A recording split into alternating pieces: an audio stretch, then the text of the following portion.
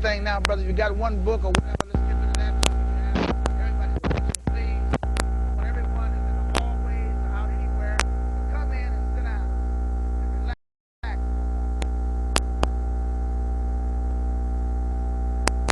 What's the name of Allah? Passion. Praise be to Allah. Never since the world.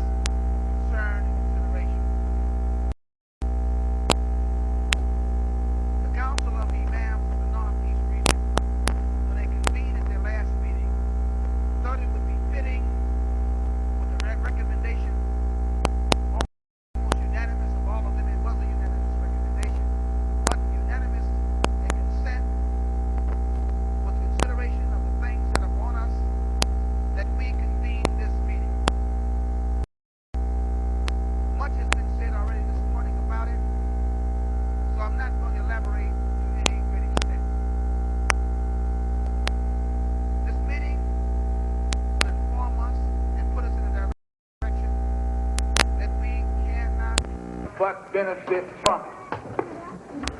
We know that knowledge is power. And if we are informed, and information is going, the coming trend of modern times, knowledge, availability of it is going to be made available in a more abundance with the technology that we have today, then how more should it be that we be informed as to the goings-on, the workings and the business of our own community, and what it would take to advance ourselves so we can advance our loved ones in our community. The first of our segments today will be the Business and Economic Development Program given to us by our assignment director in that area, in that arena, Imam Abdul Haq Mohammed. He is going to explain in detail. He's going to pass out material for your benefit and for the benefit of our community. He's going to take the time to give you the essentials of why this is being done so as we can move along to expedite the concerns, the direction, the goals that have been set out for us by Imam W. Deen Muhammad, the leader of the American Muslim Mission.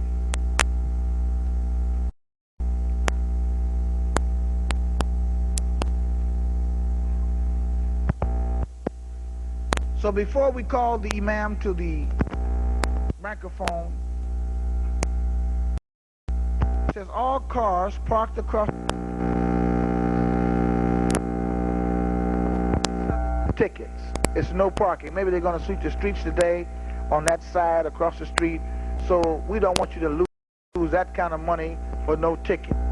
We want you to donate that to the cause. So please get up and move the car. Buy you some shoes for your baby. You know, but don't give it no ticket.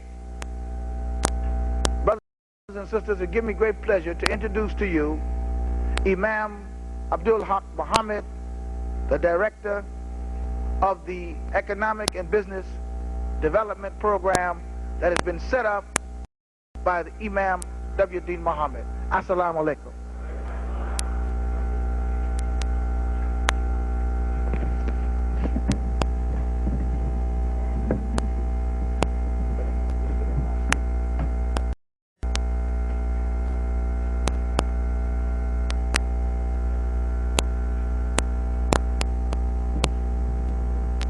Assalamu alaikum. Brothers and sisters, we'd like to thank Allah the Most High for blessing all of us to be here at our regional conference This portion of our regional conference is designed to explain a new initiative by Imam Warisadi Mohammed in the way of business and economic development in the American Muslim Mission. We would hope to be able to articulate the concerns of our leaders as it relates to the direction and the thrust of our movement here in America and throughout the world. Excuse me.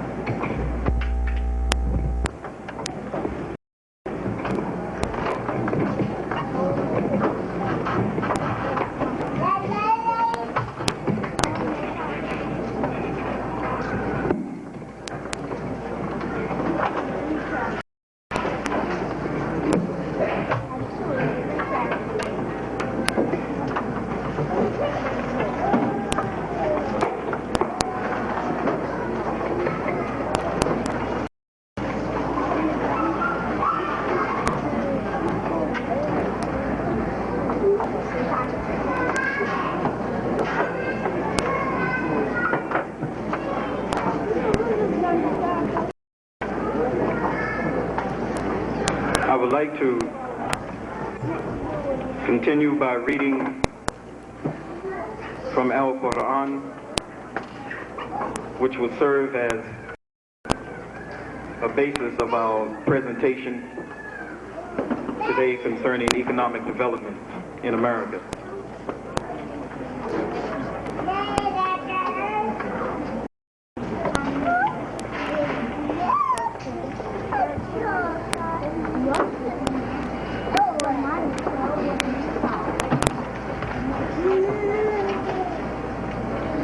I'd like to read from the 61st Surah of Quran, ayats 10 and 11.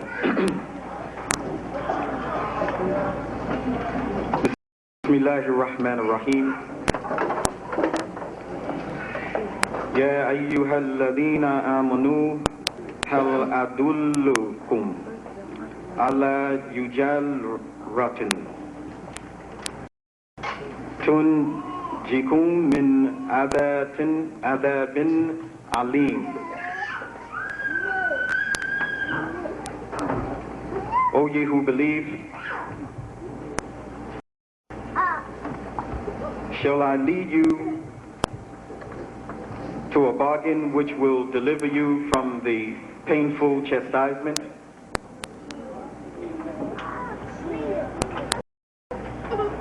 Tu'minuna billahi wa rasulihi wa tujahaduna fi sabilillahi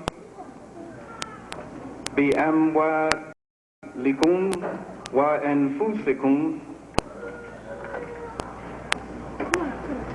dhalikum khairul lakum in kuntum ta'lamun. You should believe in Allah and His Messenger and strive hard in the way of Allah with your wealth and your lives. That is better for you if you but knew.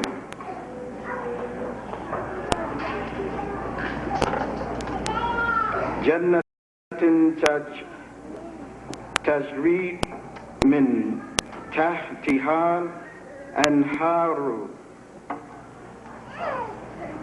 wa masakin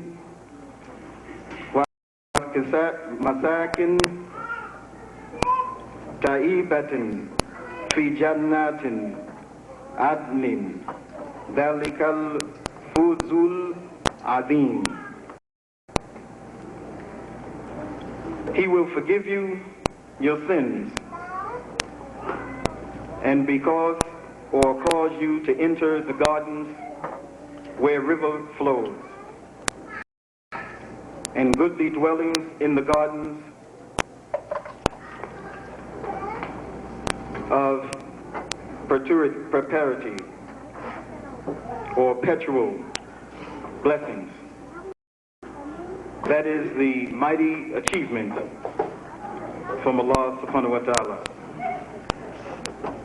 Brothers and sisters, in our talk, we would like to base our talk today on these 3 ayats of Quran. The 10th ayat is saying to us, O ye who believe, shall I lead you to a bargain? In this translation, it uses the term merchandise. But the Arabic word is tajarat, which is referring to a bargain or an exchange. Allah is asking the Muslims, shall I lead you to an exchange that will save you from the adabin alim, the painful chastisement?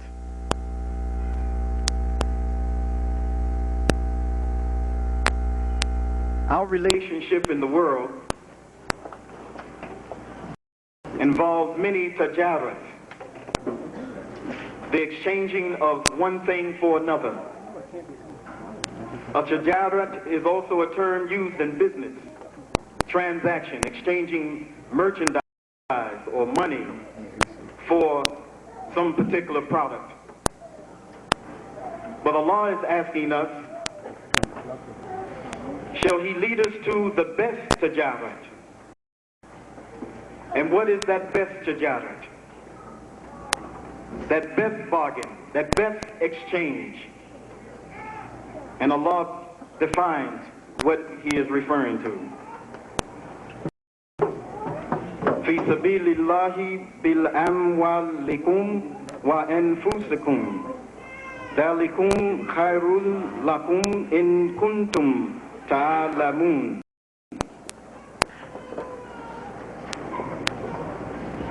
You shall believe in Allah and His Messenger and strive hard in the way of Allah with your wealth and your lives.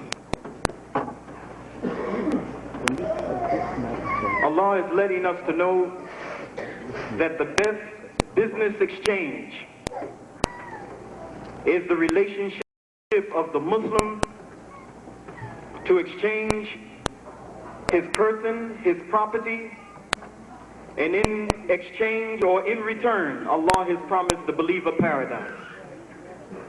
This is the best tajarat, the best exchange. Allah defines what is it that we do. We are to believe in Allah and His Messenger and strive hard in the way of Allah, fi sabilillah, to struggle, to strive. And this word striving is the root word jahada, which is the struggle, exerting oneself. Allah is letting us to know that if we want paradise, then we have to exchange something of ourselves, and in return we will receive paradise. But the prerequisite is that we must believe in Allah, we must believe in His Prophet, we must strive and struggle with our property, with ourselves, against the internal oppositions of life, as well as those that are external. And as a result, as we strive, we're to give our wealth. In exchange, Allah gives us paradise. Now, some of us may say, well, that's fine, Abdul. I didn't come for the Juma. This is the business and economic development presentation. And it seems as though you have your roles confused. And this is what we're here to clarify to all of us today, that our roles are not confused. Allah teaches us of Tawheed, the oneness of all things in creation, and that we as Muslims never departmentalize or to divide relationships that are of worship and relationships that are considered to be mundane or physical, material concerns of the world. But that the Muslim must understand that we combine all the worship and the worldly involvement. This must represent the foundation for our movement in the American Muslim mission in the way of business and economic development. That business and economic development must be based on sound Quranic-based knowledge. And any principle that is found in business and economic development that deviates from this contextual way of living, we are to discard it. Everything that we do in this area of business and economic development, and for that matter, whatever we may do, it must be founded on Quranic-based knowledge. Allah is letting us to know that we should not enter into any relationship that is not founded in what He has brought. Imam Warithuddin Muhammad is customarily known in 1979 to re-enter the economic thrust in the American Muslim mission. But we would like to say that Imam Warithuddin Muhammad did not enter the economic thrust in 1979. He entered it in 1975, February 26th. As soon as he established La ilaha illallah Muhammadan Rasulullah, that was the beginning of sound economic development. If we understand the term economics, economics is a word that has social science meaning. Economics is a social science that addresses the concerns and the relationship of people, nations, institutions, the exchanging of products and merchandise. This understanding, we must understand that economics is based on observing behavior as it relates to the interaction of land and services. When we try to understand what is it that defines or directs behavior, then we must be directed to our thinking. Our thinking directs our behavior. And our behavior is analyzed by those who are economists. And based on the behavior, they analyze what goes on in society. When President Reagan was shot, what happened in the stock market? What happened to the products? What happened to the money? When there's a change of leadership in countries, what occurs in the money market? It begins to fluctuate. And based on the mentality of those who are in that position will determine how the money is defined and how the money is used at that particular time. The investors will determine whether I should withdraw my money if this type of ruler comes into office, or shall I put more money, or shall I leave my money where it is. But they base it upon human behavior. And human behavior is dictated by thinking. And Imam Muhammad understood that if we're going to change the economic plight and lot of our people, we must direct it not to statistics, not to material, but we must first go to the thinking of the human being. And the best body of knowledge to influence the proper behavior is the Quranic-based knowledge. We saw that in the Nation of Islam, what narrow-minded materialism can do to an organization. Imam Muhammad, in his first speech and in establishing his leadership, began to address this concern immediately. So when we talk about business and economic development, then we must understand that we have to see what is it that Allah wants for us. What is it that Allah is saying in Quran? And that we're to always be mindful that any tajarat, any transaction, any bargain, any merchandising and exchange that we may enter into, the best tajarat is the exchange of ourselves, our person, our wealth, for the exchange of paradise, and it's only Allah that can give that. So our self-accusing spirit, our Islamic-based knowledge, our consciousness must form the foundation of our business interactions. And as soon as the human being begin to direct himself to this kind of knowledge, then the economic plight of our people will begin to immediately change. Allah says in Quran, He condemns those who are identified as being the spendthrifts. Allah condemns the spendthrifts. A spendthrift is someone who just spends and don't have any concern over the consequence of their spending. A spendthrift is someone who just spends by impulse. They see something and say, oh, I gotta have it. A spendthrift just spends and not concerned whether what they're doing now is going to have a consequence on their situation next year, next month, next week. A spendthrift does not see the worth of their material substance. A spendthrift, Allah says in Quran, is the brother of Shaitan. Therefore, if this is true, and this represents one of the biggest plagues of African American people in this country, that we spend on impulse. We just spend and we're not too concerned about saving. Not all of us, but most of us as a people. That as opposed to us applying some sound basic principles in our lives, we would rather get the satisfaction of spending now and the hell with tomorrow. So the first concern that we must direct ourselves to is the behavior patterns of us as a people. We must change our behavior pattern to a different conceptual system that will accommodate the sound Islamic practices that is found in the Quran. Our practice must not be a practice of the world. As soon as we become Muslim, now we have to see, what is it that Allah wants me to do? How does Allah wants me to take care of my affairs?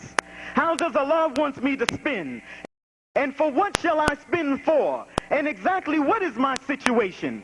And what will it be next year? And if I continue this way, then will I have a future, or will my future be doomed? Allah wants us to have the combination of worship and rational insight. Allah has given us two legs to be a balanced human being. He's given us two eyes, but yet one vision. This understanding, we must have an eye of worship, of total obedience to Allah. We must have an eye of rational understanding to be able to apply it to every given situation. And once we become this balanced human being, then all of a sudden you will find that that $130 billion worth that is founded in our community annually will begin to be transformed into some powerful money that can be channeled in a wise way that will gain mastery and victory and success for disciplined people. The body of knowledge that is designed to do this, dear believers, is this Quran, the book of guidance for all Muslims. As we begin to firm up our discipline as individuals, then we begin, as the natural human being looks around and to say, I'm cold, I need something to comfort me. Looks around and say, I'm hungry, I need some food, so he goes out and searches for food. I need some shelter over my head, so he gets the shelter to make sure that he's secure. And once he has that, then he looks at himself and says, now I got to do something more. I'm satisfied now. I got to be something greater. The human being moves from his own natural needs of food, clothing, and shelter, and he looks and says that I want to populate the world. So he finds a mate, and that mate puts extra demands on him. Now he has to provide not only for himself, he has to provide for the mate. Now out of that great sacred union comes offspring. A baby or 2, 3 or 4, 5 or 6, 7 or 8 or 9 or 10. And he looks at them and says, good God Almighty, I used to only work 3 hours a day to take care of myself. When I got married, I have to work 5. Now that I got Hassan and Zuhira and Amy and Mary and Miriam and Sukiya, then I got to change up my program. I have to now look in myself and go outside of myself to accommodate the expanding reality of my present circumstance. The natural human being doesn't look at himself and say, oh, I'm only bringing in X amount of money, this is the best I can do. The human being begins to expand his perimeters of understanding. He begins to look out and say, now, I got to accommodate for expansion, so I got to work a little harder. He just doesn't say, I just want to do 8, and if I can't do it in 8, then that's what's happening. He looks and sees the reality and says that I need more berries. I need to kill some more animals. I got to get more meat. I got to get more animal skin. I have to get more shelter. I have to expand upon everything. And soon as his natural inclination by a natural reality begins to bring this into reality, he expands and grows and accommodates the expanding reality of his family. Then once he has accomplished that, which is innate in him, it's clocked in his genes, it's what Allah created in the human being to do. It's only when we are away from our natural existence that we see that there's some abnormality going on. When we begin to contemplate and say that maybe, I'll just accept what I'm getting and, we just got to be poor. We just want to accept being in poverty. An unnatural human being accepts that unnatural condition. A natural condition is to be one who is accommodating the needs of your family. Accommodating the needs of your family, which means not only food, clothing, and shelter, but now you have an extended family. So when you take care of the immediate home, then you must look outside of your family and say, oh, there's some people, they don't seem to be faring well. So I have to now begin to help and show them how I go out and hunt and provide for my family.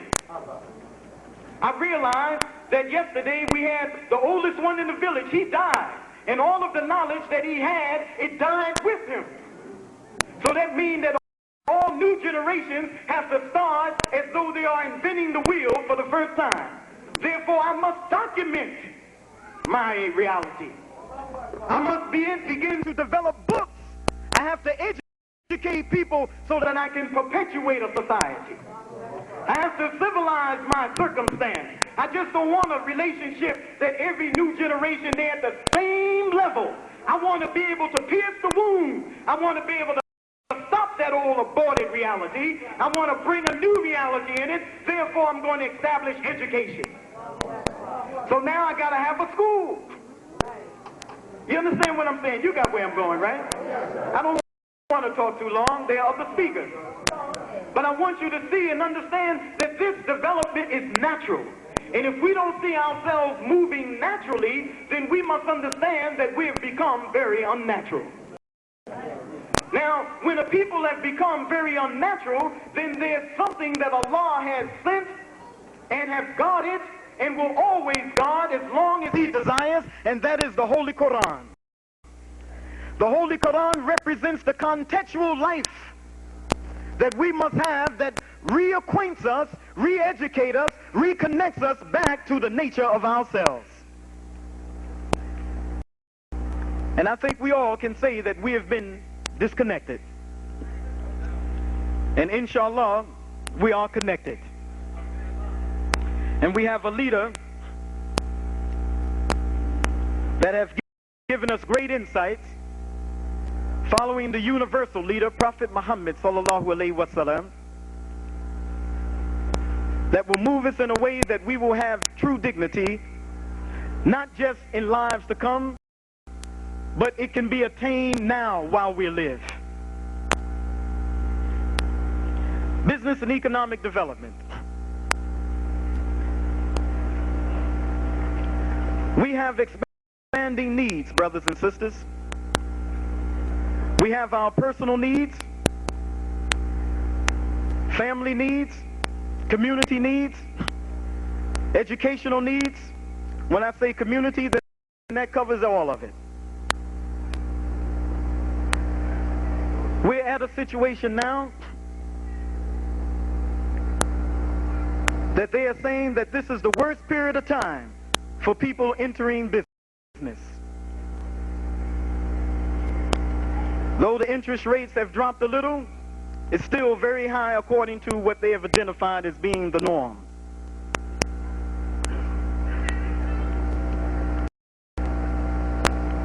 Many people are suffering because of the lack of knowledge, but more the lack of faith. Faith represents the beginning of progress. If we have no faith, there's no progress. If we don't believe something can come about, then it won't come about. At least in our own reality.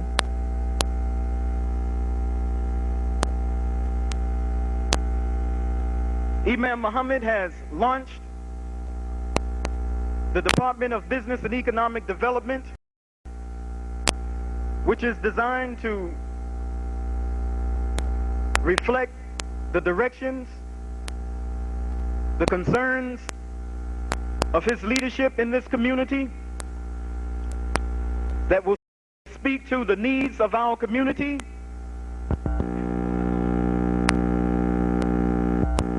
This department is designed, to encompass every entity that can be identified as being a business entity. From local retail stores to big international trade to manufacturing companies to world conglomerates.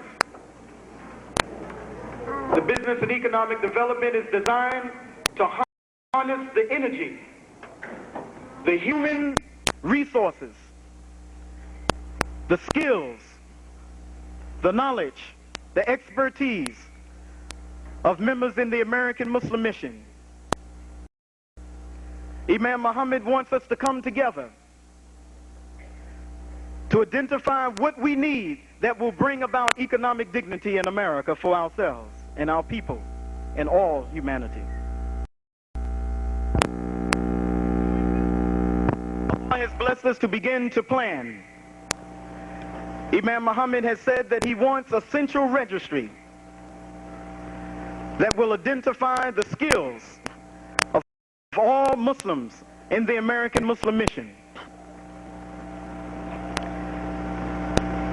This application has been prepared, and in the rear where it says Business and Economic Development, under the sign that says American Muslim Mission, there are applications for all of us to fill out so that we may be able to develop the skills bank that our leader has requested. This skills bank is designed so that when it's time for us to move in various ways, we will not have to search around. It will already be there. When you fill out the application has been coded. The sisters back there who had worked very hard on the applications have prepared it where it's coded for a computer. We are planning to obtain a computer and feed that information and other information in it so that we can respond quickly when it is time for us to move in various concerns and on various efforts. So we're asking that at the break, for you to get an opportunity to fill out the application. It's very simple. And there will be some instructions. I believe someone will explain it very clearly to us before we complete our address. Imam Mohammed has requested of us to establish a national insurance company. And some of the brothers from New Jersey and New York have gotten together. We've had 2 meetings so far. Each of them have accepted and have taken upon themselves to do research. And now we have undergone research to develop our own national insurance company. What does an insurance company mean for us or to us? Those of you who are in the field of insurance, we want you to get with some of those representatives of that committee. And I see one brother is here with us, Brother Abdul Haq, who is here. Do we have any other brothers in that area, in the insurance company committee that are present? With Brother Abdul Haq, if you can just stand and raise your hand, then people who are in the field of insurance, then please get with our brother. If you're from New Jersey, I'm sure you know him, Wali Abdul Haq. An insurance company means that we would have a bank. An insurance company, you will have money in the bank. And when it's time to purchase tractors, when it's time to purchase merchandise, to manufacture things, then we want to be able to have a source of income that we can draw from to invest in and be able to get it quickly without always having to depend on the believer coming out of their own pocket. We know that we're going to have to come out of our own pocket up into a certain point for certain kinds of ventures. And Allah has put it in Quran where coming out of our pocket is a principle. So we're going to always be doing that. But when it comes time to dealing with big concerns, we want to be able to have entities that will be able to sustain our community. We need business entities to be able to sustain Declare Muhammad School. Am I right? We need business entities that will sustain the American Muslim Teachers College. We need business entities that will sustain the messages throughout this country. We can't depend. We're realizing now, and we have realized it for a while, that we cannot sustain this community just on charity. We have to develop entities that will create the kind of capital that we need. And this is one of the thrusts that our leader has initiated for us to go after to establish. Not only will it mean a source of income, it will also mean jobs. It will mean employment on various levels. And the brothers, as we're researching the material, our next meeting is next Saturday. As soon as possible, we want to put out the kinds of skills that are needed. And those skills that require training, we want to put it out in the community right away so that when the insurance company is established, we don't have to go outside the community for help. We have the help already trained in the community. This is the way it should be. And this will be the best way for us to protect our interests. Allah lets us to know that we are not to take these others to be our wali. One looking after our own interests in the absence of us. We have to depend on the people who see as we see, think as we think, believe as we believe. And when that foundation is established, then we say, welcome everybody else. Then we know that we will have a kind of framework to be able to accommodate others who may have minds that are not quite the same as ours. But if we're living the way we should be living, eventually our behavior will rub off of theirs. And their behavior will become ours. Inshallah. So we are saying for all of those brothers and sisters who are in the field of business, pardon me, in the field of insurance, whatever level you may work on, please see our brother and also see the sisters and brothers who are in the rear under the banner of business and economic development. And we would hope to be able to take your name and where you're located so that we can begin to organize in your area. Another project that we have embarked upon. We have at the present time 3 very qualified brothers in the field of chemistry who have begun to meet for the purpose of manufacturing soap for our own distribution. And I want to point out a number of people so that if you see them and you have that interest, then perhaps you can get with them during the break and exchange numbers, and so that we can begin to organize ourselves together. I see Brother Razi is here. Brother Razi, can you please stand and raise your hand so we'll know who you are? This is one of our chemists and long-standing members in the American Muslim Mission. Is Brother Kenneth Abdul Rahim here? Is he here? Is Brother Sharif from New Jersey here? Please stand and raise your hand. There's Brother Sharif from New Jersey, who is a chemical engineer. So far, these 3 brothers, and he has not made the connection yet. Brother Kenneth and Brother Razi have been working together. Today, we're now making the connection with New York and Jersey. And we hope to make connections all over the country. These brothers are very qualified to manufacture soap. And we're at the stage now where we have produced already some crude forms. And we're still at the experimental stage with fragrance and also the kind of texture that we think will be suitable. This soap product would mean that we will have merchandise that we can not only distribute, but merchandise that we have manufactured. How long have we said that we don't even own a toothpick factory? You remember that, right? Well, with the help of Almighty Allah, we will own a soap factory. And the business minds meeting up with the chemistry minds, or the chemist minds, the scientist minds, the marketing minds, the management minds, by us combining all of these minds together with the help of Allah, and with the help of Allah, and with the help of Allah, we will establish our own manufacturing company, not only for national distribution, but for international distribution. And we'll be able to go to the embassy of Saudi Arabia and Kuwait, go to the embassy of Nigeria, Sudan, go to the embassy of Colombia, Argentina, go to the embassies all over the world, come dignified and say, here we have a product to exchange, one businessman to another. We won't be coming begging this time.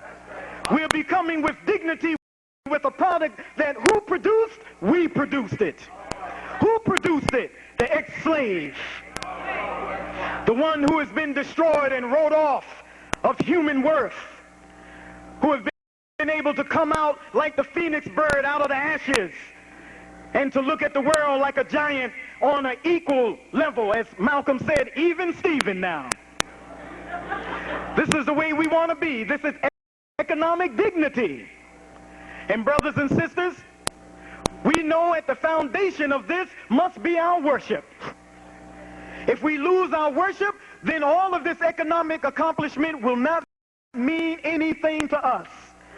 We will be reduced to a bunch of niggas if we don't have at the foundation the basis of worship and the Quranic-based knowledge that will guide us, sustain us, and secure our advancement. This is very serious business. And we're serious about this. I believe that this yearning and this thrust answers the cry of every sincere Muslim and every sincere oppressed human being in America, who is hoping for a day that they will be a vanguard. Allah says, let there arise from among you, what, a group, a core, who will invite all to truth, forbidding what is evil and enjoining what is right and forbidding what is evil. And these will be the ones who will attain the peaceful state, felicity. The American Muslim Mission represents that core of all America. We represent that core to lead the masses, the common masses of our people.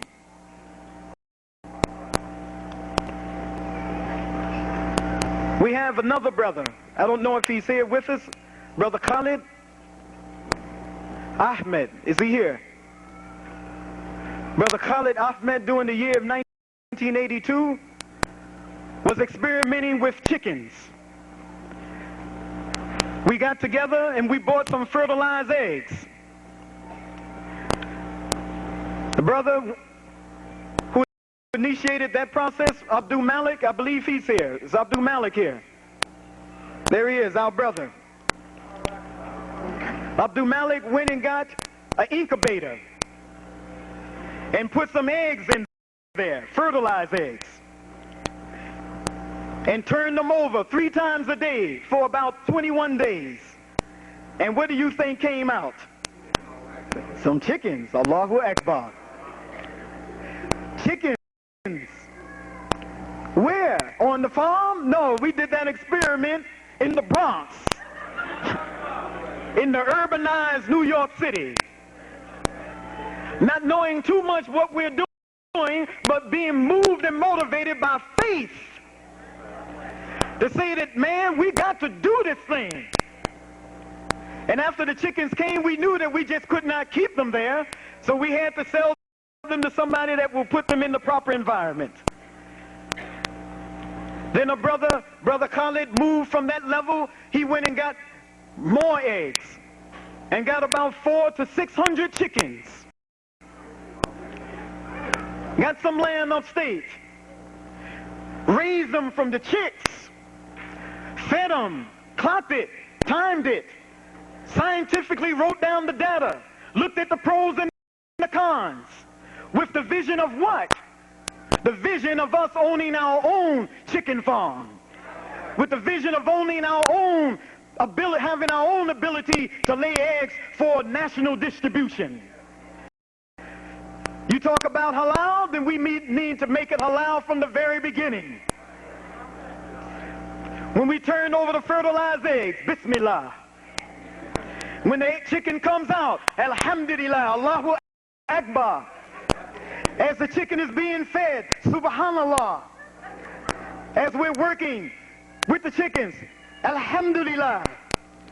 When we get the chickens to the age that it has to be for the slaughter, Bismillah, Allahu Akbar, and then distribute it to your table. That's where we're going.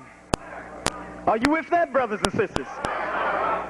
We got brothers and sisters who are serious about this, and they worked on this project, took down the information, and now we're looking at our Georgia farms, and we're working on getting a team of surveyors, of brothers and sisters that are in this field of agriculture, that know the science, understand business, and to look at the land and see how we can exploit the land to use and to yield for us, for our benefit. And with the help of Allah, this will be one of the projects that we're planning to have at that particular time. We have another project. It's called the American Cooperative International Trade Company. It's an international trade company that is incorporated, designed to export and import merchandise any place in the world. This is an organization that was designed for the American Muslim Mission. I don't know if we have any members of that corporation present with us. Is there anyone here with that corporation? Well, they'll be here, inshallah. We're at the present time working with our neighbors in Bermuda. The Imam Cromwell Shaka, please raise your hand, brother Imam, who is with us. We export merchandise, and he exports the money. We send the merchandise, he sends the money. We identify merchandise, we put it at a reachable low rate because we're all developing at the same level. We are transferring our money by wire through the banks and everything else. And even even though we're still in our first year, our infancy of this, Allah is blessing us to gain much knowledge in this. We have a brother that works with our corporation, Brother Yusuf. Is he here? He's teaching international trade, and he's prepared to teach those who are interested in international trade. He has his license from the Federal Maritime Commission as a freight forwarder, licensed and bonded to send merchandise all over the world. Do you see the connection? That if we can produce these eggs and chickens, we're talking about not only national, we're talking about international. If we can produce the soap, we're talking about not only national, but international. Can you imagine soap going to Saudi Arabia, and on it, it says, Bismillah.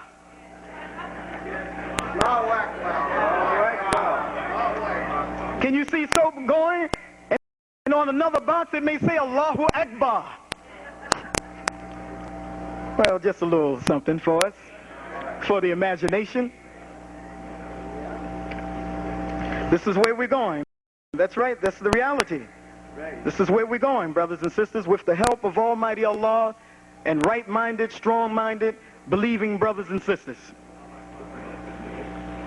I would like to begin to conclude my remarks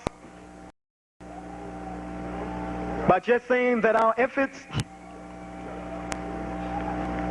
in structuring the Business and Economic Development Department is to organize nationally, regionally, and locally. We are about finished with an organizational manual that will be distributed to those who will be coordinators working in the various areas throughout the country, that will define how to hold meetings, how to organize, how to implement, how to move things, and hopefully this organizational manual will also be used in other areas. It's just a matter of changing the terminologies. But it's all designed to aid us in our organizational structure in the American Muslim Mission. We have some sheets back there that will be contact sheets. And afterwards, when you hear the presentation on the application and that concern, in the rear you may fill out those contact sheets if you are interested in assisting and helping in any one of those areas that we mentioned.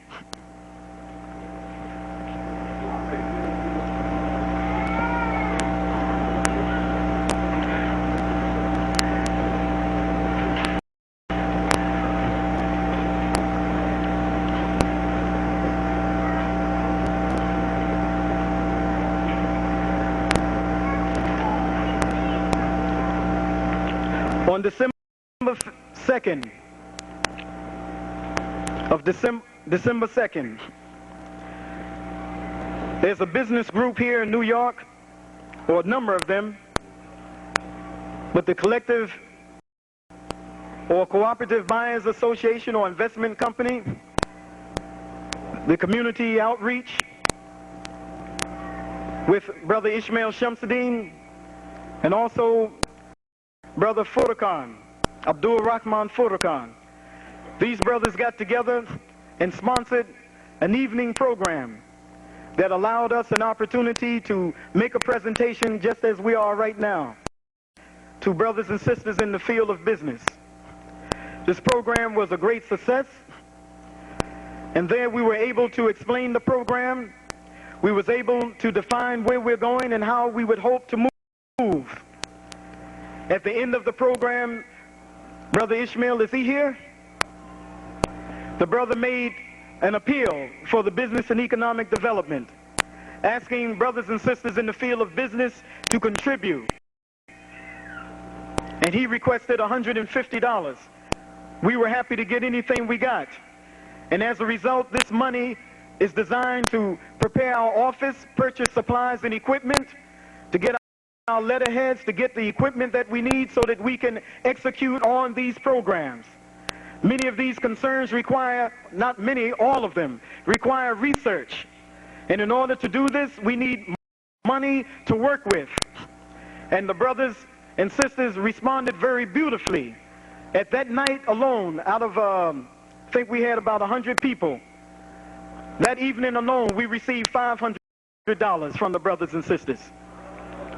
And since that time, I've received a couple of checks for $50, $100, $150, and this money is being used to invest in these programs and these efforts so that we can move them as quickly as possible.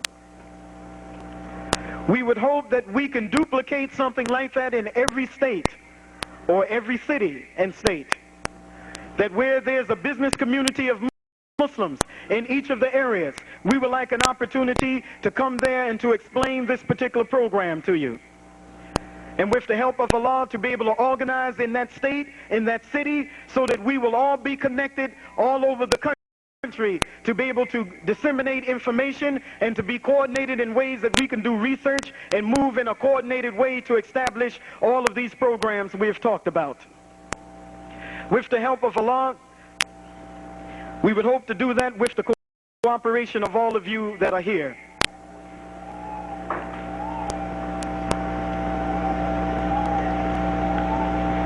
Between this month and next month, inshallah,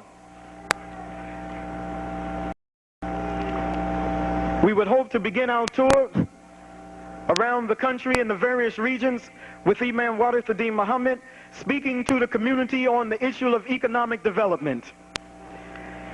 It will be designed to do exactly what we're talking about and even more. As we're doing what we're doing like today, we would hope to duplicate all over the country, specifically addressing the concerns of business and economic development and our community being organized in a way that we can move in this direction.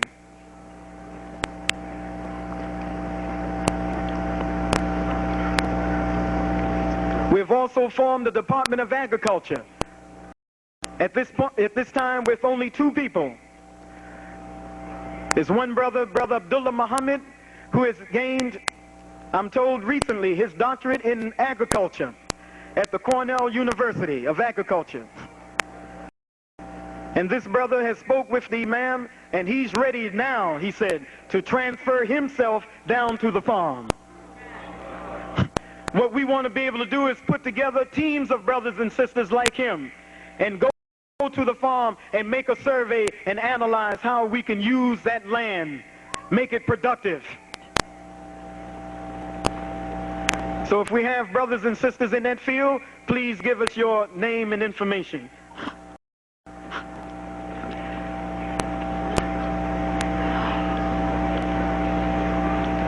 Now, as we conclude, to try to make a connection with all of what we're talking about,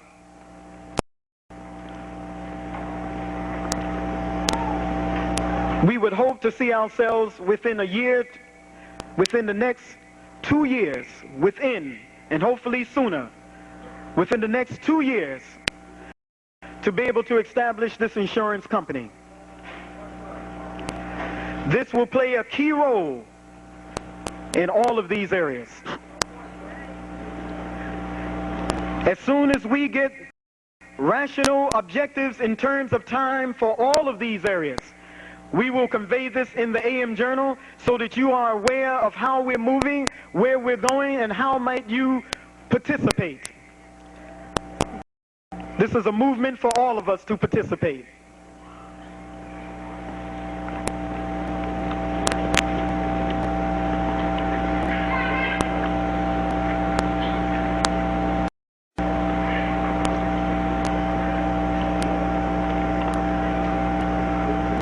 At this time,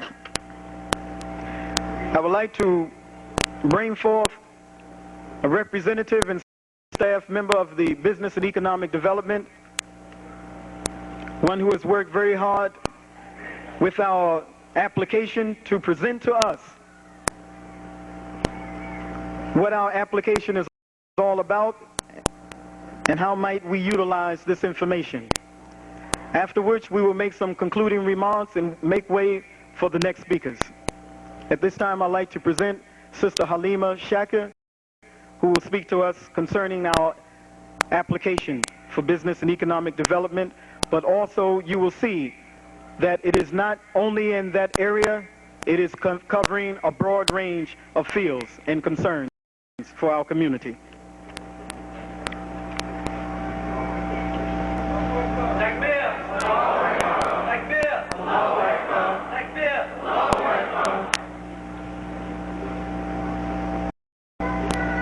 With the name of Allah, most gracious, most merciful, I openly bear witness that nothing deserves to be worshipped except Allah. I openly bear witness that Muhammad is the servant and messenger of Allah. Brothers and sisters, I greet you with the greetings of peace. Assalamu alaikum.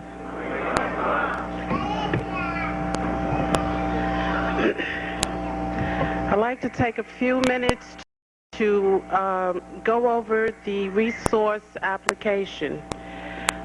First of all, the purpose of the application is for us to identify what skills exist in our own immediate community. We would like to, after identifying the skills that exist, to pool our resources together for the central registry. I'd like to discuss briefly the application itself. In the back, as Imam Abdul Haq Muhammad mentioned earlier, to your left, we have a display of the actual application on the wall under the sign for business and economic development. On page 1, we have the regular information that's on applications, such as name, address, telephone numbers, etc. But we would like to stress the point in filling out the application. Please be careful, make the printing legible, and if you're in need of any assistance, we'll have volunteers in the back to help you. We're asking because most of us do have Muslim names that sometimes those names do not appear in the mailbox. We're asking you please to indicate on the application the name in the mailbox. Now, it may not seem very important, but if we have the proper name in the mailbox, it's saving. We won't waste the stamps. We're able to get information and material to you. We're also asking on the application to give us your home and business telephone numbers. We're asking also that you would let us know the best time to reach you. We don't want, by us calling you, to make it a hardship on you. We don't want to inconvenience your employer. So please make sure you fill out all those areas. And on that on that same page, on the bottom, we ask for your educational levels. Please do not leave off anything. Please don't think that the information you have is insignificant. The application is divided as far as the areas of expertise into two. We have the general categories. And in the general categories, you will be given permission to check off at least 3 areas. For each area you check off, then there is an added sheet that you must answer specific information, such as if you have been employed in that area, in that field, the date of employment, the nature of the business, the title of your position. And if this is a teaching area, we're going to ask which grade level and the number of years of experience and a brief description of your duties. However, if it's an area that you've never taught in, but you've had some training in and you're worked in, we're going to ask that you please give us a brief description of your duties. Now, in the areas of expertise, we have 4 or 5 pages, and it's quite extensive. However, there was one area that has not been completely developed. We didn't realize at the time that the cultural arts department was so extensive. So in order to do a proper job and to present it properly to the believers, we're still working on it with a few brothers. And if there are any brothers and sisters here today who can assist us in that area, please give us your name at the break at the table in the back. We're in sorely need of all the help we can get. Now,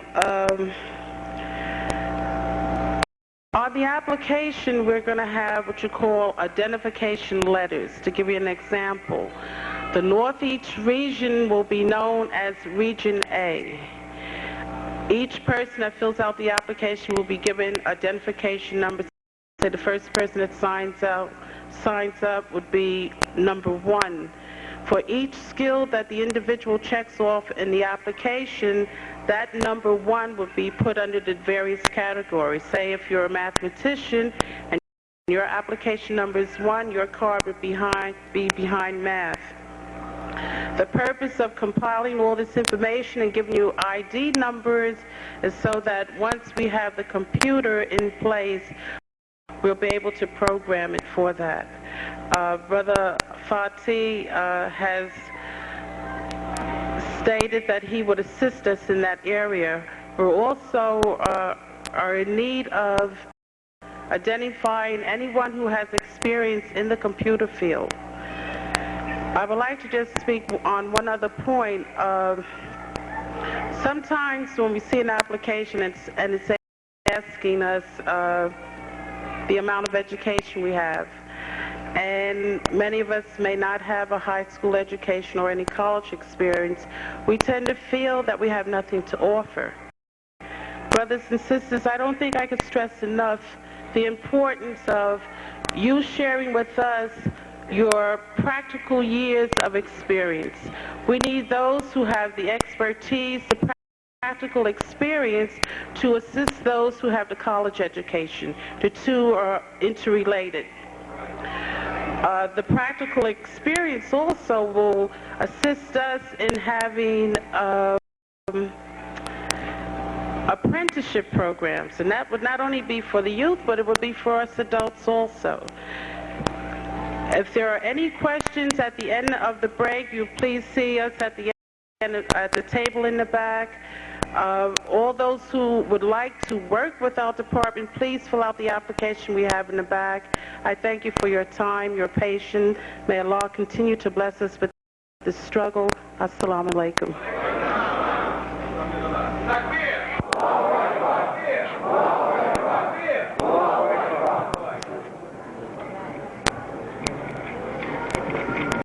Brothers, I'd like to conclude with these remarks and want to make it very clear to all of us that we're here to recruit.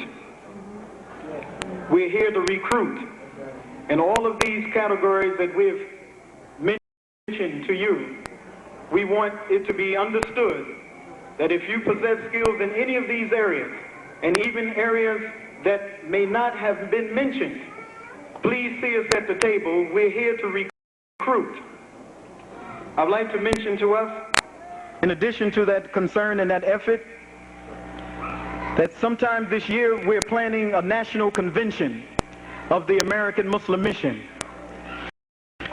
And we have been given the responsibility to begin to organize it right away. We're looking for brothers and sisters who are interested in whatever area you may live. It doesn't matter. We're to start planning in another week from now, in another week, not this coming week, but the following week. It'll probably be sometime after Ramadan. But we're having a national convention.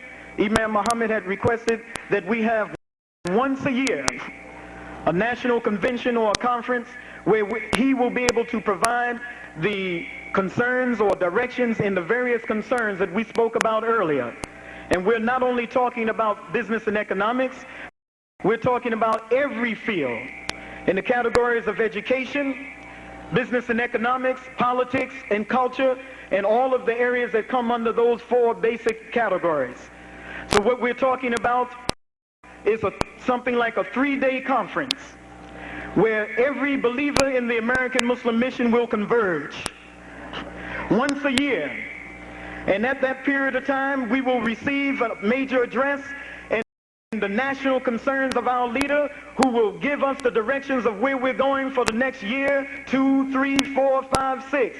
Now you may say, oh, Brother Imam, I thought the Imam has resigned.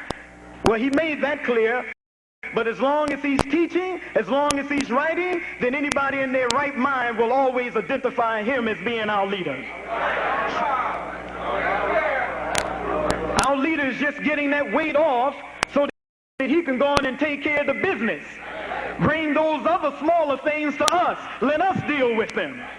The Council of Imams and the Imams in the region and throughout this country will, from now on, shoulder the weight that has bothered and weighed down our leader, and at the same time there will be no excuse to say that you got to check with the imam. We're talking about organizing this community, devising and structuring the community in a way of organization that the organization will define the direction clearly. And all that we'll be doing as a result of our planning is to implement what we have already agreed upon. Once we have planned it, once we have defined where we're going, then all that needs to be done then is to monitor the behavior, make sure that we reach the objective. That's what we're talking about. So no more will we have to say, well, what is the imam saying? Well, what did he say? Well, did he give permission? No, he said, go ahead and take care of the business in the context of the Quran. And with intelligent men and women, that's what we must do. And we'll see our leader when he writes, when he speaks, when he comes around. We will hear what he's saying. We will invite him as much as we can. And at that national convention, we will see where we're moving for the next decade, for the next 2 decades, for the next 3 decades. This is the way we have to move, brothers and sisters. This is what we're talking about. First, there's faith, which gives us motion. And then after motion comes form and organization. And now we're at the point that we must be organized to get the potential, to get the worth that is buried here in this community. That we have knowledgeable brothers and sisters, we're saying come to the forefront. We're saying whatever you possess of good, bring the good with your knowledge, and let's go on and take care of this business. And so at this national convention, with the help of Allah, we would hope that everyone will be there. And if it's going to be in the country, if it's going to be in the Georgia farm, then bring your boots. That's all. Matter of fact, that might be a nice place. That'll tell us what our real reality is.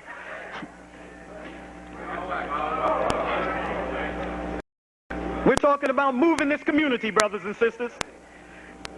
And we're talking about you dealing with men and women who are looking at their lives in a rational, scientific way.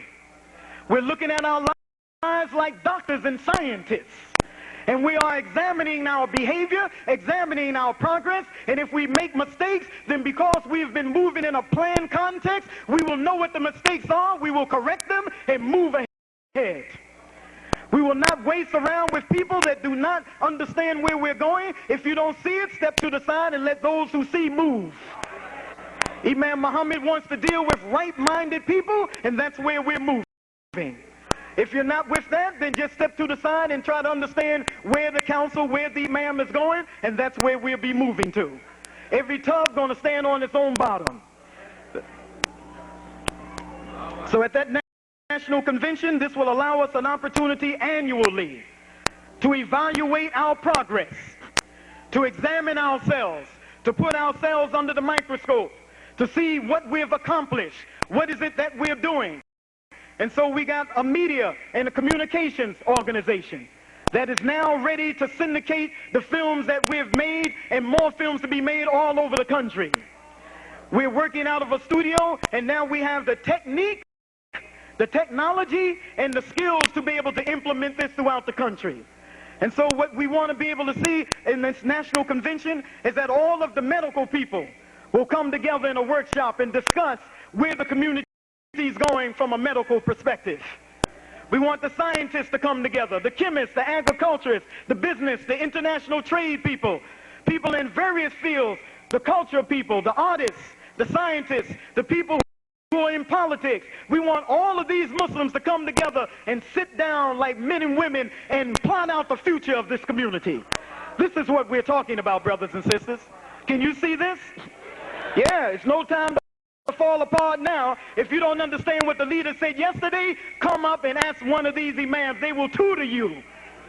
It does not mean a time to fall apart. It means a time to come together. It's a time to become firm. It's a time now that we apply our faith and our knowledge to the situation and bring about a change in our lives and bring about a change in America. This is what we're talking about. We're not going to allow Ronald Reagan's policies or anyone else's policies to dampen the spirit of the American Muslim mission. We're not going to be moved nor thrown off the course just because they say that the interest rates are up. They say it's an inflation. You know what an inflation is? And inflation is where merchandise is higher than it should be. It's much higher. It's out of even the reach. And when it's so high, it deters true production. Yeah, if it's so high, then that means people are not going to buy. Am I right? If you have an inflation, the merchandise is so high, they're not going to buy. Now, if it's so high and they're not going to buy, then what is it that American industrialists are doing to get us to buy? They have taken the psychiatrists and the psychologists, the behavioral scientists, and they're about creating appetites for us. Now, what the hell do you have when you have an inflation where the merchandise is so high, and at the same time they know that you ain't going to buy it if you're using good sense, so they have to create an appetite in us to buy the merchandise.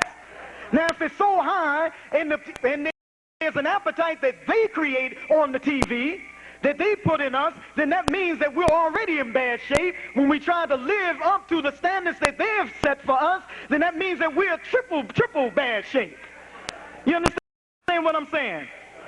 So what are we saying? We're saying that we got to get a hold over our lives, get a grip on our lives, be frugal with our money, spend it wisely, and put it in some place that is going to circulate and hit the pockets of the Muslim community as opposed to everybody else's pockets. We're saying to every businessman and businesswoman, come forth with your business so that we can publish your business in the Islamic community. And before we buy it outside, we should buy it from our own brothers and sisters. That's what we ought to do. What we're planning to do in the Bronx is we're saying to everybody that sells something, I don't care if it's gloves and scarves, come into the masjid. We'll set up a room for you. Bring your long johns, your coats, and everything you peddle in the street, bring it to the masjid, sell it right to the Muslims. And before we buy outside, we should buy from our own selves. We should have food right in our own masjid. Before we buy outside, we should buy with our own selves. And damn it, you will see we'll begin to make progress greater and quicker than you have ever realized. Why? Because the money will be circulating in our own environment, and it will be increasing the worth of our own people. And then when we step outside of our own context, we will step out like a unified front. And that way we'll be able to support the businessman, who in turn will support the masjid. This is the way we got to move and work, brothers and sisters. And we have brothers and sisters who have pledged, who are skillful in accounting, skillful in management, housing, and other fields. They have said that they are ready to give their knowledge to the people who are in business here in the New York City area. I think it should be duplicated all over the world. Every place where there's an American Muslim mission, we ought to bring all of our businesses up to a greater standard. And how do we do that? If you got knowledge of accounting, and maybe I just got the zeal to do business, then let me match up with your knowledge so that I can properly take care of the paper business. If you got knowledge in management, then let me get the skills and the benefit from you so I can manage my business in a way that people will continue to patronize. And then what you will see, as opposed to us having some raggedy businesses, we will have some decent, strong businesses. And these businesses will be able to support the masjid, and they will be happy to see the Muslims buying from them and we buying from the Muslims. This is the way we have to go, brothers and sisters. You see that co-op back there? We should buy all of our food from the masjid. If the masjid got food, we ought to buy it from our own selves. This is where we're moving. So inshallah, we're recruiting. And we're saying that if you're ready for this national convention, come on, we're ready. If you're ready for any of those levels of concern that we spoke about, come on with your knowledge. Come on with your expertise. Come on and let's get this thing together so that we can take care of the business. Brothers and sisters, may Allah bless you. May Allah bless us. Thank you for your patience and the time that you have allotted us. Peace be unto you. Assalamu alaikum. Takbir. Takbir. Takbir.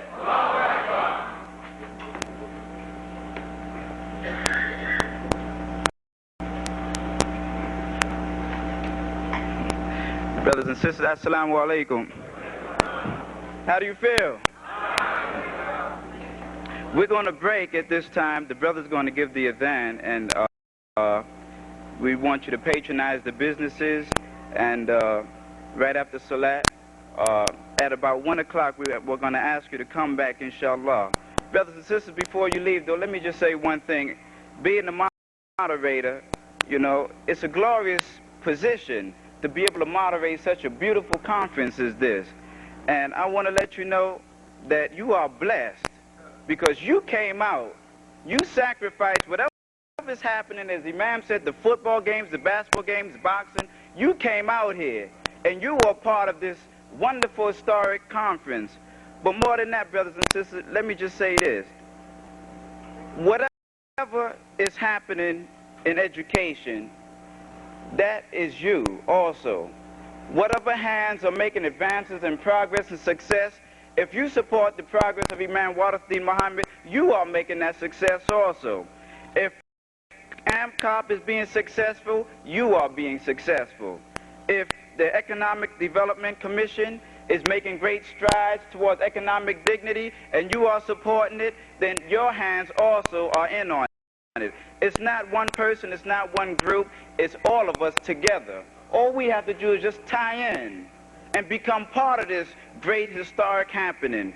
This is 1983, it's a new year, and I'm pretty sure you can feel it soaking out into your being like I do, that true economic dignity, true human worth is finally being absorbed within our very fibers.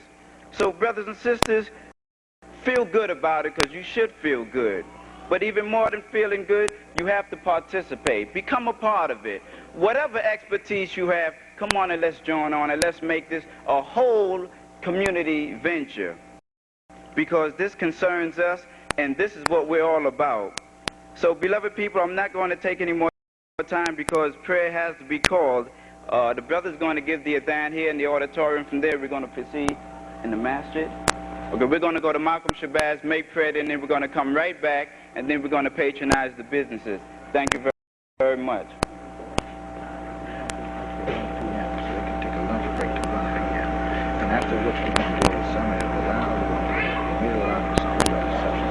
Okay. One additional announcement. Lunchtime is going to be from Salatul Dhuhr to exactly 1 p.m. At that time, right afterwards, the head of the ANCOP program of the American Muslim Mission, Samuel Bilal, will speak to us.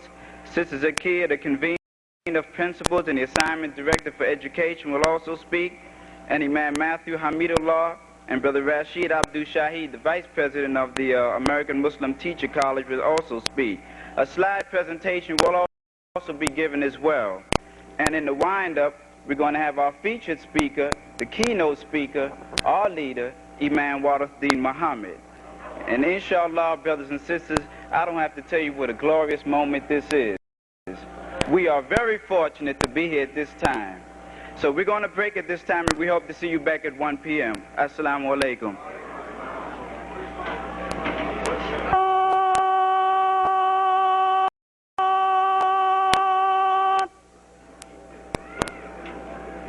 أشهد أن لا إله إلا الله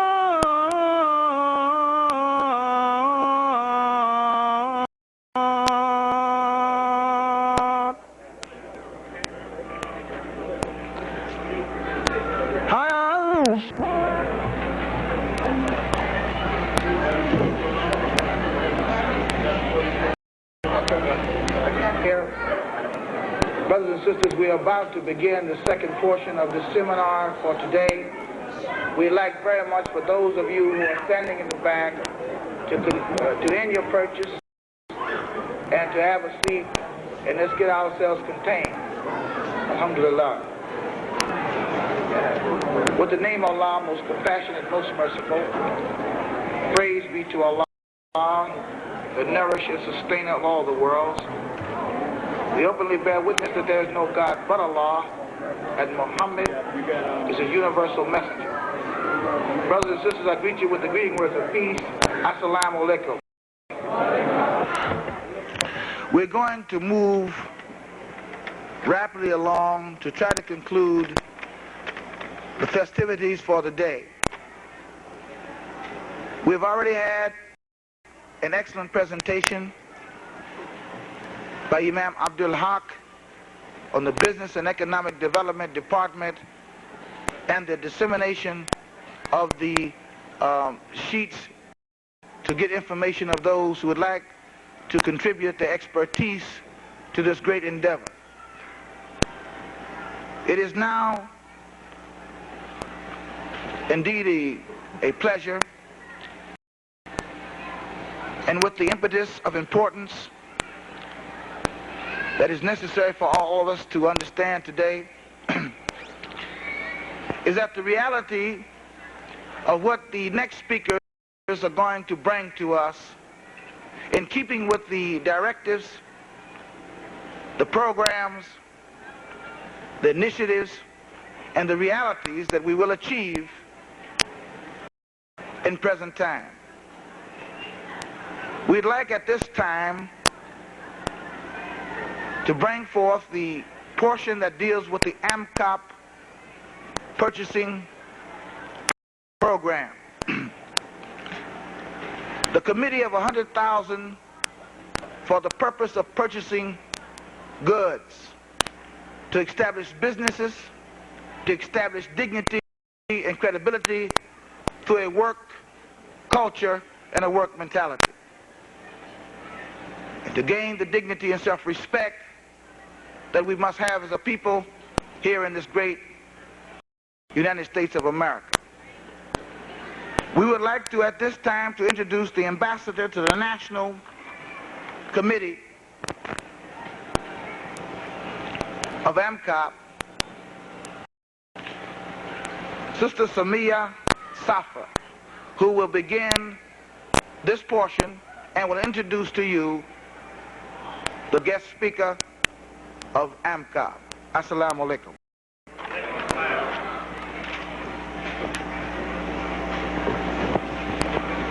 Assalamu alaikum.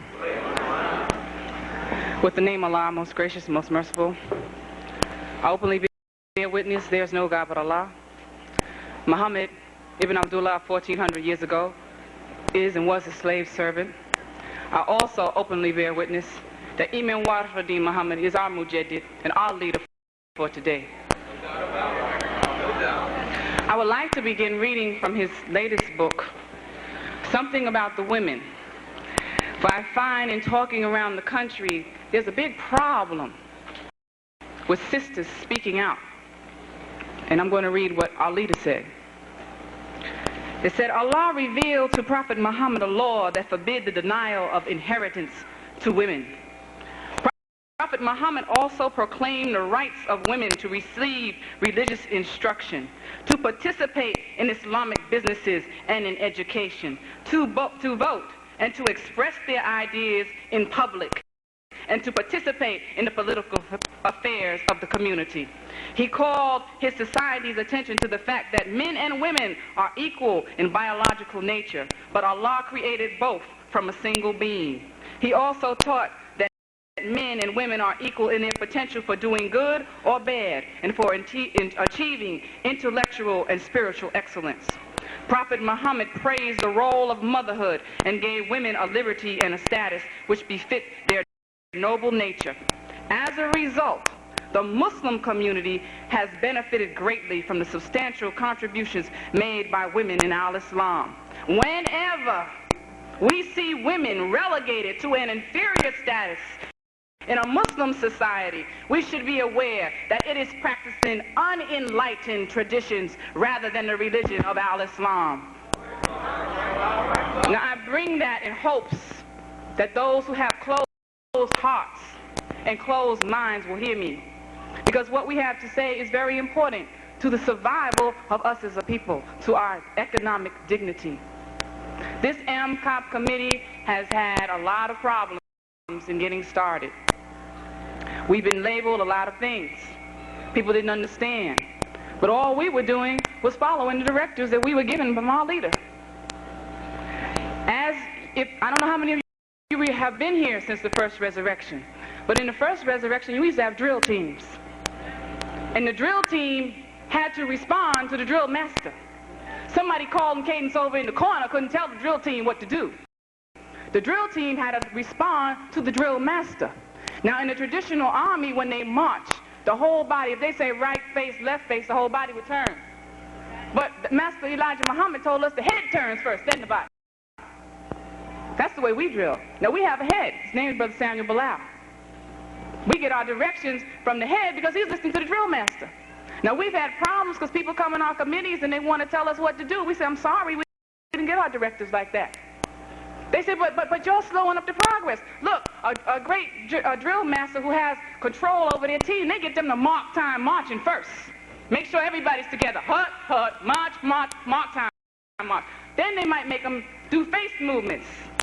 All right? But they don't start you drilling all at one time. All right? But then later on down the line, that wise drill master can give out 15 commands and they'll be executed with precision, with not a mistake. We have a very wise drill master in Imam Warafadim Mohammed.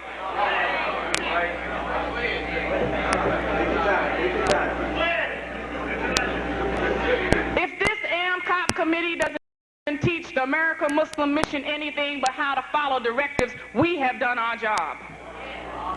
We got directives and we move only by the directives we get. We have had to fight with a lot of people because they don't like that fact that we know how to follow leadership. I know how to follow my leader. If my leader said left turn, I said, yes, sir. I'm not going to ask him, why, Brother Imam? Why we got to go that way? He's the leader. He tells us, study what I say. And if you listen to him and if you study what he says, you should have no questions. But it's those who don't study him, who don't listen in the beginning. All the questions, why this, why that, why that, why that. Don't ask so many questions. Be patient. All right? Now this committee, this AMCOP committee, it's not just about buying shoes, giving you a nice top coat. We're going to do that. But that's not our goal. Our goal is to answer our cry from our ancestors for economic dignity, for human dignity. I feel it. I don't know about you. I feel it. I was reading about Sister Harriet Tubman, and I had heard about her in elementary school, and I did not like her in elementary school because it was her, Booker T. Washington, George Washington Carver. That was the limit of black history.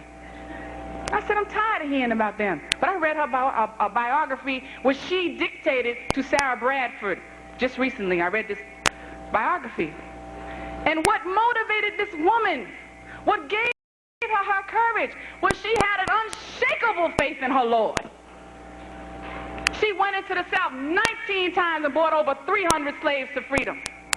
When she started out on the trip, she started out with 2 of her brothers. They turned back before they reached the next plantation. But Harriet said, I'm going on. She said, I'm going to freedom. And when she got there, she wasn't comfortable because she was by herself. She said, now I got to go back and collect the family and bring them on. She brought all of her family members to freedom. She was so wise because she relied on Allah. That was her guide. She would get in tight situations, and they said, Harriet, how are you going to get out of this? She said, don't worry, my Lord's been with me through 6 trials. He's going to be with me in this 7th trial. When she would be in a tight spot, she would miraculously get out of it. And somebody say, Harriet, aren't you surprised? She said, no. When I pray to my Lord, I expect to be answered. I expect to be answered. Our ancestors who don't have names, who are laying all over the South in graves, they expected to be answered. Go ahead. So some of you get upset. You hear Sister Samia yell, Allahu Akbar! I'm not yelling just for me. I'm yelling for the ancestors because they know who this man is. But we prayed. What are we going to do? Wait till he passes away? And they say, oh, he was a great leader. Not this time. Come on, let's wake up on time this time. We have the man with us. Allah blessed us with this man. You say you worshiping a man. No, I'm not. I'm just acknowledging Allah's blessing on us. He's blessed us to have a leader who else could come up with an idea, collect all the people together and put the money together and do it this way. Yeah, a lot of y'all could go to textbooks and come up with an economic theory that either the Jacobites planted or somebody else gave you and bring it to us. That's not going to work. Allah gave him this plan. Allah gave it to him. We should be jumping up ready to get involved in it. It shouldn't be a fight. Shouldn't have to pull your teeth to get you involved. You should be readily involved because Allah gave him to us and he gave it to him. I'm going to bring before you Brother Samuel Bilal. And I thank Allah for this brother, because he knows how to follow leadership. People don't like Bilal. Talk all about Bilal. Bilal this, Bilal that, Bilal, blah, blah, blah. Bilal has a good spirit. And if you heard our leader yesterday, he talked about that spirit moving things. He talked about that spirit. He's a good brother. Y'all should get to know him. Don't let what people say about him stop you from getting to know your brother. He's a good brother. He's a hard-working brother. His brother traveling back and forth across the country on buses, 18-hour trips, going back and forth to Chicago, trying to get this work done. And y'all knocking him. Why? Because he won't do your business? Right. Yeah. He's working for one man, one leader, Imam Mohammed. If you get in line with him, then he'll be doing your business also. But you're not going to take him from his leader. He has something great to show you today. We told you if you be patient, we're going to show you some good things. This AMCOP program is the best thing that Imam Mohammed has brought us other than the Quran. Oh, and I have to say this before I sit down. I'm very upset that Craig wasn't given time to speak. Because the two of us, Craig and AMCOP, we're going to strike the blow to this society. Brothers and sisters from Craig, I want you to know, don't let them set you against AMCOP and AMCOP against Craig. We are together. We are working for Imam Mohammed. And we are working for Al-Islam. We are going to bring human dignity, economic dignity to our people. Assalamu alaikum.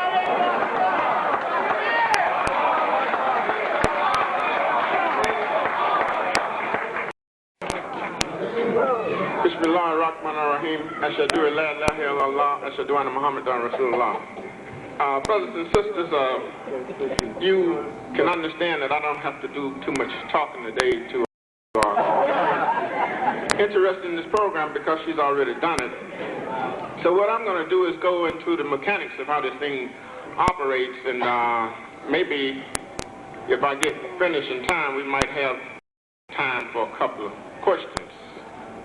At all of the AMCOP meetings that we have around the country, wherever we meet, it's an obligation that the chairperson, at the end of his talk, he gives what is called an overview at the beginning, and at the end he asks, are there any questions, are there any complaints, are there any criticisms? Because we know that with complaints and with criticisms and questions brought to us, then we can correct this thing we have, and this is for us. What I say is us, that's for the people who like us, Somalia, ordinary people who are going to benefit from this project, the participants. We're set up to help the participants earn some money, make a profit. The participants are mainly families and business persons. Straight, upright families. Straight, upright business person. No crooks. There's no room anywhere in what we do for any kind of crook. And the reason is that crooks waste people's lives. They waste people's money. They waste people's time. And you know, we've been saying in so many words, and we're getting better at saying it, that if we're fighting against anything in this world, we're fighting against waste. Now, in the Quran, Allah tells us over and over again to be opposed to waste and to do not be spendthrifts. So we oppose, when you see AMCOP, if you want to, we'd appreciate it if you would call us waste makers or waste fighters. We are fighting against waste high up, very high up, and spendthrift very low down. Now let me explain to you what we mean by that term. We're told in the Quran that waste makers are the evil ones. Spendthrifts are friends to the evil ones.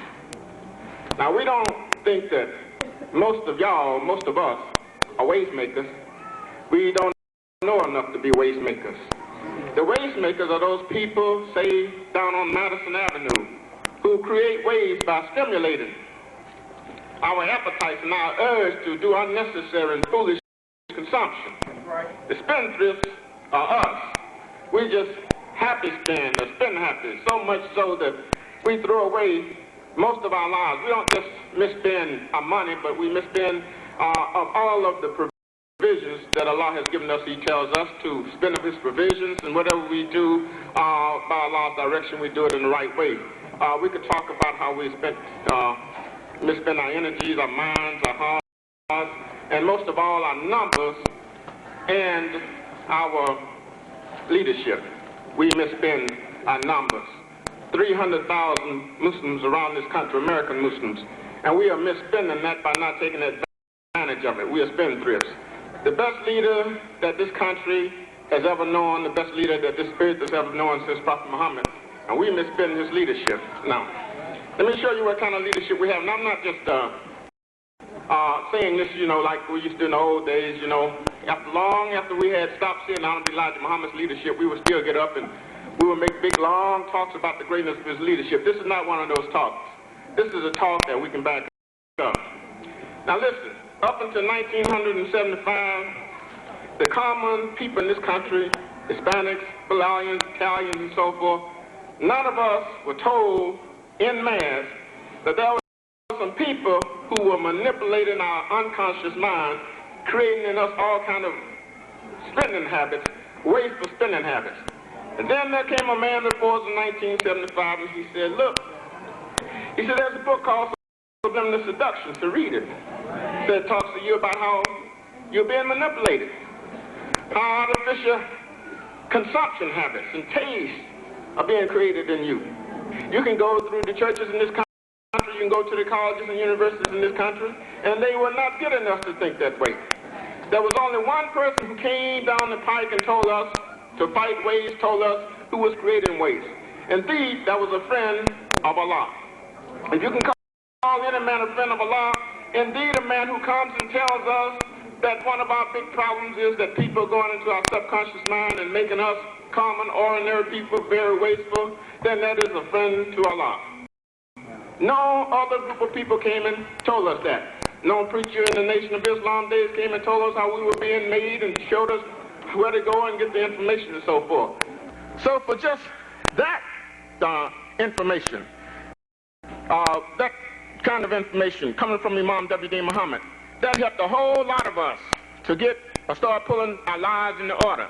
Now those people called that Samaria was talking about who don't like us, we will show as time goes on that that's coordinated dislike, and it has no meaning to us at all, except that when we get to the root of the coordination, we're going to expose it. That kind of coordination, we are almost certain we can trace to the people who benefit from creating waste in this earth, not just among American Muslim mission people, but all of the people. And we are a committee that's set up to start with what we have and to move from there and kill waste.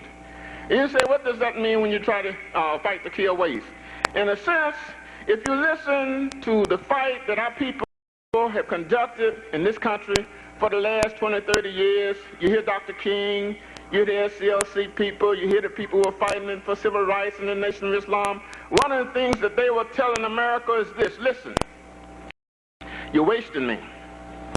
You're wasting the talent that I could produce in this country. By your denying me equal access to education, you are denying yourself America, another Du Bois, another Booker T. Washington, another Vesey, another Benjamin Banneker. Listen, America, just think what you would have had added to your national human resource had you let George Gibson play in the major leagues. Look what you would have had, America, if you had let Jackie Robinson come in when he was 21 rather than 28. Look what you could have had if you had let our young, brilliant boys and girls come into your schools and get equal access to education. Just look at what kind of science and what kind of political science and social science that you could have gotten, but you denied that. Our position is that the waste that they have been fighting, we must continue to fight that kind of waste. Mainly for one reason: we're obeying Allah. Allah says, don't be a spendthrift. Don't be a waste maker. Very simple. Simple fight. Fighting to obey Allah and doing the opposite of what He said don't do. We here And we have been told, especially in the Christian world, that prophets are associated with salvation. Salvation is the opposite of waste. You hear people saying, I want the Savior to come, or I want salvation for myself, or oh, save me, and so forth. Isn't that the opposite of waste? Isn't that the opposite of waste? All right, now listen. Everyone in here doesn't have to bear witness to what I'm saying. But the ones who are bear witness to what we're saying, we want you to contact some of our aides who are working here. Sister Samaria, would you stand up? Brother Kadir, would you stand up? Sister Miriam Bilal, would you stand up? From Bronx, from Manhattan, she's around here somewhere. A brother named Aaron Ashanti from Bridgeport, Connecticut. Now the reason that I ask you to see these people and work with them, we have chapters working too, is because we are working constantly, going through the Imam's teachings, going through what we can get our hands on so that we can really get you some good information so you can get your teeth more into this fight that we have against waste. It's very important for you to understand what's happening. And Gary, we heard Imam W.D. Muhammad said we need, I'm going to get to my point, I'm going to talk to you about these numbers we have. We heard Imam W.D. Muhammad talk about the need for a select group of people to get together and get the job done that we have to get done in this country. Here in New York, I believe it was about 4 or 5 weeks ago when he said it's needed a core group of people to get the job done in this country. Now, let me talk to you a little bit about just a few people who believe in what we can do to overturn the many people who don't practice what they believe. Would you get your blackboard a second, please, brother? While he's getting this board, let me explain something to you. We don't have the ability. We don't have the right. We can't look into people's hearts and tell them what they believe. But we can look at somebody and tell by what they're doing that they act like they believe. What we're doing is looking for people who believe as we believe, to get some work done, to help our leader get some work done. Oh, I heard he had resigned. Oh, what you talking about? I'm talking about our leader. I'm talking about one whose leadership we married to. And there ain't going to be no divorce. We don't give no divorce to the leadership of Imam W.D. Muhammad. You can't come and tell us that maybe it's more logical now for us to cut that leadership loose. And you can't talk to that leadership and tell that leadership to cut us loose. Why? Because Allah chose it to be our leader. Chose him to be our leader. That's not the first time that Allah has chosen somebody to be a leader over somebody. Prophet Muhammad was chosen to be our leader, and he still is our leader. And Imam W.D. Muhammad is the most qualified person to teach us how to follow Prophet Muhammad. Nobody else came to us before 1975 and even suggested that we follow Prophet Muhammad. Nobody else can teach us Quran like he can. If they can, they shouldn't show their silly face now. They should have done it before 1975. Now listen, brothers and sisters. Now listen. Now listen, see y'all, listen carefully now. Now, 1/3, draw the number. I'm going to show you something about support now. 1/3. Stand up, brother, why don't you stand up and draw the numbers? Draw them big so the people in the rear can see you. You know, sometimes the people who come late, they're the people who are intimidated and won't come early. In school and so forth, little babies and little boys, they come to school, and little girls, and they sit in the rear because sometimes they feel inferior, they feel that they can't learn, they sit in the back. Sometimes we learn and all their eyes are giving them problems and so forth. The parents and the school teachers don't even know it. You need to draw some big figures to reach the people in the rear. We are trying to reach the people in the rear, the people on the bottom. I wouldn't put my hand on the AMCOP as Allah is my witness unless I saw that it could get the people off the bottom. You know how it is if you go and there's a big mass of material that's laying down. If you just pick up the top, the bottom is still there, the problem is there. So the idea is to go down and pick up the thing from the bottom. This AMCOP thing, the leadership of Imam W.D. Muhammad. We take the position that is designed by Allah to reach down to the very bottom. And I think that's part of the reason that coordinated dislike for us, because we are not elitists. We're opposed to elitists. Now, you don't have to be an elite to be part of that 1/3. Let me tell you something about 1/3 support of somebody, at least 1/3. If you go and read your history book and read it right, read it on the light of the Quran. Read it with a set of senses that are being stimulated by Imam W.D. Muhammad. Read how the boys got this country started. Do you know that those people from Europe who put this country together, who started this country, that they had to be chosen to get this thing done? They were at least chosen to bust up and to break up and open up the American wilderness. Now listen, 1/3 of those people, only 1/3 of those people fought to get this country independent from Britain. 1/3. And if a Babylonian historian's got any sense at all and he's got any concern for us, he's supposed to tell us that. A little newspaper reporter ain't supposed to have to tell y'all that. Listen, 1/3 of the people, including Benedict Arnold, fought to keep the thing under the crown, in slavery to Britain. 1/3 was asleep. But all of them, the whole 3/3 were chosen, understand, to get the benefits of it. 1/3 were the supporters of the American Revolution, 1/3 were against it, and 1/3 were asleep. But now we want to reach all 3/3. And we will reach you one way or the other. Even the 1/3 who oppose us, because we don't like to see rulers make sissies out of our brothers and sisters, common people. And our opposition who coordinate the attack against us, they say we won't get into that now, but we have had some talks before on that. Y'all know how the view we got on the system, including the boys in the Justice Department, the crooks in the FBI, and the mafia boys and so forth. When we started out, we talked about them, and we got some more talk about them. So they are part of the coordinated attack on us, that 1/3. But don't have no worry about them. We have talked before here about when you really want to do something to change a situation, a big situation like this. First of all, you got to realize that this is not the exclusive territory. I mean, big economic activity like AMCOP is about.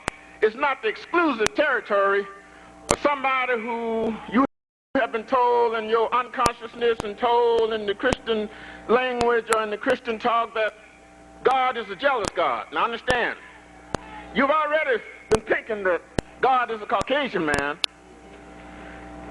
And then you think he's a jealous God too. And so when we start talking about big business, big economics, independent economics, you intimidated because you say, oh no, I don't want to get into that. My history and the people who have influenced me and the words that have influenced me have told me to stay away from big thinking. I don't care what Imam W.D. Muhammad said when he was here in New York about 3 or 4 weeks ago or 2 months ago about we must think big. I ain't gonna think big because that jealous God might get to me. You don't have to be jealous of that God. Once you just over and over again ask God to give you the faith in him, that little Caucasian looking God that's running you now and running your life now, even through some of those people who oppose us, he's nothing. Listen, he's no bigger than a little island that Thomas Paine talked about. Why don't you draw a picture, brother? Erase that and draw a picture, a little small dot way up in the corner. That little dot represents England. Now we're talking a little history.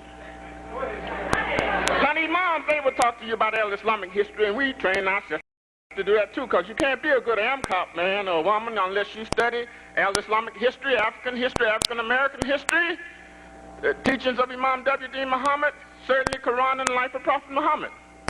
You can't be that. You also, well, we get into that later on. A little dot is what our opposition represents. A little dot. Thomas Paine, in a book called Common Sense, y'all know what that means. He's rapping, he says, listen, it doesn't make sense for a little bitty island like Britain to control a big old continent like America. Now draw a big old circle.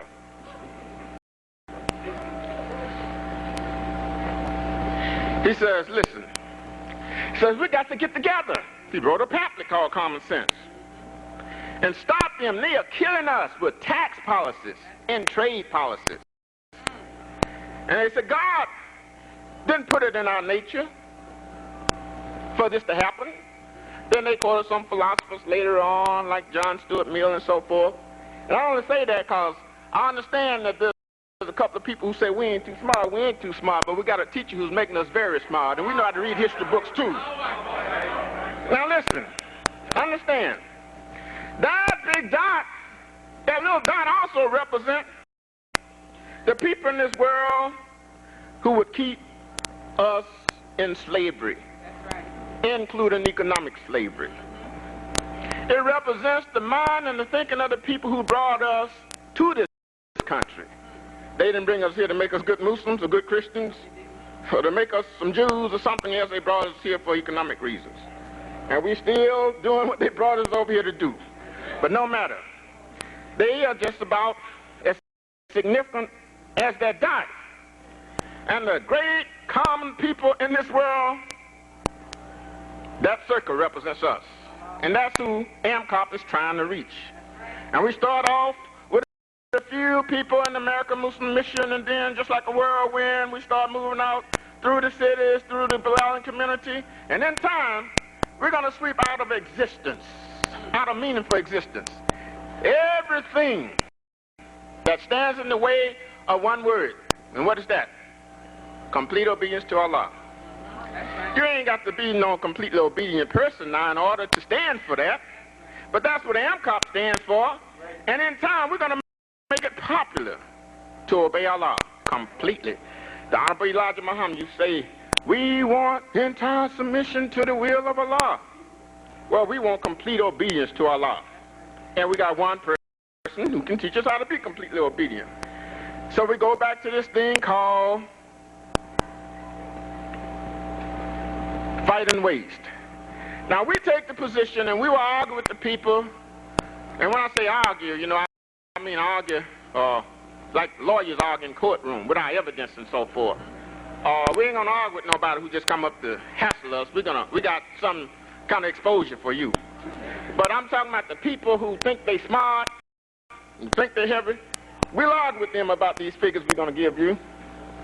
And we will prove to you, first of all, that if they got some better figures than we got, they should have brought them out before now. Don't wait until we little common poor people start bringing out the figures that we research and then say, I got some better ones. No, you got to accept ours now. We don't trust yours. You know, this thing called research, you know, back during the 1940s, there was a man called Garner Murder. And Mr. Murder, his wife just won the Nobel Prize for peace, I believe. Her name is Murder too, they're Swedish. But he came to this country. He got a lot of young people to help him do research, college people. Excuse me. And what happened was that he wrote a book, one of the classics in American sociology, called An American Dilemma. They help us with common, ordinary people. That name didn't go in the book. He got the credit. He used them. And today you go to the University of Chicago and the other big research centers in this country, in this world, and you will find common, ordinary students helping do the research, but they never get the full picture. Our research is designed to give common, ordinary people the full picture. And if it doesn't do that, abolish us. Just like they talked about when the U.S. Constitution not doing what it says it's going to do, and that you should abolish it, you know, and so forth, when it doesn't serve your end. Our committee is set up to serve the economic ends of the common people. And that's what we want to talk about now. Listen, brothers and sisters, if we prove to you that by buying collectively, you save so much money per year for your family, for your business, for your neighborhood, or whatever,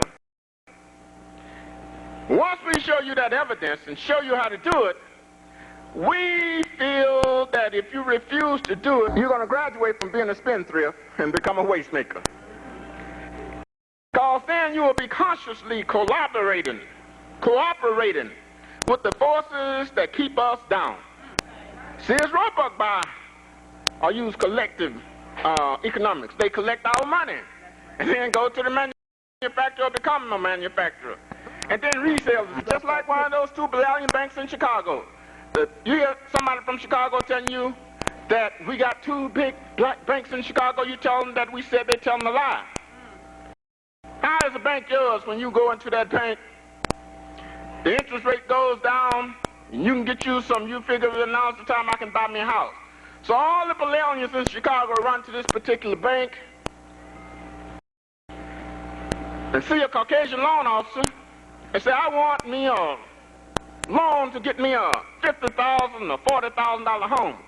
He turns them down. Then there's some suburbs like Oak Park and Oak Lawn, and they go in there, Caucasians, into the bank where we put our money and get the loan. Same bank and other banks take our money and loan it out to people who will put up, say, a condo that we can't even live in. They were invested in a plant and put that plant way down in Mexico or down under Dallas, and you can't even go near the gate of that plant. AMCOP is set up to fight that. And you might say, y'all can't do that, y'all ain't big enough. But we think big enough. We feel big enough. And we're backed up by the bigger God, by the only God, in doing it. We'll prove that. But for the moment, let us look at these figures. Now, if you put $30 up for a suit like this one, this sister's going to show you. It ain't the best suit in the world, but it's better than others. And now when y'all here in New York, you know, they make a lot of clothes over here, so y'all don't get too impressed with clothes because they make a lot of clothes here. But for somebody out in California, somebody down in St. Louis, you know, now if we can get a suit like that for $20, $30, that wouldn't be bad. Now, put 30 up there. Now, let us suppose that a brother will get his wife, and I'll get his... A brother's got 2 sons, 3 sons, and himself. And you know we're supposed to be dressed up when we go to Jumu'ah and looking good on other occasions. So he wants to step out and be sharp. He gets him a suit like that, might be some other colors. And then he gets 3 for his sons. He'd have 4 suits, 4 times 30. $120. $120. Oh, you can't do that? Yes, we can. We can beat that. It's in our blood. If you talk to the people, you read some books on Africa, and they'll talk to you about how we love the marketplace, and even now in Africa. And if you talk to some people who are in sales, they'll tell you that businessmen don't like for you to come to them and don't bargain with them. They think you're stupid. And we are when we do that. Now listen, $120 for a suit like that. Okay, now, suppose you went out into the suburbs and bought that suit. You'd pay at least $120 for it. So put $120 up there, please, boss. $120 for 1 suit. If you bought 4, that's $480. 4 times 120. Now, dear people, this is slow. It can be tedious to you. But for you little people, especially like us, we want you to pay attention to this, because from now on, we will be hounding you to think like we think.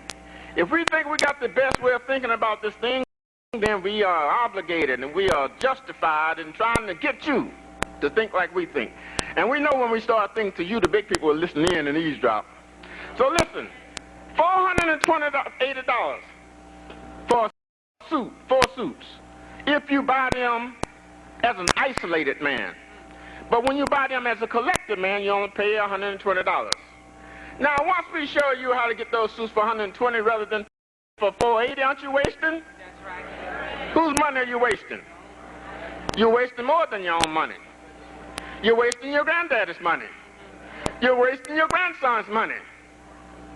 Everything that we have is built up in us through our efforts, through our past and so forth, and we have to look out for the future. Somebody in one of our committee meetings in Chicago got uptight with me a couple of nights ago because I was talking about how Bavarian businessmen don't sit down Or we don't sit down and say, you know, in the year 2007, which is 25 years from now, we plan to do this, we plan to have that. If I would ask for a show of hands now, I'm almost sure that most of y'all, most of us would say, I have an economic development plan for my family, for my neighborhood, for my people, for the year 2007. Or for the year 25 years from now, which will be roughly 2032. When we start thinking about the future, we always think about and talk about what they're going to do.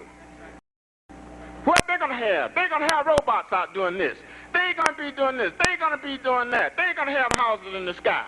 But we can never be men, and we can never be women, and we can never expect anybody to respect us, not even ourselves, unless we don't do some planning. So you say that's the exclusive domain of other people. You have to cut me in. You can't sit down and say what you planned for me. For us, no, cut us in. If you got the plans, cut us in. If you don't, then we'll cut you in on ours, provided you behave and respect our figures. Now listen, Imam Ali Rashid, would you tell me when I got about 10 minutes so that I'll do 20 and that'll help me clean up. Now listen, look at these figures. We have to learn how to figure economically. In my hometown in Birmingham, when I was a boy, we'd go into the store and, you know, we would pay for what we get at the cash register, and then we would want to count and see where we got our change back. And the clerk didn't want us to count. Said, boy, you mean you distrusted me? They trained me and people down south like that, and I suspect they trained some of the people up north like that. We have to start really figuring about our finances. Now, take that $360. I know many of y'all have gone through it before, but there's some people, that might be one person who hasn't gone through it before, and he might take this information, do more with it than all the rest of y'all who have seen us go through this. I know there's an old spook who followed me from here down to Washington, D.C., and say he said, or he didn't say the same thing here, he said down there and so forth, you know. Follow these figures around, they will enlighten you, people.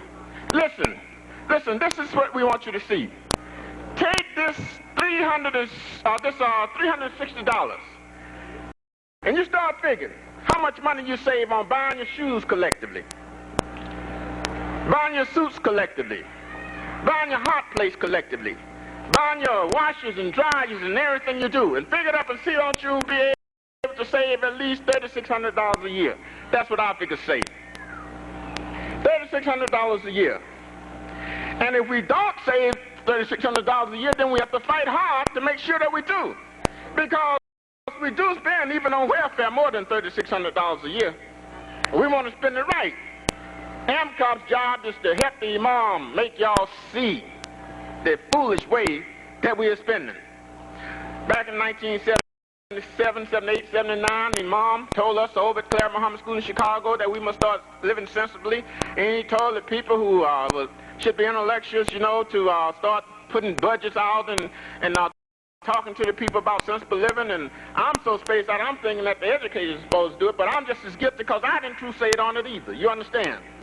If we had done that, we would be far advanced now in having us some concept of how we should budget our money as a community and so forth. But the point I'm trying to stress is this.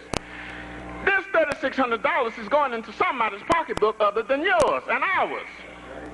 And we have the little old case study, you know, about how this $3,600 goes into the pocketbook of a 6-year-old boy, say, who might be Italian, or might be Jewish, or you might be some other ethnic group. When he's 6 years old, he starts to school, and somehow he might have seen a doctor or a lawyer, and he says, Mama, Daddy, can I become a lawyer one day? And the daddy said, yeah. And he says, how? He says, well, I'm getting $3,600 a year from the Ali family. You just go on and study. And I'm going to work with you, and I'm going to show you how I'm making that money through my store and so forth. And by the time that little boy's 16, he's got 10, write the 10 up there, please, brother, times $3,600. He got $36,000. Now, this is a case study, but this is a good case study. All right, now, here's little Ali, or here's little Joe Jones. Joe Jones gets 6, and he's just as smart as any of us. And when I say us, any human being. and he wants to become a lawyer or a businessman. And he walks up to us and say, I want to be a lawyer one day. Get out of here, boy. You know you ain't smart enough to be no lawyer. But what we're actually saying is, you know, I'm too dumb to figure out a way to save some money. But now MCOP is going to show you the way to do it. With the help of Allah, we're going to do that. We're going to dedicate the rest of our life to that.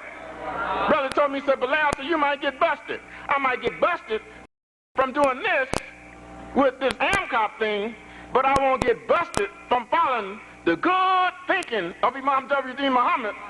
And whoever do this thing that I'm doing now, if I were a gambler, I would bet you that we, us, will outdo him. Because it's part of our job. And we love our job, to wake the people up. You think I enjoy it? I'm sweating, right? I love this thing that I'm doing. And I'm not nervous. I just got open for pores. Now listen, brothers and sisters. Listen. $3,600 a year. $1,000. This is reality. For a little boy, when he gets 16, he knows he's got that. He goes on into college. That's 16 or 17. 25 years old, he's a lawyer. Your little boy, he started to figure, and he knows that he's been cheated, and his senses tell him that, and his instincts tell him that, because first of all, he knows he's got a dumb parent. So when he gets to be 25, he has used his wits. He's got as much wits as the little Jewish boy, the little Italian boy. So he's big, don't push it now. Now don't y'all tremble when I talk about Nicky Barnes. Because we used to come through here and y'all used to be talking about Nicky Barnes, Nicky Barnes, Nicky Barnes, big dope pusher, you control all of Harlem. In jail now. New York Times says he's a police informer. He done turned informer. And I wouldn't be surprised some of his people in here. Let me tell you something, nigga, I'll beat your eyes out with the help of Allah. Don't you ever tell me not to call Nicky Barnes or any other gangster's name. And we don't deal in falsehood or in imagery. We deal in calling the name of real live crooks. Now listen, brothers and sisters. $3,600 a year, we can prove that the average Bilalian family, even on welfare, is misspending. And so when your boy's 25 years old, he's got him a big stash of money. If he's one of them lucky few, like the basketball players, the few lucky basketball players or baseball players who turn pro. Big stash of money. He done impress all the kids in the neighborhood that if they be a good dope pusher and obey that syndicate boy, that syndicate sissy, that he will be a big dope pusher one day. So by the time he builds up himself for $250,000 or $300,000 or $500,000 bankroll, the little 25-year-old boy who went to school with his money is approached by his daddy, who just might happen to be the bail bondsman. Y'all understand what I'm saying? And says, now listen, so little Nicky Barnes down there, down the street, say he just got busted. So you know he made a lot of money. A lot of money. Don't worry about me being sued by calling that man's name. I got that under control with the help of Allah. Listen, this little boy at 25 years of age, he set up on a big bankroll. And the little 25-year-old lawyer say he's Jewish, or he's Italian or some other ethnic group, and sometimes he might be Bilalian. Walks up into his cage and talks to him and tells him, all right, come up with 10,000, 15,000. And after he gets through defending him, this one lawyer, 25 or 30, $50,000 he done got, and the brother is still in jail. He has become a brother by then. He's no longer, because he's worried. He's in turning, he'll start praying hard. But still, he's in jail. And that lawyer, them Jewish lawyers and them Bilalian lawyers, who are waiting to be the last to get a little cut. And those other lawyers, they know he's got that money. So by the time he's wasted about $50,000 on this particular Jewish lawyer, then he said, I ain't having nothing else to do with no more Jewish lawyers. Then he goes get him another lawyer, an Italian lawyer maybe. And he blows another $50,000. And by the time he's over, he finds one of us and gives us the last $10,000 or $15,000. I had to call him in the paper for 10 years on prison news. I've been there with the help of Allah, every prison in this country. I've done research on that. I've talked to big dope pushers who've been busted, big crooks who've been busted. And they are like babies. They cry to you when you go up and talk to them and they realize that they've been tricked. The point is, brothers and sisters, there's only one way to get you some money. Do it the AMCOP way, legitimately. This is how you do it.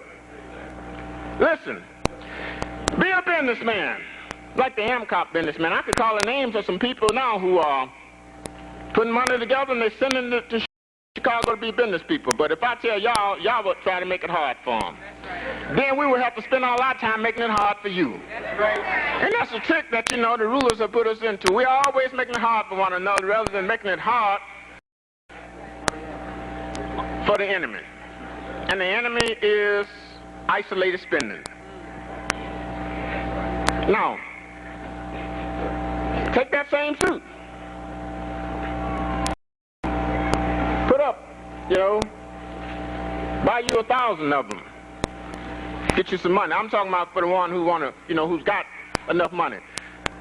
30 times 1,000.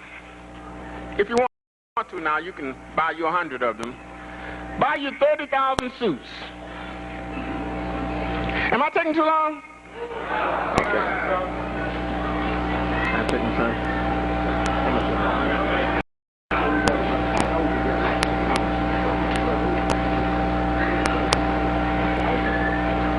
All right, now, get you some money together and buy 1,000 of those or 100 of those.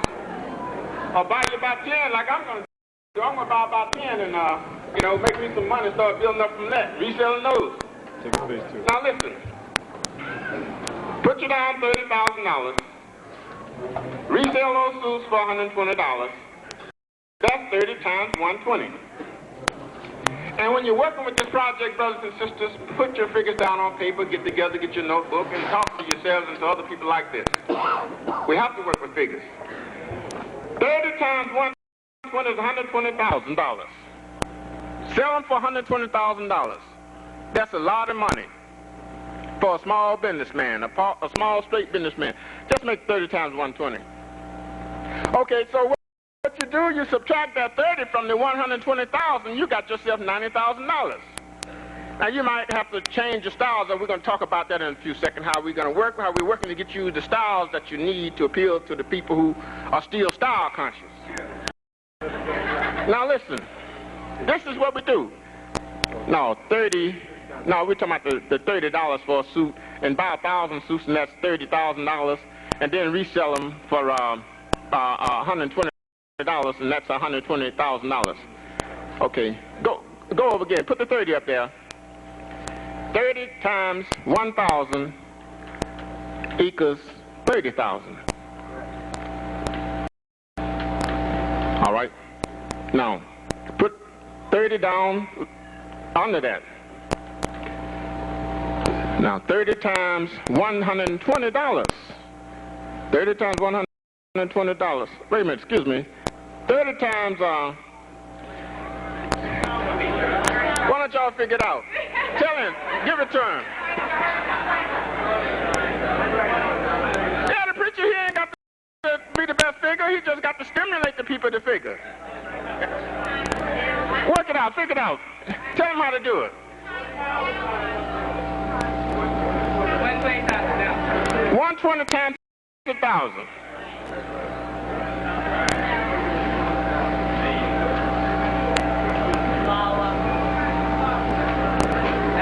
All praise due to all our brothers and sisters.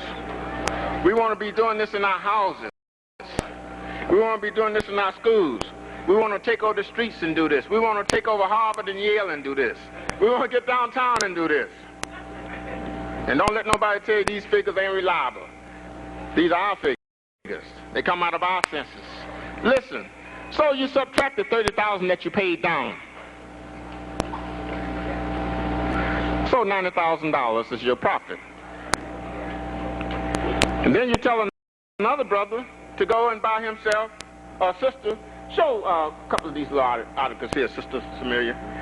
Tell somebody to buy a bunch of those, and somehow, on the same principle, come up with your, say, $90,000 a year, $9,000 a year, and our research people are putting together some books to show you how to keep your books so you won't get in trouble with the feds and so forth. These are just some samples we're showing. We'll be showing you some samples of everything we got, including those $2,000 cars that they're making in Japan now. We're going to bring one and drive right up on the stage and show you how you can get it. Now listen, brothers and sisters. What you do, get you a nice suit, you know, put it in your shop, get you a brother, and be straight with him, practice Islam with him. He put in some shoes in there. Then get you some cologne, get you some accessories, a knife, handkerchief, some socks, and so forth. And then get you a professionally designed sign and put it together and put on your Muslim personality and keep it on. And AMCOP is going to list your name among the people who are doing business with us, through us. And our job is to popularize your goods in your shop free of charge. We don't want nothing out of it. If you find us trying to get anything out of it, then get rid of us, because that's our position. We are volunteers. And as for us, all we wanted what the poet said he wanted: a crust of bread and a corner to sleep in, a moment to smile and an hour to weep in. But we want an hour to smile and a moment to weep in. Now listen, this is reality. This is what we're struggling for. We believe that when Honorable Elijah Muhammad, if he see this, it will make him happy. We believe that Garvey would be happy to see this. We believe that Malcolm would be happy to see this. We believe that John Brown would be happy to see this. We believe that any person who really wants dignity and justice and right for the people would want to see this. Marx and Lenin might not want to see it with their crooked selves, but all of the good forces that have gone before would want to see it. We believe that the prophets, all of them, would be happy to see us do it, because you can't work in AMCOP if you lie, if you do wrong. We hate lying and wrongdoing, and that's out. We ain't got time to go into that now, but we're going to have another session. Allah will make a way for us to have another session so we can tell you how AMCOP is set up. My time is running out, but the point that we want to stress to you is this: send your money to the AMCOP fund, and make sure that you send your cashier's check or money order to AMCOP fund. Put on there AMCOP fund. If you would put the Imam name on there, he would have to sign all those cashier's checks and money orders. Some people would do that just to wear him down.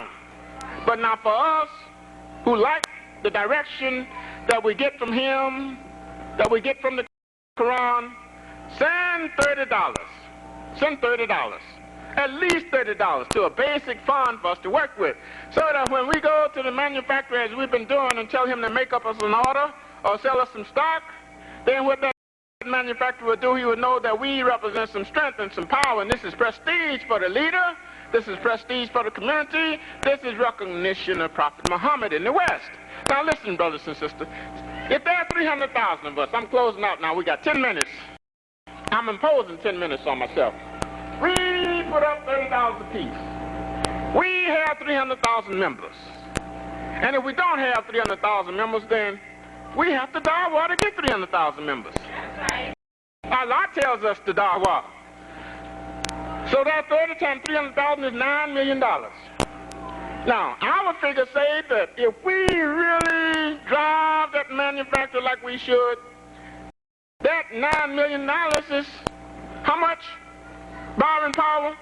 If everything we get, if we can get it for 1/4 of what it's worth, that means that's 4 times 9. That's $36 million with the buying power. This is the way business people think. This is the way the banks think. This is the way we have to think. Now listen, that's chicken feed in a sense, but that's a good beginning. They tell us that Bilalian people, erase fast now, boss, we're getting ready to go into the end of this. And we call one another boss so we can remind one another that all of us responsible for getting this job done. The boss is over the job, and the board of directors another day going to fire him if he don't do the job. So everybody in the AMCOP is a boss. Now listen, they tell us that, even the Bilalians tell us that we spend $160 billion a year. $160 billion a year. If the song come like a song, it might be more than that. Now this is how poor, common people should think and reason with figures. If 30 million Bilalians spend $130 billion, $60 billion a year, then that means that if there are 5 million Muslims in this country, right, 5 million, and whoever want to argue with that figure, you can argue with it when you see us. If there ain't 5 million, there should be 5 million. When you consider the immigrant Muslims and the other people who are all on the obligation, they're Muslim and obey Allah and fight waste. Now, 5 million, if 30 million Bilalians spend $160 billion, if there are 5 million Muslims, that means that the Muslim population in this country is 1/6 the size of the Bilalian population. Now, you know, we started off talking about how we have to spend out of what Allah has given us and spend it right, including our numbers. Now, if you got something to spend, sometimes it can be hidden from you, because our strength has always been hidden from us. This is supposed to be a unity rally today. The great unity we've always been told is in our numbers. And naturally, when you struggle and fight right, you build up your numbers. 5 million Muslims in this country should spend 1/6 the amount of dollars that 30 million Bilalians spend. So now 5 million Muslims in this country should spend 6 into $160 billion. 5 million Muslims in this country do in fact spend, until somebody disprove us, about $26 or $27 billion a year. Naturally, the people we spending with is going to hide it from us and know statistics and facts from us, and that's why Allah blessed us. They gave us at American Muslim Journal, y'all should read that paper all the time, some office space, and we got some common believers working in, and we getting our figures and facts together, and we are confident that they will be the best figures and facts ever, because they're ours. And we think with them, and we reason with them. And charts and graphs and so forth, unemployment curves and so forth, and everything that you're so impressed with in the New York Times and the Sun Times, you will see AMCOP doing it, but for you, and not for the opposition. Now listen, brothers and sisters, here it is. $27 billion a year spent the way the Muslims should spend it collectively, the way the people say under the Aga Khan spend their money, the Ismaili people. That means a lot of money. That means 4 times 27 billion. That's about 2 or so many billion dollars a year that we're spending. Most of it end up, I know some of it end up bombing Palestinian Muslims. We have to think, because once we see what's happening, we're obligated, otherwise we can be punished. We will be punished by Allah when we don't move and act on it. Now listen, all right, let's take our modest numbers. 300 million Muslims. You can't show me a family in here. Say we got 300 million Muslims. And say there are 5 Muslims to a family, 300,000 Muslims. American Muslims talking about now, American Muslim mission people. And I do believe that all of us want to support Imam W.D. Muhammad. I believe there might be maybe 100 of us, 150 of us who don't. But I do believe that it's all over for them now. I mean, in the way they were, they're going to now be like us.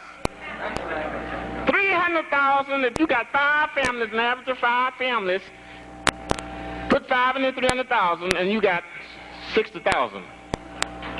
Because Muslims are reducing the number of their families too. They've been doing some family planning according to the other people's plans, and they should actually be doing family planning according to the AMCOP plan. Now listen, if we got 60,000 families, or just 6,000, but let us hope for 60,000 families soon. Let us get and back up the Crave people, let us back up all Dawah effort, let us back up all the programs, and soon we will have 60,000 American Muslim families if we don't have that many now. Now listen, you can't raise a hand in here, somebody in here, family in here that doesn't spend, say, $5,000 a year. We spend $5,000 a year. If you're supporting 5 people, you spend $5,000 a year. That's 5,000 times 60,000. These are the last figures we're working with. We're going to close this out. 5,000 times 60,000 should be about $300 million that American Muslim mission people are spending. Now, the more we start buying our things together, our housing, our cars, and so forth, we should multiply that by 4. And that means that we will be right where the Imam told us when we started out with this. He said this is worth more than $1 billion. Now, those of us who believe in Allah believe what he told us. It's just like in 1975, the first speech that Imam W.D. Muhammad gave at Masjid Elijah Muhammad, not the Savior's Day speech, but the first one he gave at the Masjid. He stood up, he said, like the body of Christ, we're going away for a while. And then the language was that we were world saviors. Now, understand, savior is the opposite of waste. Saving the people, helping the people save their intelligence, helping the people save themselves from wasting their time in racism and so forth. But now listen, brothers and sisters. 1975, a man stood up and he said, brothers and sisters, we're going away like the body of Christ. Right. Say, but we're coming back. There's going to be an industrial power, right, political power, educational power, and so forth. Right. Do you know that the people who really were with Honorable Elijah Muhammad believe that? That's right. Because that's what we had hoped for. That's right. And now we know it. Right. We're on the way to power. And anybody, and don't be afraid to be on the way to power if it's given to you by Allah. That's right. We don't want any power that don't come from Allah. Right. But a better word is strength. And actually, we don't even want the word power in AMCOP terminology. Let's use the word strength. This is what we hope for, brothers and sisters. We hope to start building on what we have and start building, and every year we want to project some plans, and maybe 5 years from now buy some houses together and some cars together. We'll be buying refrigerators together and everything together. And we are convinced that ain't nothing can stop us except this, that we turn our back on obeying Allah, that we turn our back on the teachings of Imam W.D. Muhammad.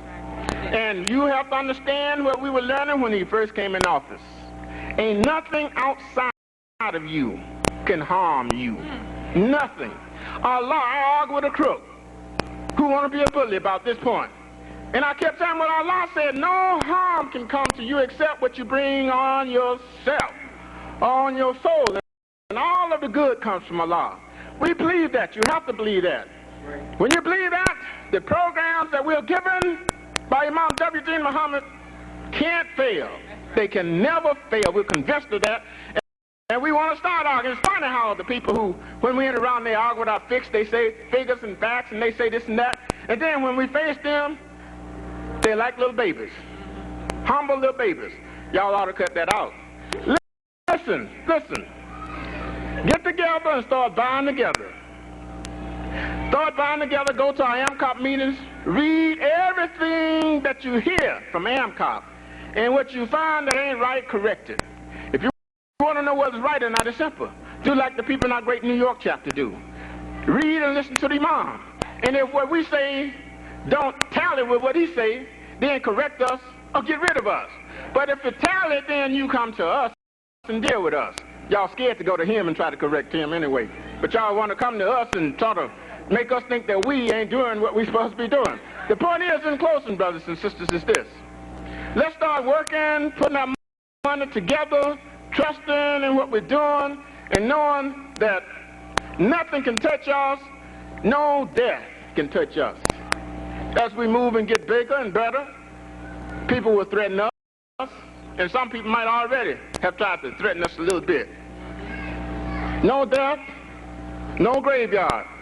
All of the great people we knew in the past have faced death, and we believe in the hereafter. We are told, get your share of the dunya, seek ye the hereafter, but don't forget your share of the dunya. So we are training and preparing ourselves to be absolutely fearless of death. No harm can come to you. And the AMCOP people picked up a slogan that we devised about 3 years ago when we were trying to get the trade thing moving around the country.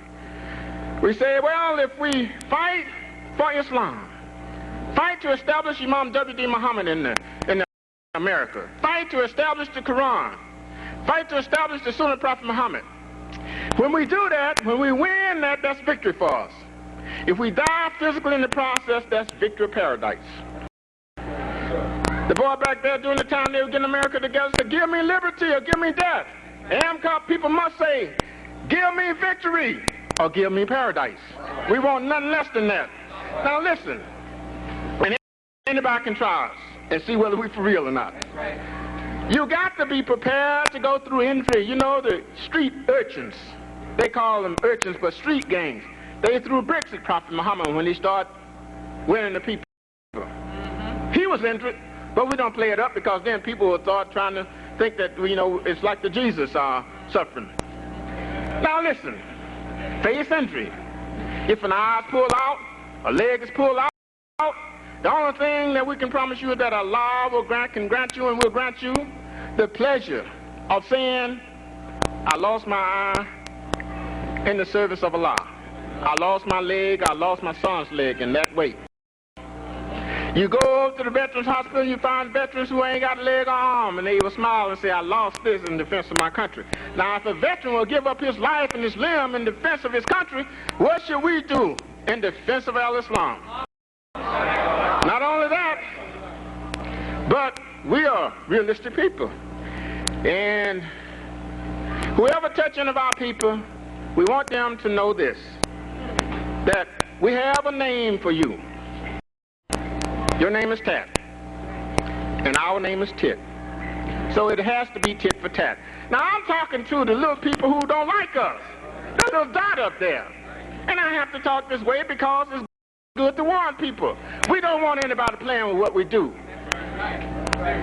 Now,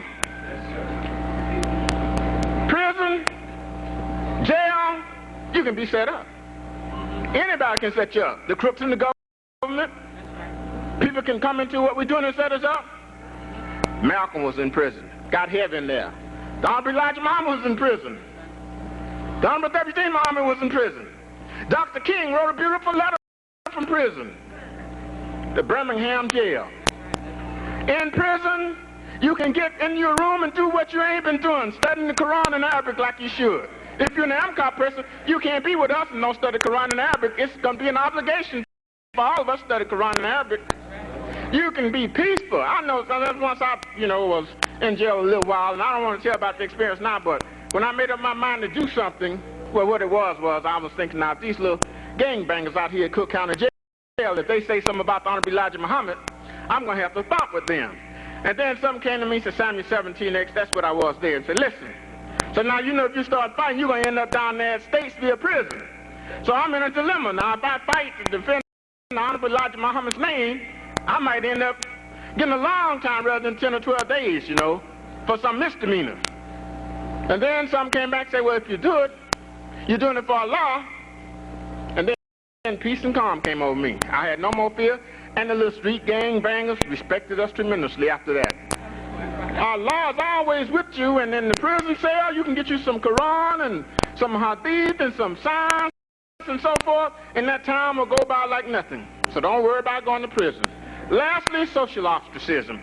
God didn't ask us to. He told us to fear not the criticism of the criticizer when he criticizes. Let me tell you this. My wife, my sweet little new wife, told me this.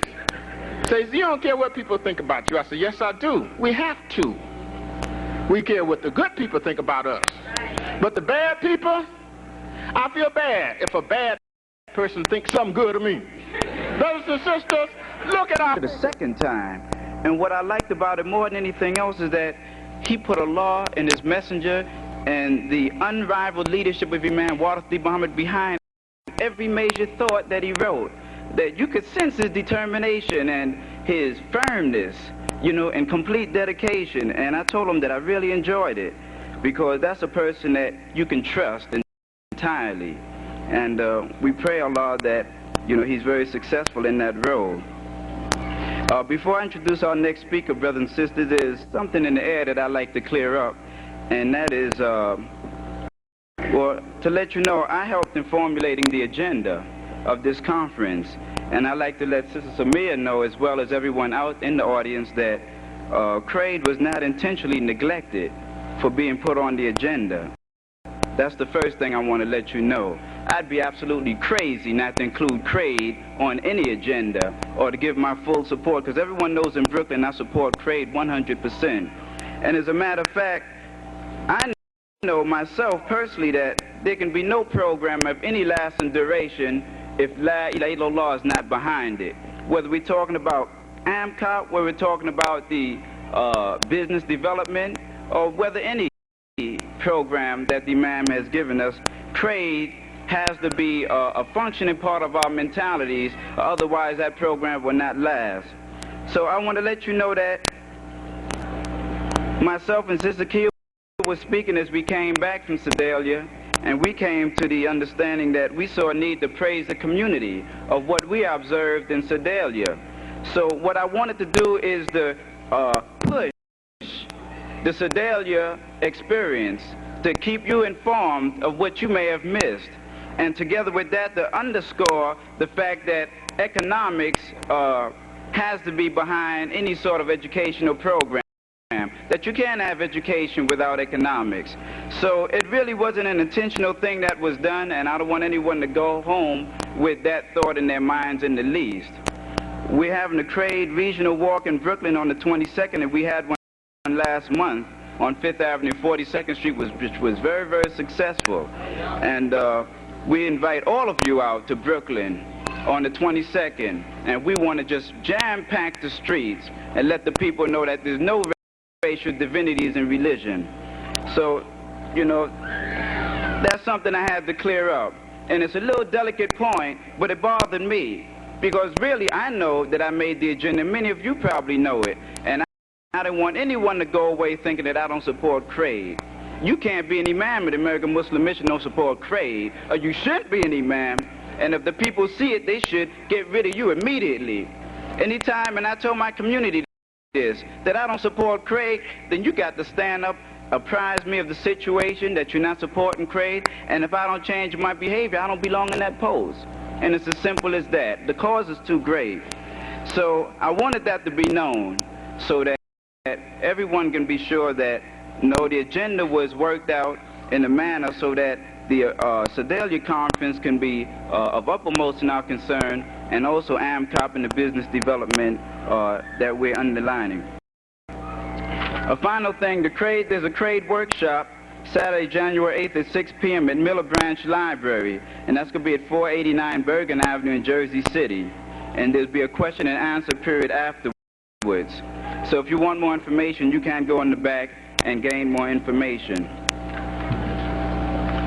Brothers and sisters, we'd like to have your attention because there's an important announcement that we're going to make to the community. And it begins, praise be to Allah, most gracious, most compassionate. This is to inform you, the community, that our Sister Zakiya Mohammed, has been blessed by Allah to have received a permanent certification by the New York State Department of Education in 3 areas. And the 3 areas are as follows: as a teacher for kindergarten to 6th grade, secondly, as a school administrator supervisor, in other words, as a principal, and thirdly, her certification covers a school district administrator, which means that she can become a superintendent of schools. Takbir! Takbir! Takbir! This certification was effective as of September 1st, 1982. However, Sister Zakiya was just notified of this on yesterday. Brothers and sisters, this is fabulous. This is wonderful. And I'd like to bring on with these comments, which really doesn't do it justice, but I'm going to try. I've worked with the sister as a teacher in the University of Islam years ago, and I've always known her to be a very hard-working, dedicated teacher. You know, it's something to be married and sacrificing for your community during the hard days that we went through, but it's even greater to be single and to be able to hold on and give your all in all for perhaps sometimes $40, $50, $60 a week. You know, having to go home, correct papers, deal with the discipline of the children, teach them, encourage, motivate them, you see, and give them everything that you have. But not only that, but she made it through the second experience and became a principal of the Sister Clyde Muhammad School here at Malcolm Shabazz, and I worked with her then. And I even saw greater strength with the sister. I'm not just saying this, I'm telling you the truth. She's always been an inspiration to me, brothers and sisters. And I was so happy to hear that not only is she the convener of principles of the American Muslim Mission, but she has also been assigned as assignment director for education of the American Muslim Mission to the Council of Imams, which, brothers and sisters, it just goes to show that if you have taqwa in your heart and the will to give your all in all, Allah raises you up to the point that you should be raised. And I thank Allah for being able to make the announcement, and we thank Allah for the many blessings that Sister Zakiya is enjoying, and we pray Allah that she'll be able to go over and beyond the work that Allah is assigning her to. So at this time, brothers and sisters, I'd like to present before you the Assignment Director of Education, Sister Zakiya Mohammed. Takbir! Takbir! Takbir! Oh, well, there's one announcement I have to make. Please ask the people in the rear to be very quiet. In other words, brothers and sisters, this is very important, and the people in front can't hear you before, due to the noise that you're causing. So those in the rear, please have a seat, or at the most, please be quiet and be respectful of the speakers in front of you. Thank you.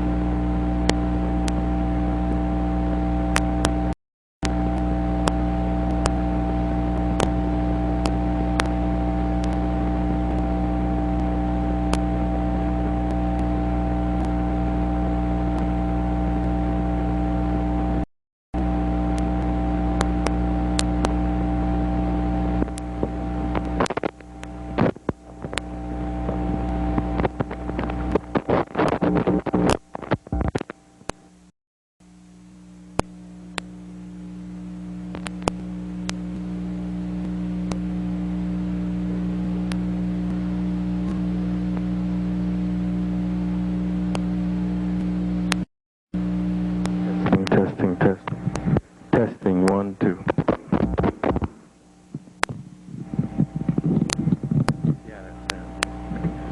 Testing, 1, 2, 3, testing. Alhamdulillah.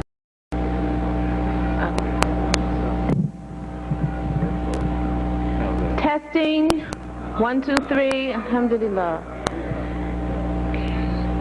With the name Allah, most gracious, most compassionate, praise be to Allah, the guardian, evolver, the cherisher and sustainer of all the world. Dear brothers and sisters, Assalamu alaikum. With the help of Allah, we will bring to you a report from the Office of the Convener of Principals and as Assignment Director for the Department of Education of the American Muslim Mission. First of all, I would like to thank Allah very much for the accomplishment of the announcement that was read to you.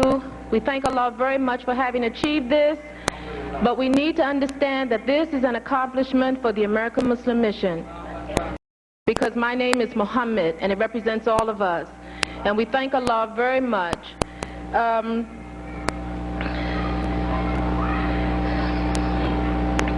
Inshallah,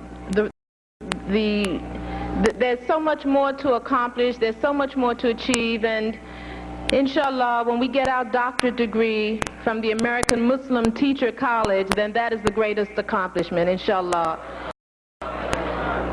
We still have a long way to go, though.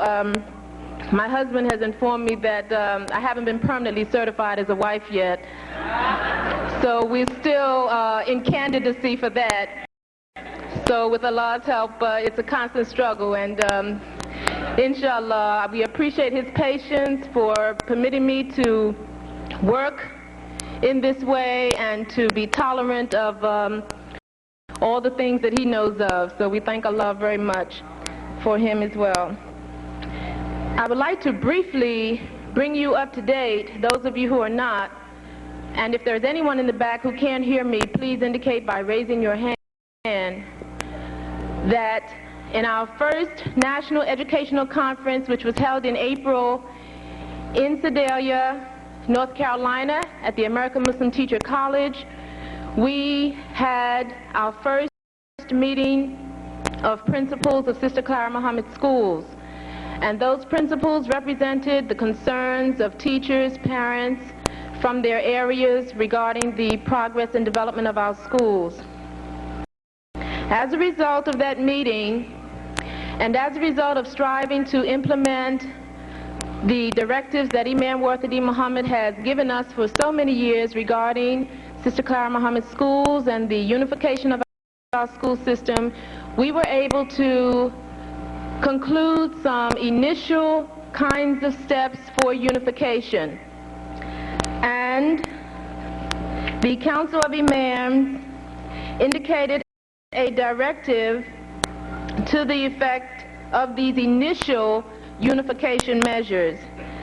And they were stated as follows.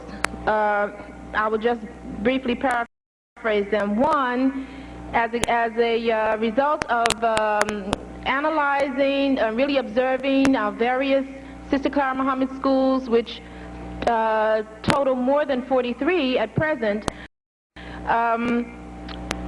the tremendous difference and variances in names, etc., we had to really strive to pull the system together. Now, we understand very well that Imam Warthadeem Muhammad, in his wisdom, permitted each of us throughout the community a tremendous degree of autonomy. And in so doing, a great degree of creativity and individualization developed in many areas. However, as we continue to grow and develop without unification to some extent, we can understand how disastrous this can be. And in listening to his directives, we understand very well the need now for us to pull it back together the other way, take the good that has developed in those autonomous efforts, and bring about a unified school system, inshallah.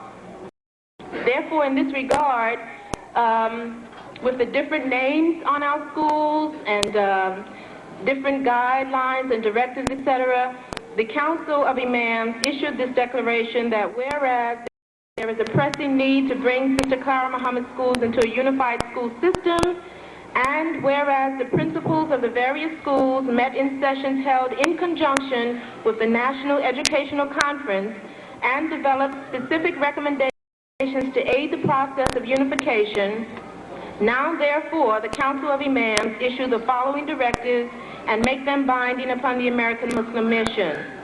All schools under the administrative direction of the American Muslim Mission, whether preschool through high school, shall come under the name Sister Clara Muhammad School.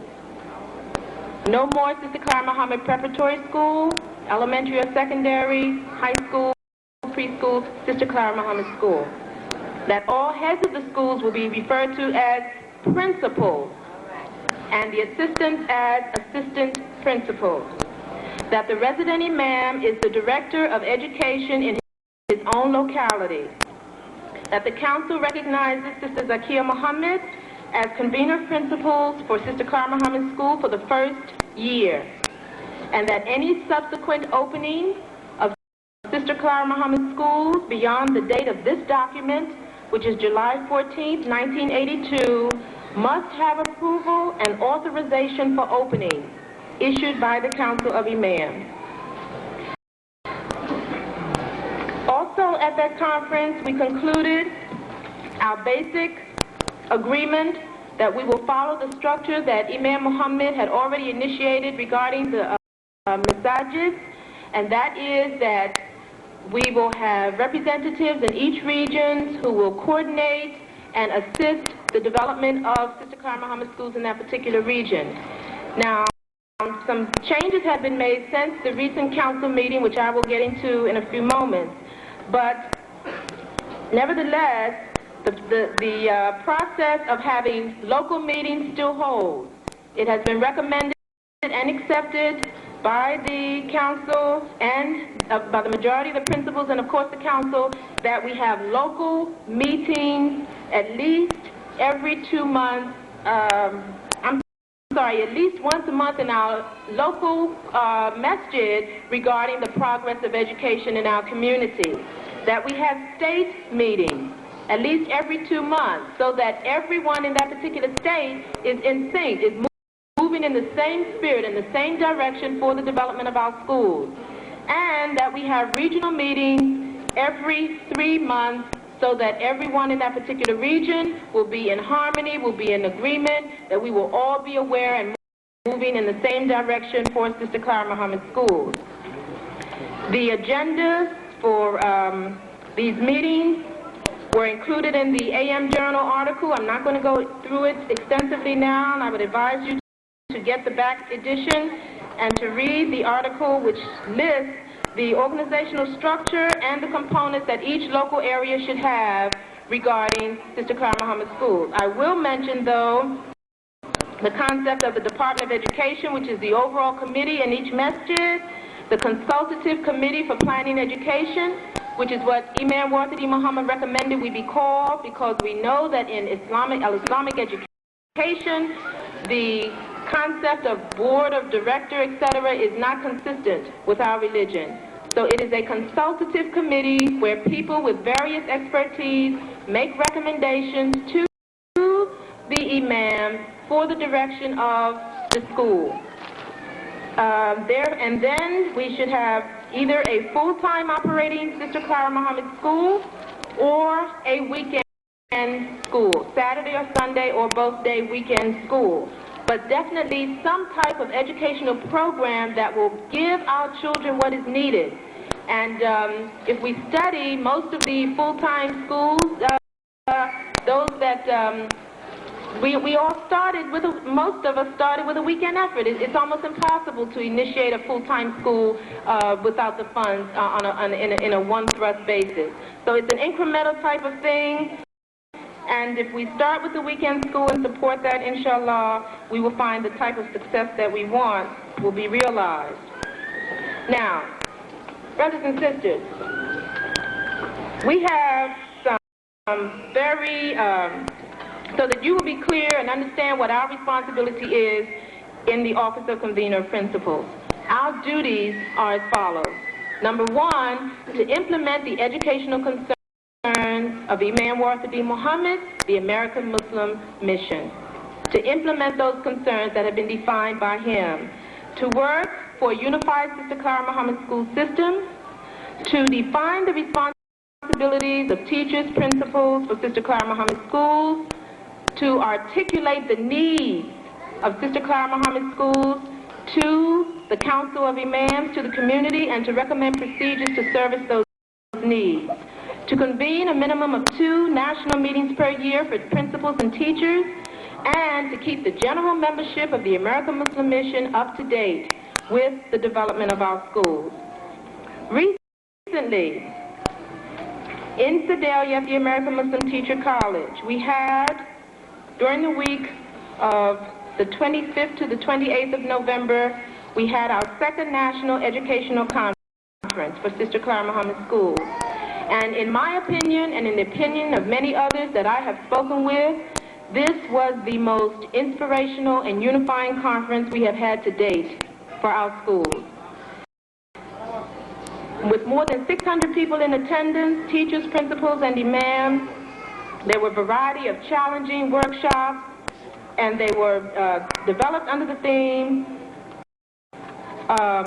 Education in the 80s, Fighting Incompetence and Mediocrity. Some of the major accomplishments of our conference in Sedalia included actual how-to demonstrations, how to incorporate the commentary of Imam Wartha Muhammad into our classroom instruction and into the curriculum. The donation of $1,000 by the American Muslim Teacher College to Sister Clara Muhammad schools. The issuing of certificates, 3 continuing units of work that all the participants received to make us all to be conscious that it is a continuous process, that none of us have arrived, and that we constantly have to study, and that this was a wonderful accomplishment. The fact that outside people, professional people in other colleges were involved in the school program, particularly A&T University, which is a very distinguished university in Greensboro, North Carolina, that there were professors from that school that participated in our conference, and if we study the way that the Imam works, Imam Wartha Muhammad, he is constantly involving good people and establishing friendships for our community.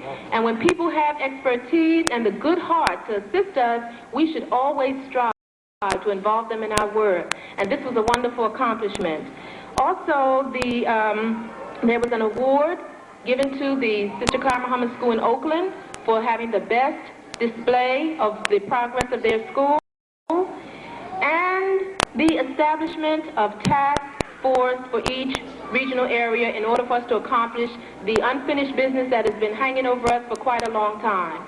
Let me say at this point that we have observed, and if we listen carefully to what the Imam has said, he said very decisively at one point that organization is as important as truth, and that without organization we will not be able to maximize and benefit and get the real optimal results of the truth that we have.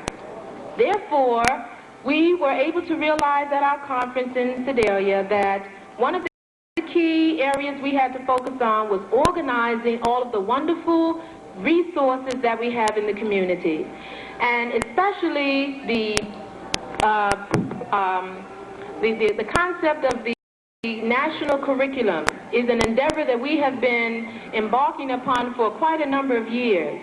And when we analyze why we have not been successful in accomplishing a unified curriculum to date, we can realize that we have not been able to do so because in many instances it's been 1 or 2 people who have assumed the majority of the work in doing this.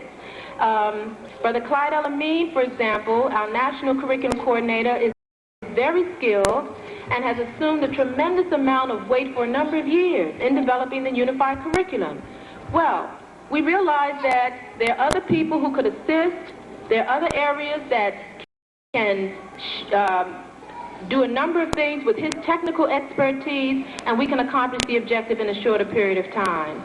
So in this regard, each regional area selected a particular curriculum and decided that they would work on that one curriculum and that they will work very hard on that, and come April, when we resume our next conference, inshallah, we will see which area will bring back the goods. We will see who has actually done the work. So with the work divided each regional area has, as a task, one curriculum, one instructional material, and one textbook to develop, minimum. Now, there's some areas that assumed two curriculum areas because they feel they have the personnel in their area to do that. But the minimum, so that when we go back to the third national conference in April, inshallah, if each area has done their work, then we will have at least 6 curriculums, 6 textbooks, and 6 instructional materials, if everyone has done their work. And we know that now we have 3 regional meetings that are going on this day here in New York, in Washington, D.C., the Southeast region, and also in the Southwest region, Dallas or Houston. They are also having their regional meeting. And from the indicators that we're getting, the teachers and principals, parents, concerned believers are very, very serious and are working very hard to accomplish this objective. And inshallah, we believe that we're going to be successful. And I tell you, if we go back and we find that we have not been able to be successful, because we must realize that curriculum development is a very arduous task. It requires a lot of time, a lot of concentration, and when you have a full-time teaching responsibility and home responsibilities, there's almost hardly any time left to really focus on that. So if we find, when we return in April, that the task has not been accomplished, then I would be the first one to recommend that what we do is pull out the best people we have, sponsor them someplace, put them in a room and say, don't come out until it's done. And this way, inshallah, we will get the curriculum in place. Now, one of the reasons why we've not been able to make the progress is because we have been focusing on some of the smaller parts of the task rather than the larger parts first. And the curriculum is the very basis of the whole school program. It's like the cornerstone. It defines what we are, where we're going, what we want to accomplish, and once this is in place, everything else evolves out of that. And this is why when we had our first educational conference in Chicago, which was called by Imam Mohammed himself, he immediately spoke about the unified curriculum, So with the help of Allah, we hope that we will be able to realize this, that those brothers and sisters who are interested in supporting this effort, that you will get in touch with your regional convener and that you will assist in this. Now I'm going to read to you the different regional areas and the subjects that they're working on, because since we have been striving to develop our own educational materials, many brothers and sisters have made some tremendous accomplishments in this way.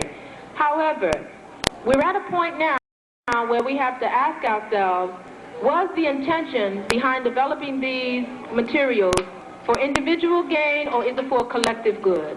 And if it's for collective good, then I will bring to you the various areas and the subject that they're working on. And if you feel the desire to support that area with material that you have, that you may have developed in a particular area, then you can send it to that regional area and assist that regional area in developing the curriculum that they have assumed for the Sister Clara Muhammad schools.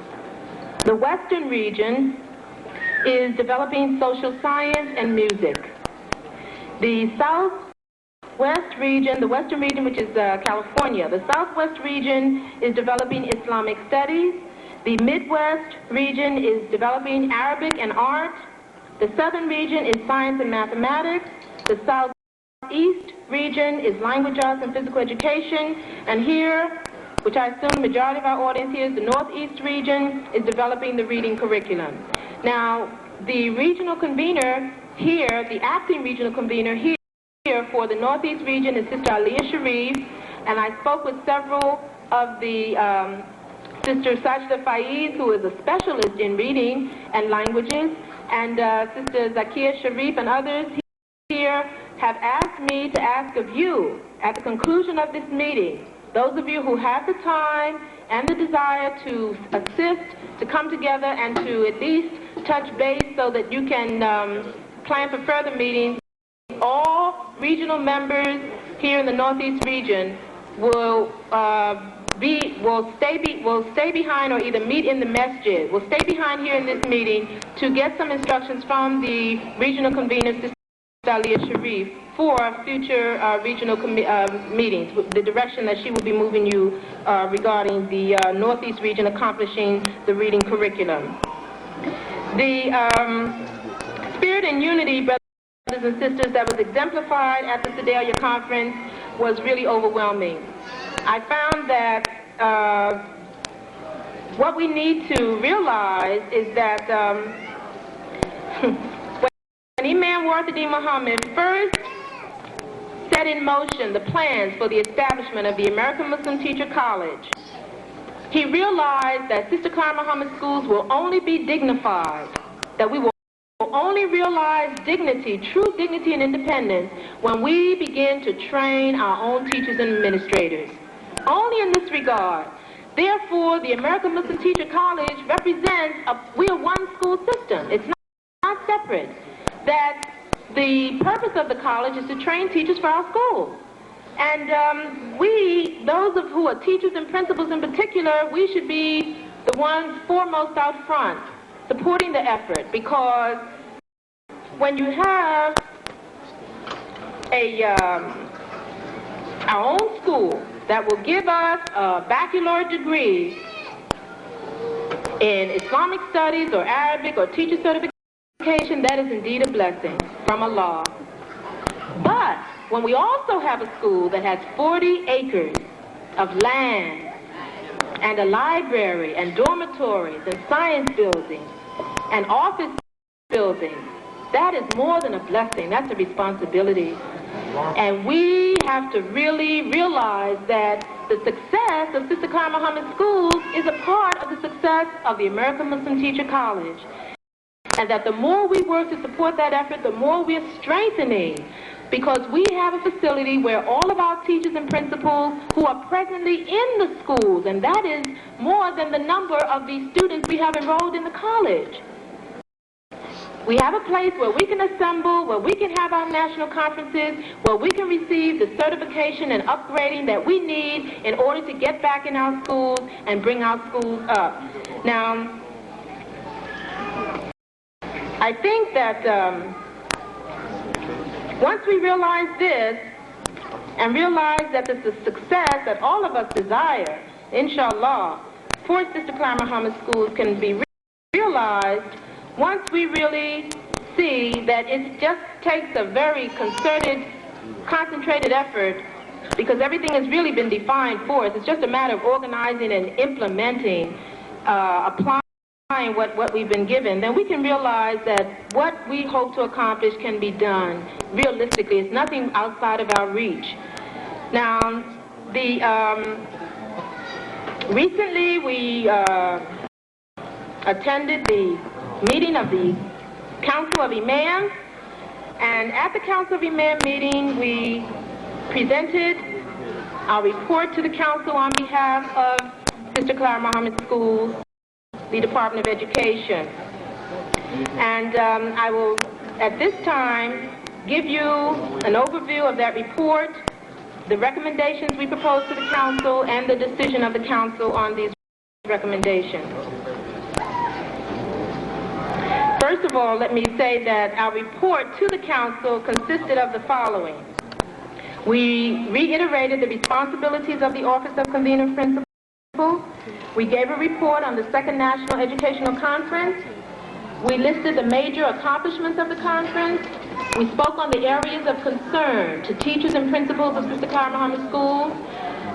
And if you're a teacher and you say, well, Sister Zakia, you haven't spoken to me lately, believe me, we know what your concerns are. And we offered our recommendations. We gave projections for our third National Educational Conference. We offered a one-year projection for our schools and a two-year projection, and we presented a budget for the operation of the school, of the Office of Convener Principals, because it takes money in order to be able to realize the kinds of things that we hope to be able to do. Now, the recommendations that were presented to the Council and their decision on these recommendations are as follows. One, we recommended that a third National Educational Conference definitely be held in Sedalia in April 1983 at the American Muslim Teacher College. The tentative date for the third national conference suggested was the 28th of April through the 1st of May, which is the last Thursday through Sunday of the month. The council approved this recommendation. However, the council asked that we present an alternative date to the community in the event that we are not able to realize the first date. Secondly, we recommended that all teachers, principals, and imams be encouraged to attend. The council accepted this recommendation. Third, we recommended that a special session of this conference be held for principals and imams to clearly define their roles and to cultivate better working relations, because we realize that there are some very serious strains that exist between principals and imams. And in order for us to be successful and move the schools to where they need to go, there has to be a confrontation. And confrontation is a very healthy word. It's not anything negative. It's just a matter of looking at it closely and then doing what has to be done in order to resolve the problem. But there has to be a confrontation so that we can get on and make progress. The council approved this recommendation. We recommended, number 4, that all school supplies and school equipment be purchased through AMCOP and distributed to the schools through the regional centers. The council felt that this recommendation was a long-term objective and that we should present it at the April conference, and that the possibility for a full-time job for someone could be evolved out of this, because that person would be responsible to touch base with all of the schools, get their orders, and become a buyer. So this was not approved, but was recommended to be brought up at the April conference. Number 5, we recommended that the authority to operate Sister Clara Muhammad schools, which was submitted by the American Muslim Teacher College, be approved as the official procedure for opening a school. The council was favorable to this, but asked that we resubmit the form because all of the members were not aware of the contents of the form. So that will be done immediately. Number 6, we recommended that more emphasis be generated for support of the Sedalia property and the American Muslim Teacher College. This was approved. Number 7, that the Council of Imams define the responsibilities of the resident imam or the Director of Education to Sister Clara Muhammad School, and that the Council of Imams define the relationship that the Director of Education should have with the principals and teachers of Sister Clara Muhammad School. The Council felt that this recommendation should be sent to Imam Wafdi Muhammad for clarification and specific guidelines. Number 8, that we scientifically evaluate the successful Sister Clara Muhammad schools to determine, number 1, if in fact they are successful, number 2, why they are successful, and 3, to identify the various elements that may make a school successful. The council approved this recommendation, and we are scheduled on Tuesday of this week to first evaluate the Sister Clara Muhammad School in Philadelphia. Imam Shamsuddin Ali has agreed to have us evaluate the school. Now, what we suggested and what we presented to the council is that what we need data on our schools. Those schools that are successful, we need to be able to determine why. What are the ingredients? What is going on in the school that makes it a successful school? And once these elements are clearly defined, then we can duplicate those elements in the other schools, inshallah. We also, however, need to accumulate basic data on the existing schools. If we have 43 schools, and we have determined that we have about 50, and that these other schools have opened since the last directory of 43 schools was placed in the paper, and there has been, and we have no real statistical information on the schools. If we have 43 schools in the American Muslim Mission, give me a profile of each school. What does the school look like? Is it a preschool? Is it a high school? How many students? What are the qualifications of staff? What are the populations of staff? These kinds of things. We have to have basic information on all of our schools so that we can make intelligent moves and be very, very much aware of just what exists in the 43 schools that we have. So these are some of the things that we will be doing. The council defined, or rather identified, the Philadelphia school to be evaluated, our school in Chicago, Racine, Wisconsin, Winston-Salem, North Carolina, and also some weekend schools, because we have to get clear guidelines on the more successful weekend schools so that those guidelines can be uniform and transmitted to other weekend schools that are interested in being developed. Number 10, we recommended that the brochure, which was developed by the American Muslim Teacher College, be accepted at this time as the official brochure for promoting Sister Clara Muhammad schools. Now, we recommended this, and I had an opportunity to view the brochure, and I had another opportunity to review many of the other brochures that individual schools are using to promote their schools. And we really need to put our best foot forward and present the most dignified things that we have, brothers and sisters. And we have a lot of really, really good intentions, but sometimes it comes out looking very, very raggedy. And we really have to stop that, because it doesn't lend to the dignity of this community and the direction that, the knowledge that we have and the direction that we really want to go. So in the meantime, if we would adopt this brochure, then what it does is, first of all, it has a directory of all the existing schools in it. It has some of the pictures of the better schools that we have in the community, and it gives the small school that's striving to open some support to lean on. And if we it promotes Sister Clara Muhammad schools as a system of schools. And if we would lean on the strength of the bigger schools that we have until the smaller schools are strong enough to stand on their own, we will be able to realize more success. And the council approved this recommendation. The final recommendation was that we have a portion of the AM Journal for education so that principals, teachers, and children from Sister Clara Muhammad schools can write articles on a consistent basis to the paper. And this was approved also by the Council of Imams.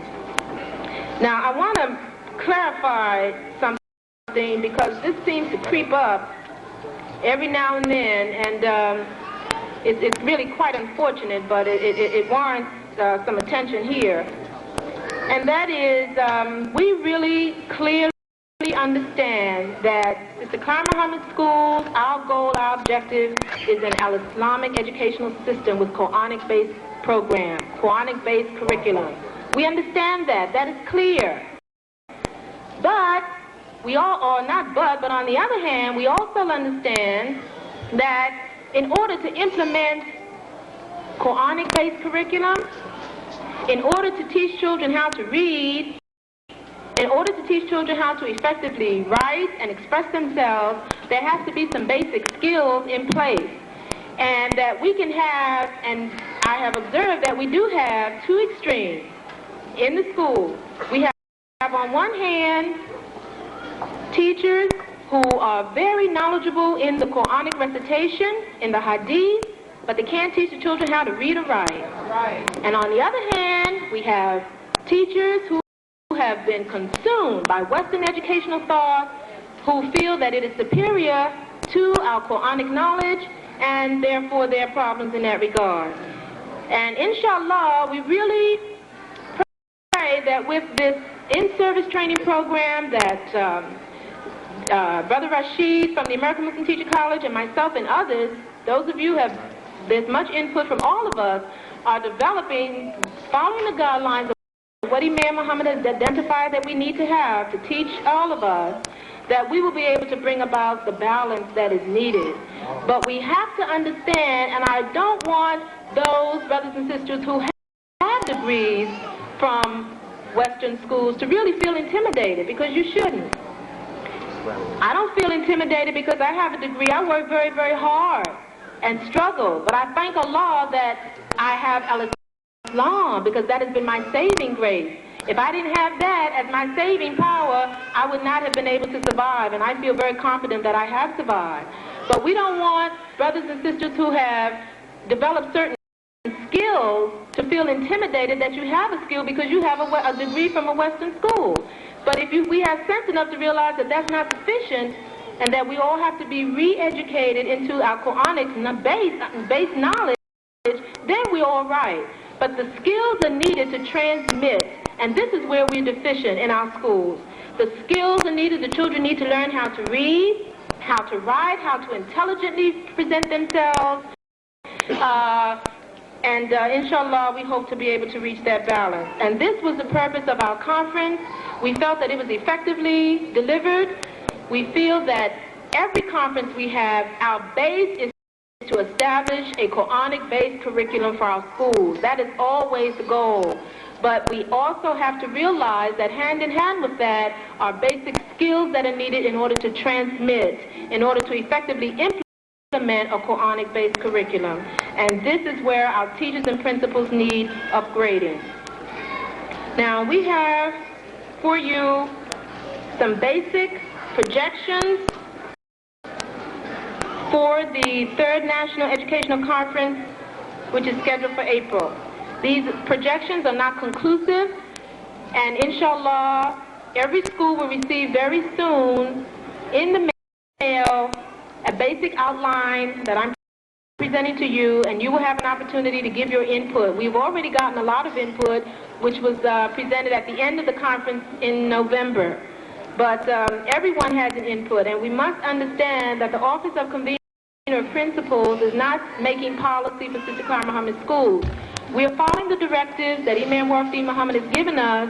We are collectively making policy because everyone that's working in the schools has an input, has something to say, has some experience that is transmitted in the recommendations that we are making. So my responsibility is to represent the concerns of all of our schools, and inshallah, with close communication, we can be able to realize that.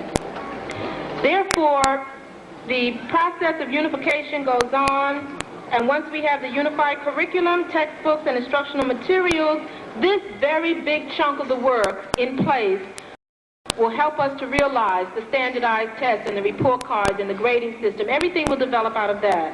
But we have suggested to the council that our upcoming conference be focused on these things, because once we have these things in place, we can move much more expeditiously to accomplish the other tasks. And these things that I'm talking about are the unified curriculum, textbooks and instructional materials, the standardized tests, again, which will develop out of the unified curriculum. And out of the standardized tests, we'll develop the report card, all right? To clearly define the job descriptions for teachers and principals so that we will be very clear on what our roles are. A lot of the conflict comes about in our perception of what you're supposed to be doing. You perceive that because I'm a principal, I'm supposed to do certain things. And your perception may not be what my job responsibility is. So if we're very clear on what our job responsibilities are, then we can eliminate the perceptions and misconceptions that others have, and hopefully this will reduce the conflict and we will be able to make the forward progress needed. We would like to also examine the organizational structure of the schools internally. How does the school start, open in the morning? We were very surprised to realize that some schools do not open with devotion in the morning. They do not open with reading of Quran. And we, since of our conference in November, we got some initial feedback, and you will get the results of that very soon. But some of the, well, inshallah, you will get the results of that initial questionnaire very soon. So we're concerned about the organizational structure. Our school calendar, our policy manuals for teachers and principals and staff, policy brochures, what are office procedures. We have asked the regional conveners to get the secretaries involved in the unified school system, that the secretaries, when we have our regional meetings, to get the secretaries to handle the forms and to write a policy manual on office procedures and this sort of thing. The question of school uniforms has come up also. In the 43 Sister Clara Muhammad schools, we have about 42 uniforms throughout the community. And we have to realize that in the interest of unity, inshallah, the area of school uniforms is something we have to consider as well. Of course, the requirements for operating the school, the authority to operate, legal counsel for Sister Clara Mohammed schools. There are some attorneys who contacted the American Muslim Teacher College who are interested in providing services to the schools as far as withholding taxes or any other kinds of legal matters, and the certifications of teachers and principals. Now with the Islamic studies programs that are being developed, particularly the one in Chicago for the staff of the school, and this was presented at the council meeting, we realized that our objective, based on following what the Imam has said needs to be done and our own common sense of what we know we need in the schools, that teachers and principals need to be re-certified, or rather to be retrained, re-educated, etc., and then thus certification. So our objective, what we would like to, inshallah, we're striving to present to the Third National Educational Conference is an outline for an in-service training program which will be a component of the American Muslim Teacher College, so that all teachers and principals presently teaching in Sister Clara Mohammed schools will be certified through the American Muslim Teacher College. Brothers and sisters, this would be a great accomplishment, because most of the problems that we have throughout the schools, as we know, result the conflicts between parents and principals and imams, etc. A great deal of them exist around our problems that we have because many of us are not clear on how to effectively implement our responsibilities. Therefore, we feel intimidated, we feel somewhat inferior, we put up lots of fences, we're not able to really effectively communicate because we feel that we are not qualified, etc. So inshallah, we can resolve this problem. So we hope to, with your input, and many of you have given much input, to have this outline prepared of how we can effectively certify teachers and principals, bring us up to the standard where we have Quranic-based education ourselves, and therefore we can transmit that to our children. Also, fundraising, and then additional questionnaires so that we can again gather data. It is important for us to be able to be more scientific about accumulating data, about analyzing and studying, and really coming to some specific conclusions about where we're going with the schools. And it's important to have this basic, a basic compilation of our data. Now, in closing, let me say that we have a one-year projection that if we can get the basic funds that are needed to operate the Office of Convener of Principals, we are confident, with the help of Allah, that we can realize these objectives in 1 year. In 1 year, brothers and sisters, and let me say that it's really, I mean, I don't want you to think that we don't work, but the pleasure of seeing that it's really just a matter of pulling things together, because the work has already been done, actually, and that the task in pulling together a unified school system, principals and teachers have been laboring very, very hard for many, many years.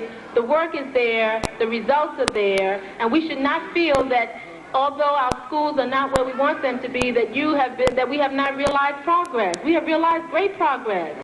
And Imam has made it plain. He doesn't want Sister Clara Mohammed schools to close down. What we want to do is to solidify, to strengthen, and to upgrade so that we can really have some dignity about our schools. And it is better to have one good solid school than to have 3 little raggedy schools that really do not lend any dignity to our community. We aren't able to go forward and point a finger at anything that's really good if we do that. So we have to really keep that in mind, that we want positive, dignified examples of our schools.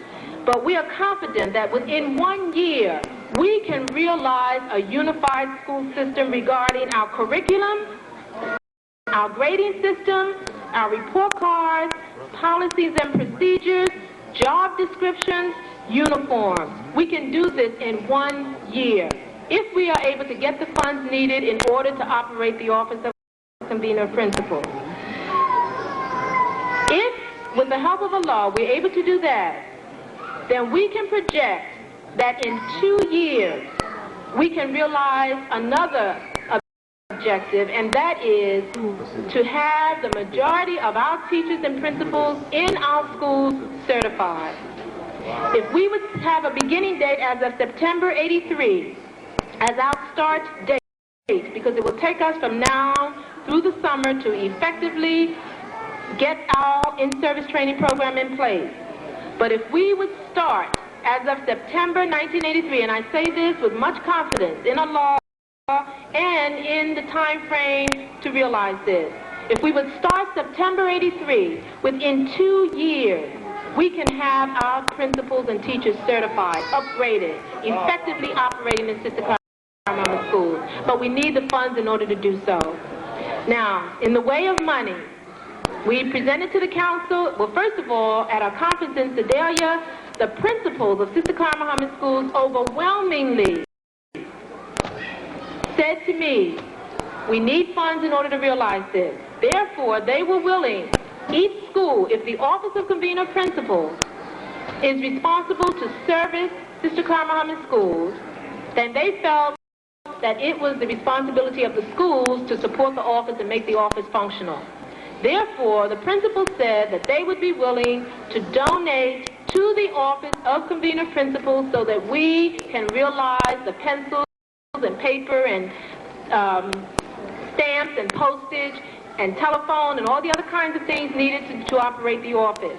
And that they would be willing to donate $20 per month to the Office of Convener Principals so that the office can operate. We presented this to the Council of Imams. The Council approved 9 of our 11 recommendations.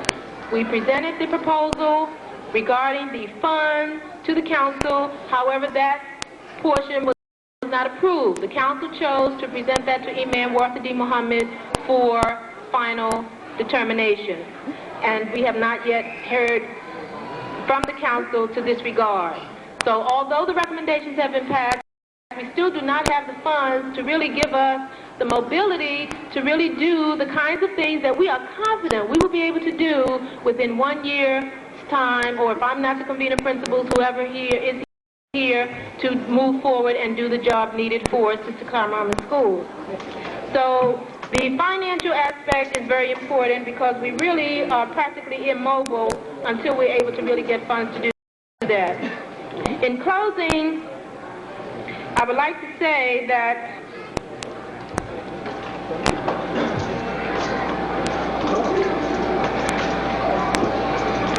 we have a project that is in operation presently, and anyone who is present, who is interested in assisting, we are in the process of developing a film documentary on the history of Islamic education from the Nation of Islam to the American Muslim Mission.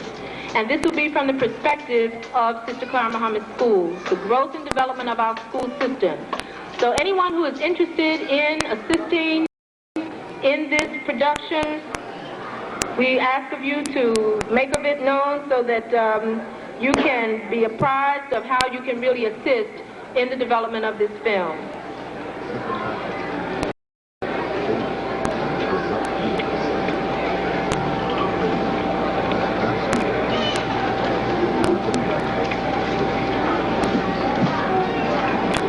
That concludes my report.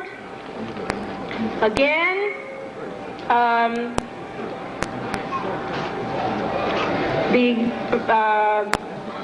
in closing, I'd just like to say that, remind all of us that the purpose of Sister Clara Muhammad schools, brothers and sisters, is to solidify our knowledge in our children, to advance our community. We can look at the children every single day and get a very good indicator of where we are and where we're going. They deserve better than what we're giving them. And we need to be mindful that we say what the Imam has said, that education is the #1 priority, but we need to be more conscious of application, operationalizing things. And when we get in our meetings and we spend lots of time discussing, I would hope that we would also spend as much time considering how we're going to put certain things into operation, how we're going to apply, how we're going to operationalize, what our strategy is for moving and developing. Sister Clara Muhammad Schools represents such a very important aspect of our lives, our children, brothers and sisters. Please let us do what we need to do in order to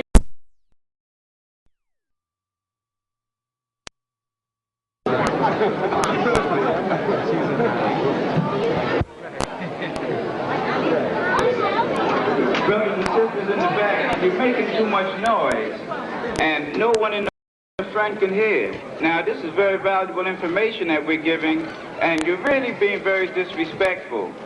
So please keep the noise down, even bring it to a whisper, so that everyone can share the knowledge and information that's being presented. Please keep the noise down. And I'd always have to ask security, if you see anyone talking, please go to them and inform them that they have to be quiet. Either they have to be quiet or they have to be shown out. You see, we can't tolerate this, and it's not right. So at this time, then, you may sit back down.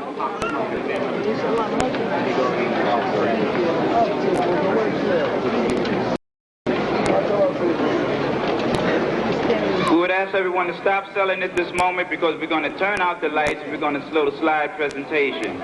All right, so would you please close out your booths at this time, and please have a seat and enjoy this presentation, inshallah.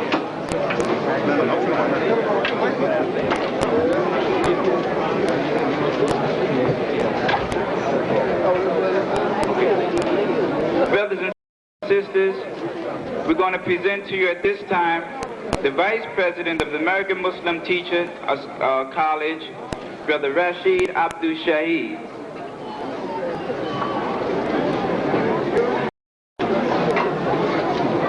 Brothers and sisters, peace be unto you. Assalamu alaikum.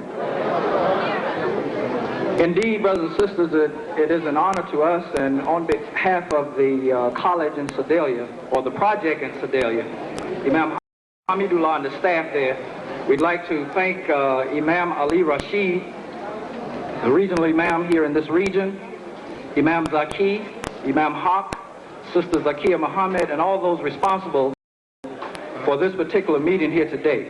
And certainly this is, brothers and sisters, more of what we need to be about in order to order our priorities and look at our needs in a manner in which we can begin to address them.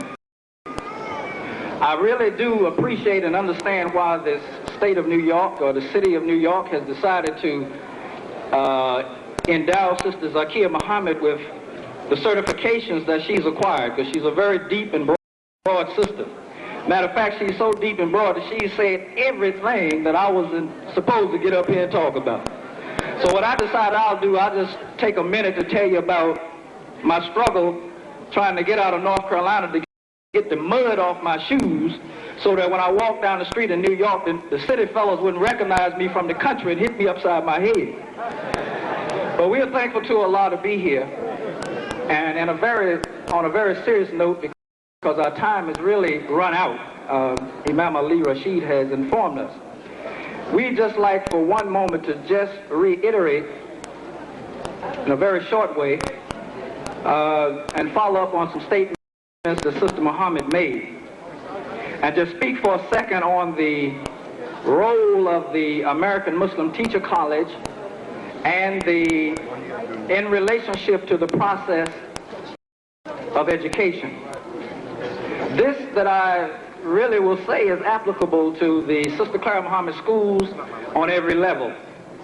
Brothers and sisters, when we talk about education and an educational process, we need to realize that that implies a task, and it also implies success, achievement. The role of the American Muslim Teacher College and the Sister Clara Muhammad schools throughout the country, brothers and sisters, is an effort to facilitate science, technology, sophistication, to bring some proven methods, techniques to our effort to attain the goals that we have set for ourselves. And the goal that we have set for ourselves is Islamic life. Is that right? But in order to acquire this Islamic life, brothers and sisters, we've got to stop being so gullible to accept just Islamic life in a broad, loose term and think that it's going to come to us without us taking some serious and giving some serious thought to how we can really, without a trial and error method, bring this Islamic life into our lives so that we can begin to see it reflected in our attitude. The whole objective of our wanting Quran and wanting al-Islam and wanting this example of Prophet Muhammad, peace be upon him, and following the clear leadership of Imam W.D. Muhammad is to have some change in our lives. And the educational process, brothers and sisters, is designed to bring about the transformation of our attitudes. So that's not an easy job. That's not something we can do and expect to come about by osmosis. Certainly Allah is in control of everything. But we know through Prophet Muhammad, he says to us to tie our camel. Isn't that right? That suggests to me that we have to use our intelligence to blend and be compatible with, to balance with our faith. We heard Imam Muhammad yesterday in the Jummah prayer, and he said these very things to us. He says that faith is first, Allah is first. We have to keep Allah out front. And brothers and sisters, I too must say, as Sister Zakiya said, that we have to really begin now to look at this struggle that's going on between our movement toward obtaining and solidifying our faith and our attempting to bring science and technology and sophistication into our life. We've got to get some balance in that struggle. So the college, the Sister Clara Muhammad schools, is an effort to institutionalize and get the best from all the methods and skills. And believe me, we are not forgetting the nature of our religion, the spirit of our religion. That's at the base of everything that we do. So the conference in Sedalia in November was an effort for us to bring about and try to help to, again, facilitate that marriage between the spirit of the religion, those things that we aspire to in the religion, and the science and the technology that will help us arrive at that end. So I hope that Imam Hamidullah is about ready with the slide presentation, because I'll give way, brothers and sisters, and he says 2 minutes. We had a question in the back that some of you did not hear from a brother relative to vocational and technical education being incorporated into our schools. I would like to just say to us that in Sedalia at the National Educational Facilities there, as you know, we have 2 programs planned. The American Muslim Teacher College and a national boarding high school. Initially, we were to house there the national boarding high school and to bring later the college. But as a result of the decision of the council to move the college to Sedalia, we see that the inverse has actually taken place. We have the college in motion, and we hope to bring the high school program into being in the next 1.5 to 2 years. But at the high school level, on the campus there in Sedalia, we do, in fact, plan within the program there that every high school student will have to graduate with a vocation. Along with the academic program, they will have to take a trade of some sort. Computer programming, welding, carpentry, or whatever it is that our community decides are priorities for us in the way of trades and skills. And that's what we will incorporate into the program there in Sedalia. So we do plan to move in that direction, because certainly we see and understand the struggle that existed between Du Bois and Booker T. Washington. And we ourselves don't want to be victims of this.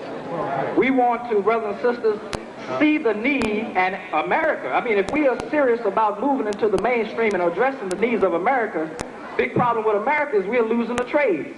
Everybody want to be a brain today. Everybody want to push a pencil today.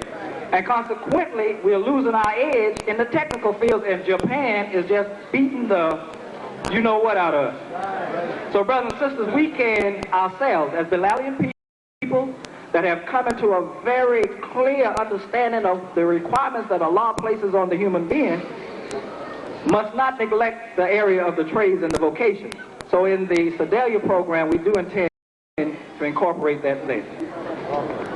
So at this time, I believe we're ready for the slide presentation. And brothers and sisters, we are going to give way to Imam Hamidullah, who will make this presentation. Thank you so much, brothers and sisters. Assalamu alaikum. Test it.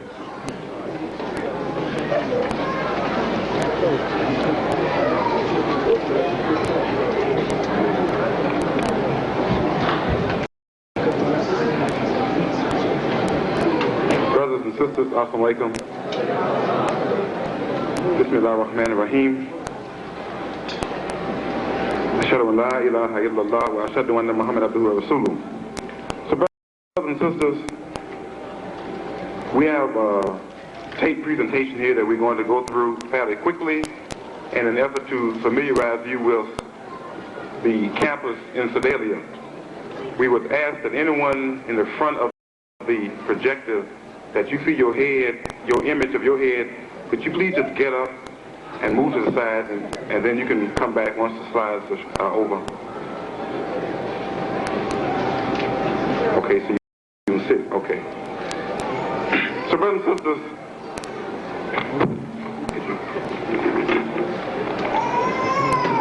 the American Muslim Mission is the proud owner of a 40-acre tract of land located in Sedalia, North Carolina. This tract of land is located 7 miles east of Greensboro, North Carolina, in what is known as the Triad area. North Carolina has about 5 million people. It's about half the size of New York City. The whole state is about half the size in terms of population of New York City. The campus is located in the rolling Piedmont area of North Carolina. North Carolina has leading industry in medicine, education, science, computer technology, medicine, and tobacco. North Carolina is one of the leading agricultural states, and perhaps in many areas lead the nation in production of, is in the top in areas of chicken, turkey, cucumbers, and many other types of commodities. The American Muslim Mission in late 1980 purchased the Palmer Memorial Institute, which was founded in 1902 by Dr. Charlotte Hawkins Brown. Dr. Brown is buried there on the campus in a very nice plot in the heart of the campus. Dr. Brown was a very noted educator. She passed in the late 1960s. She was a personal friend of Mary McLeod Bethune, Eleanor Roosevelt, and many other outstanding women during the middle 40s and 50s and 60s. Dr. Brown is one of the individuals who have never really gotten her just due. The community purchased 40-acre tract with 15 buildings there on the campus, and there was, as you well know, a drive which was sponsored for the purpose of purchasing and renovating the campus. Here you are seeing many of the buildings which are on the campus and a general view of the landscape. The campus is very, very beautiful, and this is basically a quick view of the buildings as they were when we originally purchased the property.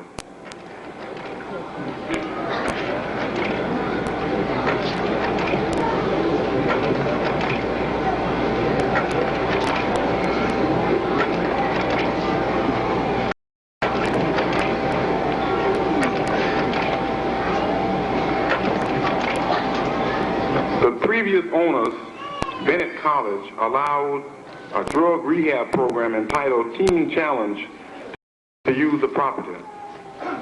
There they had a drug rehab program which they worked with young Christian men who had fallen victim to drugs and other problems, and they housed on the campus, and they had a program to rehabilitate these young men. The American Muslim Mission in April of 1982, the Council of Imams voted for the American Muslim Teacher College to move its facilities to Sedalia, North Carolina. We arrived there the last days of May and immediately began to work to develop a volunteer program. Volunteers began to arrive there in Sedalia from all across the country. They came by cars, they came by the busload. And there the work began, and the initial work that was started on the campus was to clean many of the trees and the brush that had somewhat overgrown the campus. So the work was to cut trees, to clear away brush, to get a lot of old shrubbery up which was dangerous. There we see we're clearing up a pasture there, burning some of the shrubbery. Then once the work was completed on the yard to some degree, we got things under control, got the snakes back. North Carolina is the leading state in snakes in the country. There are only 4 kinds of poisonous snakes in America. That's the rattlesnake, the copperhead, the coral snake, and the water moccasin. North Carolina is the only state in the union with all 4 kinds of snakes.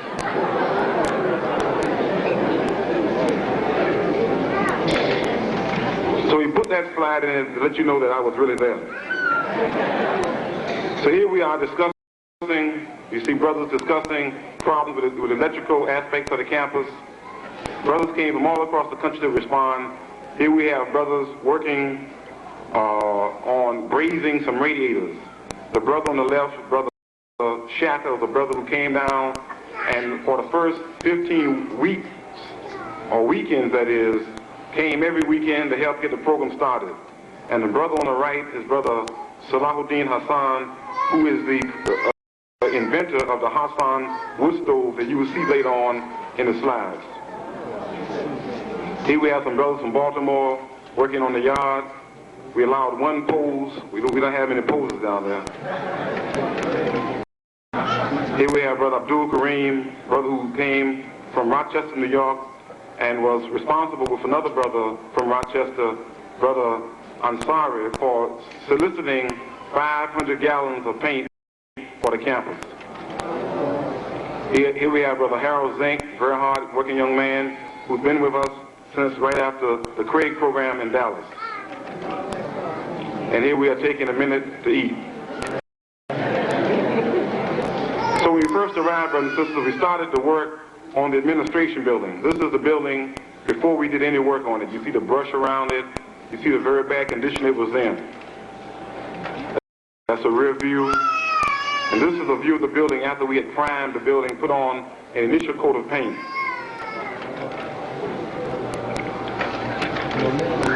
These are all pictures of the building before we did any work on the building. And here you see we're starting to paint the building. And there you see the building now as it looks now. There we're discussing up on it. And that's a picture of the building near completion. And this is the finished product. We then moved to the large dwelling next to the administration building, and this building was the Carrie M. Stone building, and it was the house that the president lived in. You see the large shrubbery, the overgrowth on the campus, and you see brothers begin to work on the building. This building was in fairly good shape. However, it's about 40% complete. There's quite a bit of work to do internally. This is a side view of the building. Very large structure, very well constructed. We then began to work on the small cottages on the campus that were used for faculty dwelling. And here they are. We've done quite a bit of work on the buildings. There's 2 of them, and they're very, very nice. And that is the finished product.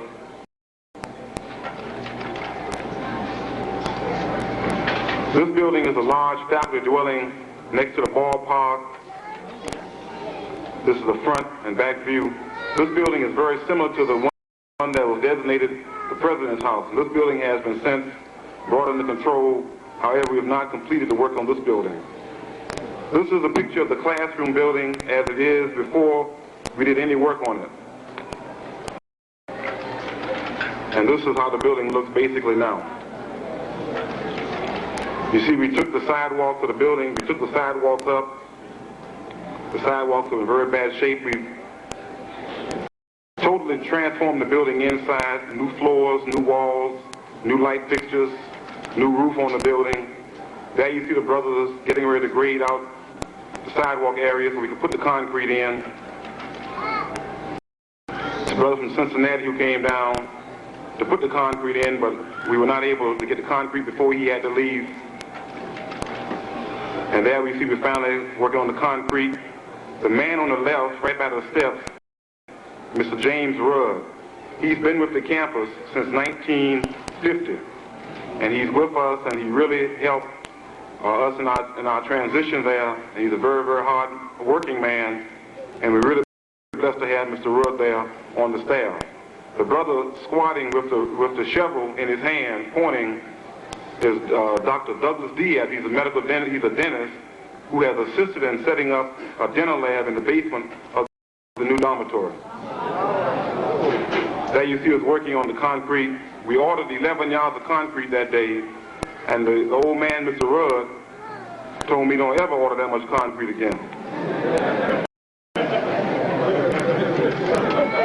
And there you see the finished product. This is the Hassan heater. This is a stove developed by Brother Hassan that you saw earlier on the slides. And this stove has a capacity for somewhere upwards to 500,000 BTUs. This is Brother Shaka preparing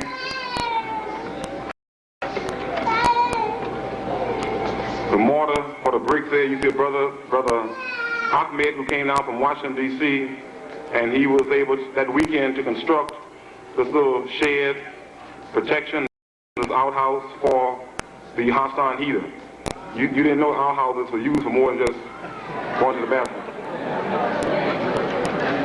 And here we have the outhouse here, the heat shed near completion. We then moved to the science building, which is really a very modern little structure in the heart of the campus, and it was in fairly good condition. As you can see, it looks pretty good. This is the inside view of the building. We painted the building inside. We've done a little work to the roof. And this is how the building looks now. We got it fairly under control. We then moved to the building called the Tea House. Dr. Brown was a very strict disciplinarian. She didn't allow any hanky-panky. And all of the students had to do their courting in this building under supervision. And they sipped tea. So it was called the Tea House. So here you see the roof and the large tree. That tree was doing a lot of damage to the roof. The roof was sagging. It was in very bad shape. So we didn't have but one thing to do, and that was cut the tree down and take the roof out. And there you see the results of our work. Now, taking that roof off the building, we had to take it off and get the roof back on in less than 24 hours because of rain. So here we have Brother Steve holding up the building with the pole there, and Brother Wali taking too much time to plumb the building up. So that was the task, putting those trusses back on the building. And there you see the brothers looking at the task. And there are the brothers getting with the task. And there you see the trusses begin to go up, slowly but surely. This brother Roscoe Griffin, Christian brother who came to us from Petersburg, Virginia, and has been a very, very strong supporter and comes down weeks at a time, takes off weeks at a time from his job, and has really been a tremendous help to us there in Sedalia. And here you see the interior of the building, new lights on, new floor, new roof, insulated, just about a brand new building. And there you see the building there, near completion. Many of you who were there in Sedalia saw the building, and it looks very, very nice now. We then moved to the cafeteria, which is a very large, well-built structure. Most of you are familiar with the building, seeing in the paper during the fund drive, during the drive for the money. Most of you thought this was the only building on the campus. Here's a rear view. This is Brother Wali up on top of the building, taking care of some aspects of roof work. This is interior. This is as you see, it's very nice. It's been repainted. We had to install bathrooms inside the building because the building did not have any public bathrooms. So here you see Brother Wali doing some work. And here's the Brother Abdullah Mohammed from Virginia who came down during the conference, was a great help to us. And the campus has, in the dining hall, you see we have these very nice paintings, which are original oils. And all these paintings are over 50 years old.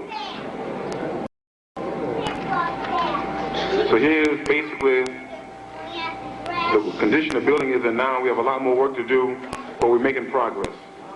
This is Elliott Hall, very small dormitory up on the west end of the campus. And this building primarily is being used now for storage. There's not much we've done to the building thus far. And this is Galen Stone Hall.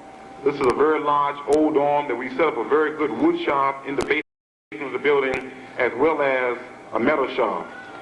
So we fabricate all our lumber, we cut our lumber there, and we save thousands of dollars by doing this in the basement of the building.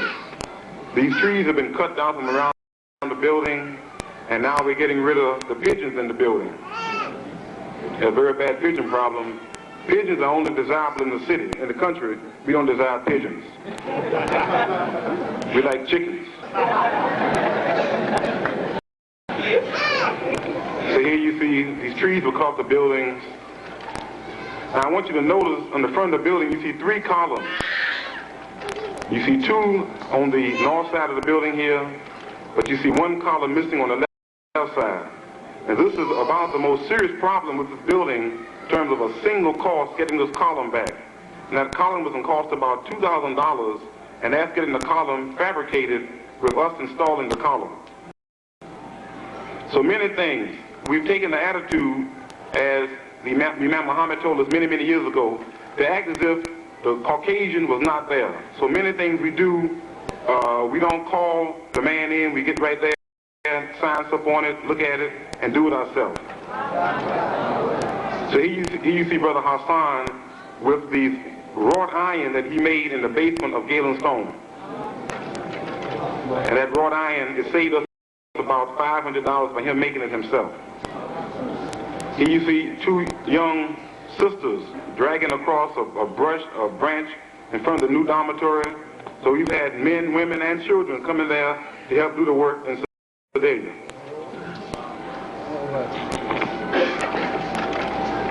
So here you see a brother from Virginia. You notice the brother has mechanical arm, metal arm there. He lost his arm. But But you see, people came and did all they could in this effort.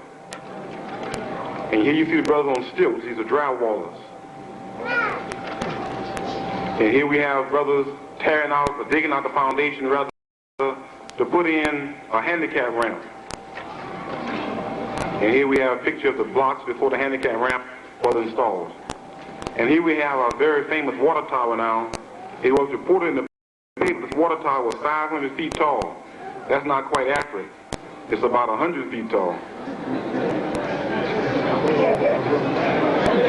I don't know how they got 500 feet.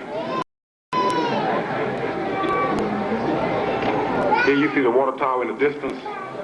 And there are two brothers up on the water tower, Brother Abdul Kareem and Brother Wali. Brother Kareem from the left, and oftentimes he goes up on the water tower to try to hide from me. Brother Wali went up on the water tower before he realized how tall it was. So he's holding on up there. And there the brothers putting you see the scaffolding in place where they're printing American Muslim Mission on the water tower. This is Brother Benjamin Mohammed from Washington, D.C. He came down and volunteered. There he's taking a brief moment of reflection. I won't say rest. And here we have our students in the science building in the class. We have the bookmobile comes out to the campus the first Friday of every month. And this slide here, brothers and sisters, somewhat captures the mood on the campus that we're steadily going up, doing all we can to make this project a success.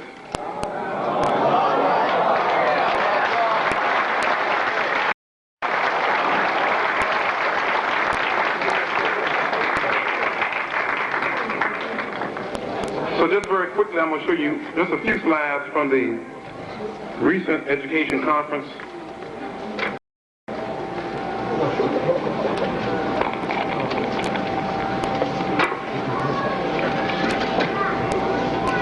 Here we have the registration at the desk. We had about 600 people to come through the campus. We only had about 300 to register. Registration was $15. Here we have Brother Rashid, who coordinated the conference, giving instructions to the very large crowd that assembled.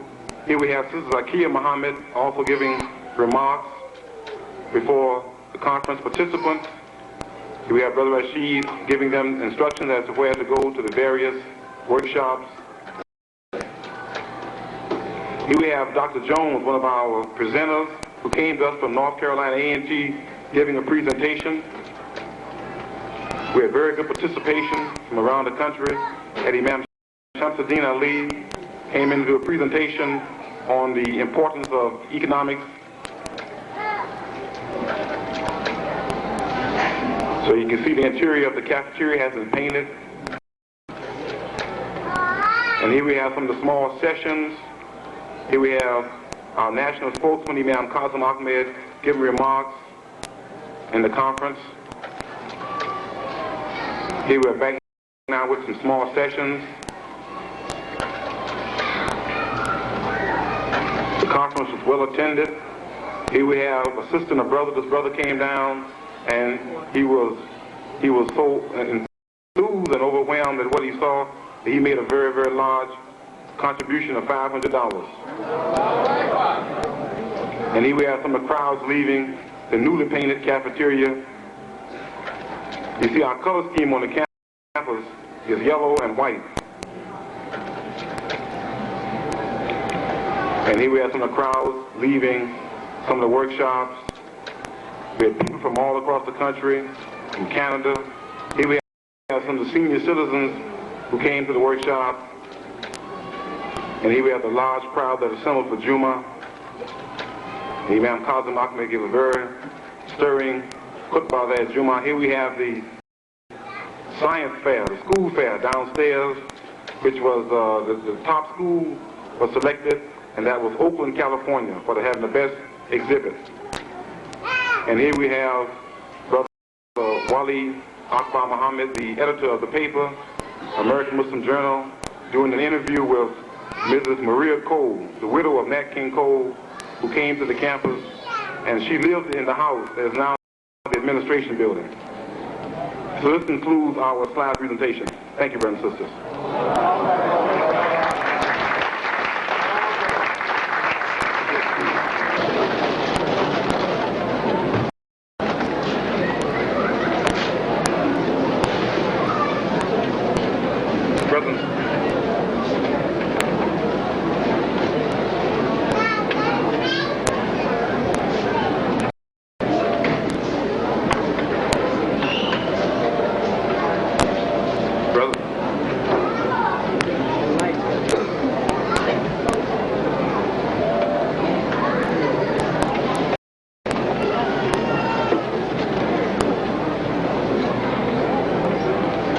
Okay, brothers and sisters, assalamu alaikum again.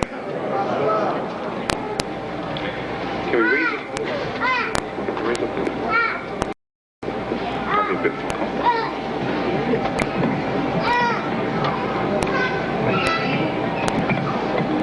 So, brothers and sisters, we're going to be as brief as we can in our following remarks.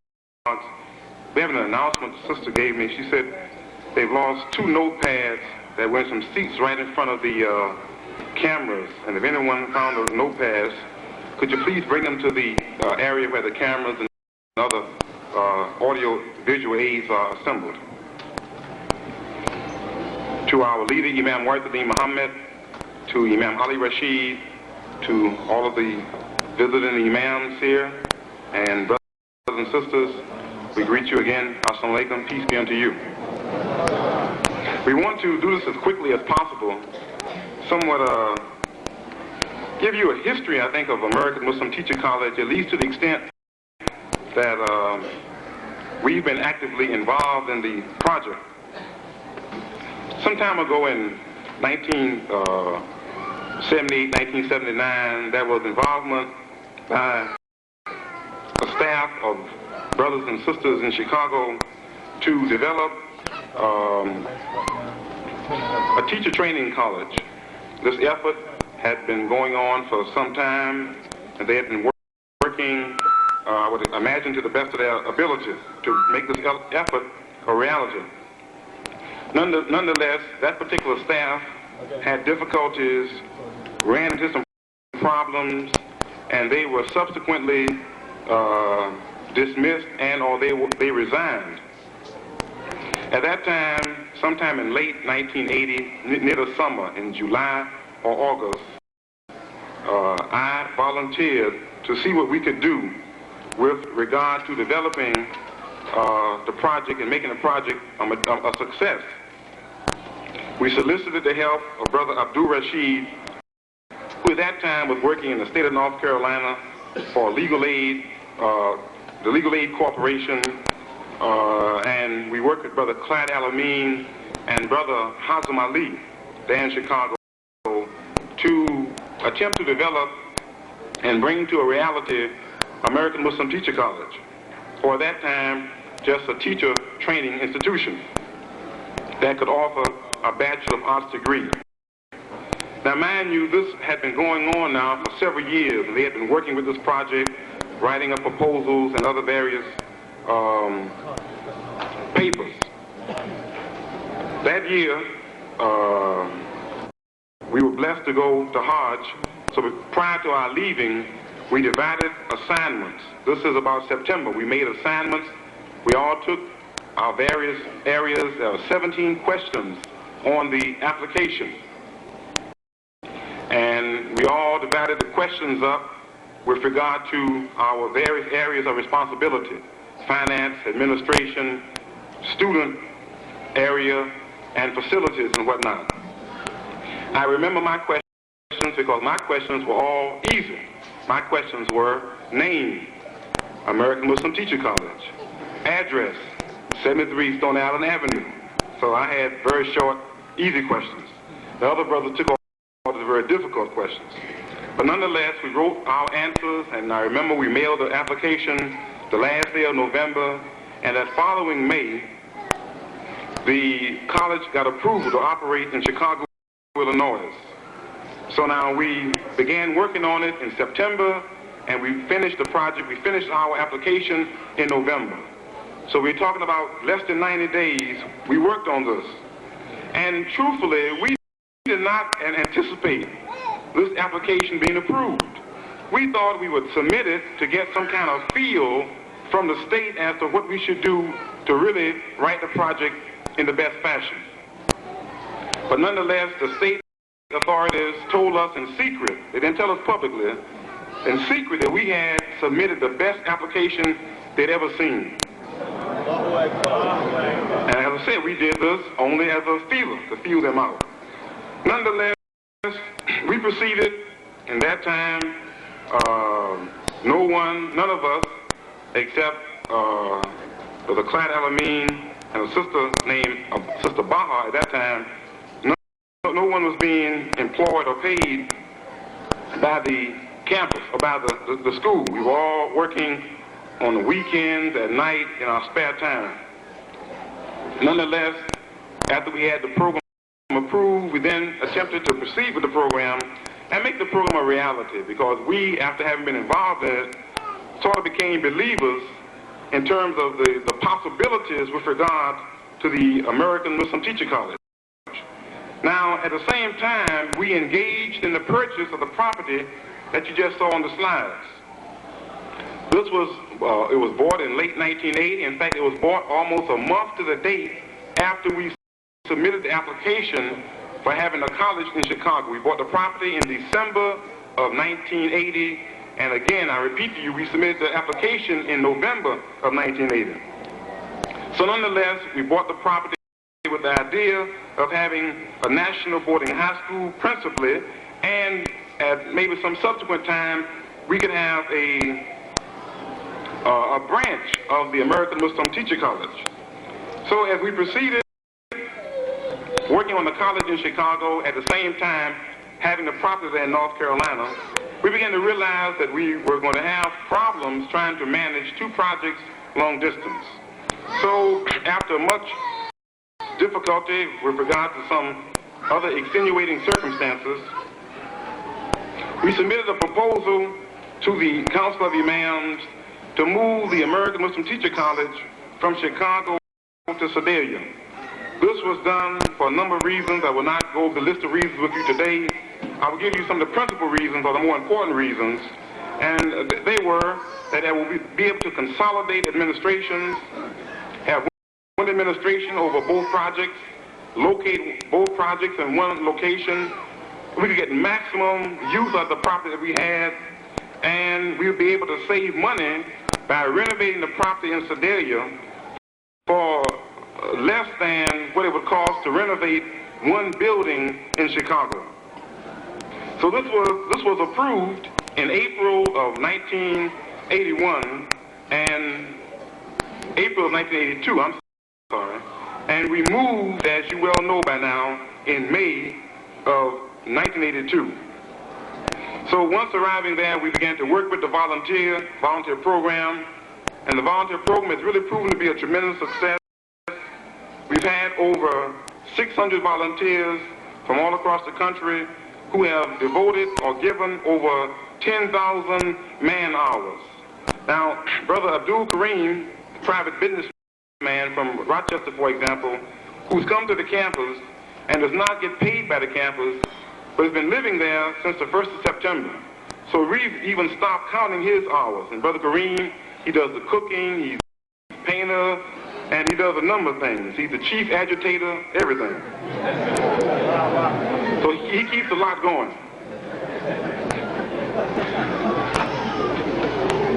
Our initial thrust was to work to get the college program started, and as we've been blessed to do so. We have 7 students, 2 sisters and 5 brothers in the initial freshman class. We also work to get an Arabic language institute started.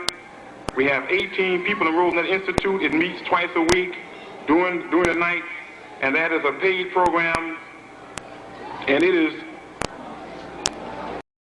coming along quite well. The quarter will end sometime in late February, early February. After getting the Arabic Institute started and working with the academic program, we then began to focus on the educational conference. We attempted to involve all aspects of our community in the conference, the leadership, general community, and we invited everyone to have as much participation as they desired. The conference, as you well know, was a major success and served as an inspiration for us all, the participants, as well as those of us who worked to sponsor the conference. I would like now to clear up a statement that was made by myself at the conference, because it's gotten around a lot of different ways. So I feel I should take this opportunity to explain to you what was said, the context in which it was said, and just put that statement to rest, at least here in the Northeast region. After we showed the slides of the work there at the conference, we made a statement relative to the enthusiasm in which some of the brothers who've come to the campus, Muslim and non-Muslim, have for helping to get that project in particular in Sedalia off the ground, as well as do work elsewhere. We made a comment concerning the Georgia farm. And our comment was in the context that we challenge the leadership of the community and the community in general to do something with the farm. And if the leadership did not, community did not, that after we had completed the initial work there in Sedalia, that we would be willing to take a crew down to the Georgia and make that farm as successful as we've been able to make the project there in Sedalia, with the help of Allah. Now, somehow or another, that statement got around that I was depressed, ready to resign, and a number of other things. Well, I'm not depressed, and I'm not a quitter. And the statement, the challenge that we issued in Sedalia still stands. Now you take it the way you want it.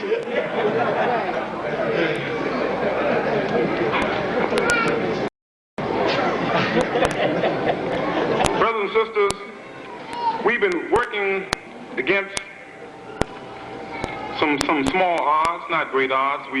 It's been said that we are not getting support from various segments of the community.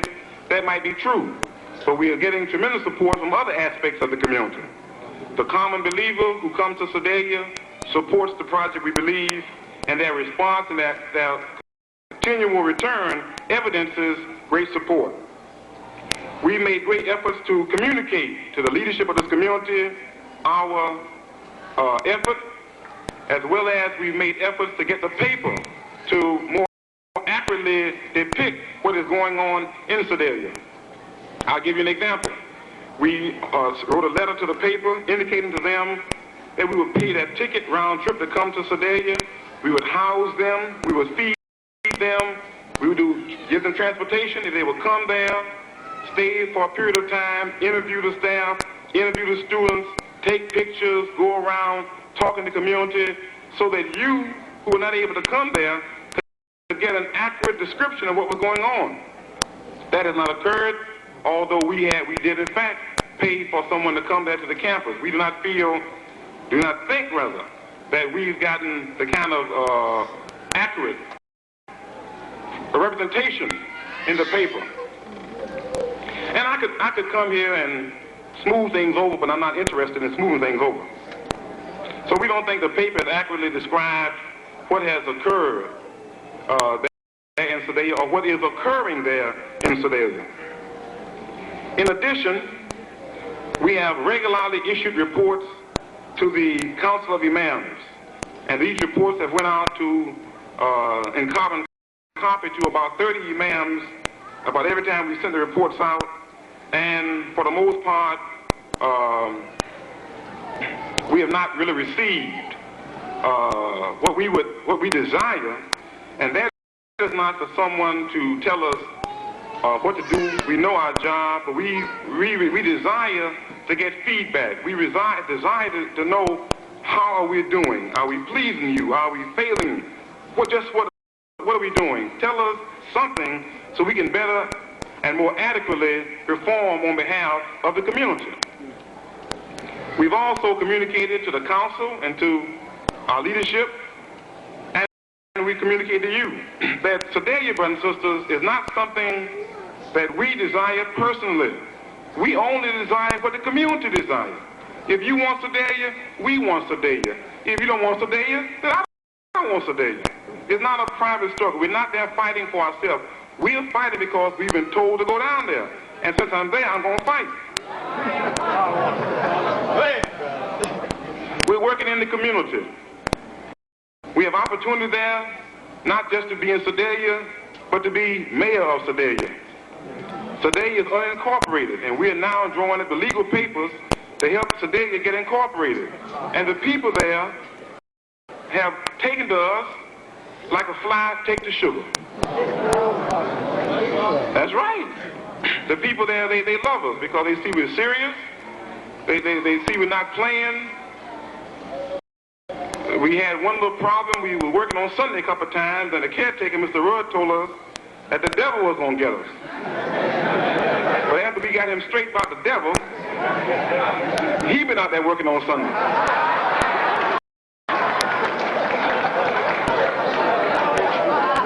We told him who the devil was. And he been coming out. So, brothers and sisters,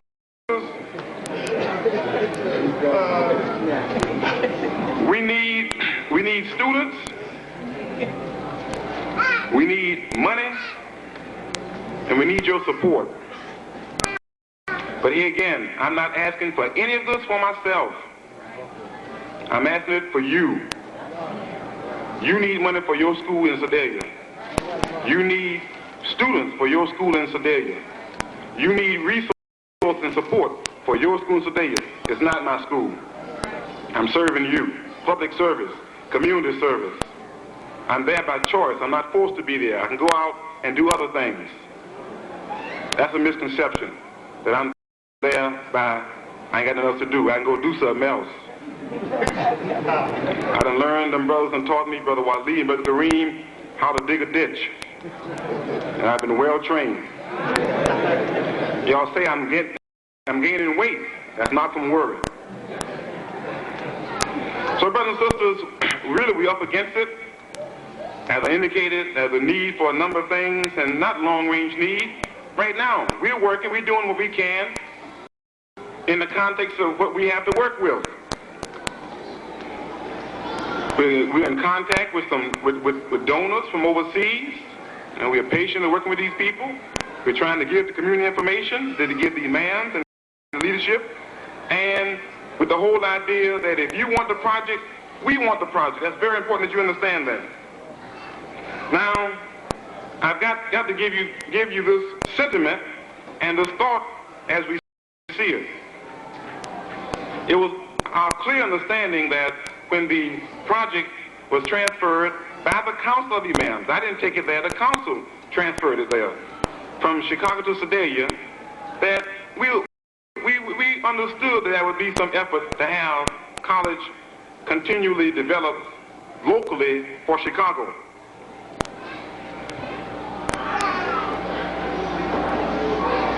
However, we don't want any misconceptions. We're writing, and we could bring our files. We didn't think it necessary to do that. We could bring out stacks of files of what has gone out and bring you our pile of what has come in. We have stacks of stuff that we send out. We have a project there when we bought the place for $400,000, and we have a monthly note of $4,000, $4,400 every month. When we bought the place we paid $417,000 for it. It was appraised at $1.4 million. Since then, the city of Tampa, their firefighters and their policemen retirement association has purchased 1,600 acres right down the road. Now you say street. There we say road. Right down the road from the campus. And our property, just by that fact alone, has increased upwards to around $2 million. So we got a valuable piece of property. Now, we aren't serious about a college, say so. Just say so. We can talk all this hype. If you don't want a college, we should sit down, seriously talk about it. I wanted to attend the council meeting in New Orleans. I was instructed not to go because we wanted to present these issues at that council meeting, but we were told not to attend.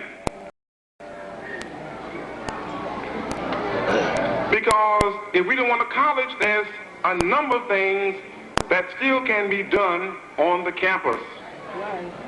If we don't want a college there, maybe we want a high school there. We don't want a high school, maybe we want a geriatric center, a home for the senior citizens. And we always can have a mental institution. We can, really. You think I'm joking? In our community, we'd have a market.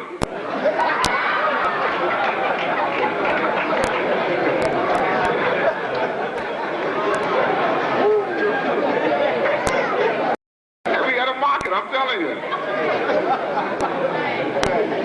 America has a market, but we got our market too. There was some concern because I got back to one of the imams on the council that I had a shotgun. He said, "You got a shotgun?" I said, "Brother, it's for the pigeons."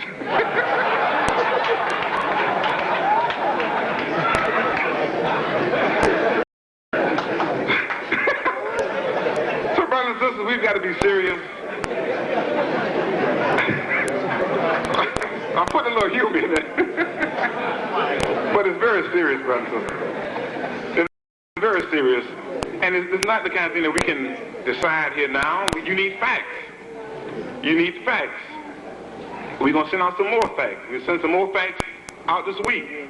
We're gonna have a mailing to every imam, every masjid in the community. Send you directly the facts. But I tell you, nothing you can sit on. If you want what we want to do, we gotta do it right now. Make our mind up what we're going to do. If you're going to be serious, be serious. If not, just let us know. And we can go back up the water tower and take down American Muslim Mission and go on about our business. Now, that's what we can do. So I know you didn't expect me to come tell you this. You want me to tell you something good. This is good. This is the truth. So if we want it, we got to want it together. So I pray Allah that we made the picture clear. We've been sending reports. We've tried to get it in the paper, and we got our evidence. We got our facts to back it up. We've been doing our part with regard to trying to communicate to you what's been going on. So we thank Imam Rashid for this opportunity, this brief opportunity to talk with you, to explain to you what's going on. We have recommendations that we're going to be making. We send these recommendations to the imams. Among those is that if we decide that we're going to go forward, that we open the high school this September on the campus. This is one of the recommendations.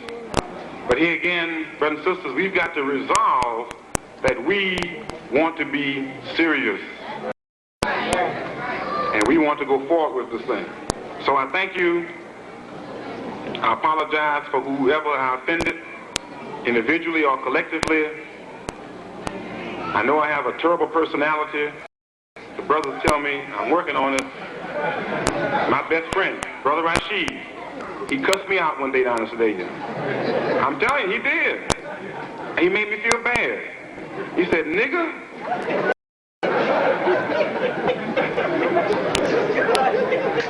He said, "Nigga, you ain't right."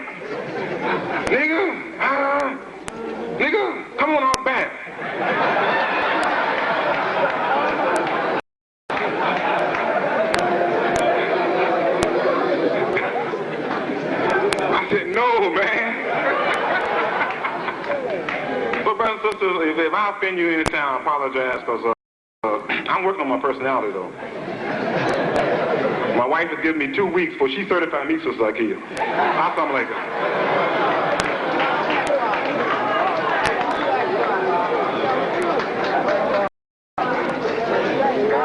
Brothers and sisters, assalamu alaikum. Just briefly, we'd like to say that we do have information available for any of you interested in some of these actual facts about what actually is happening at the college in relationship to the academic program, admissions, cost, etc. We'll be in the back. We don't want to entertain questions now because we know Imam Mohammed is waiting to come forward. So any of you that would like to ask some questions more specifically related to some aspect of the program in Sedalia, please see us in the back after this. We'll have the college catalog and other materials that will be made available to you. We also had some other materials and shots and things that we wanted to bring, but we believe that this particular situation didn't lend itself to that type of presentation. So brothers and sisters, thank you so much again. Imam Rashid. Assalamu alaikum.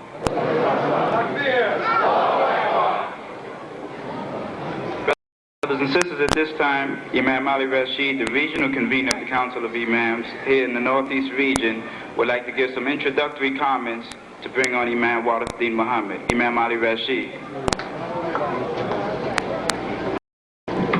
Assalamu alaikum.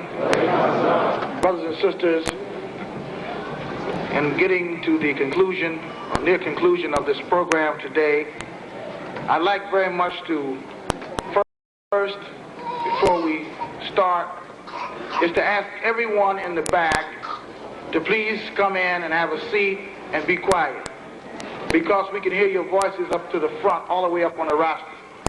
So now we're getting ready to highlight the program.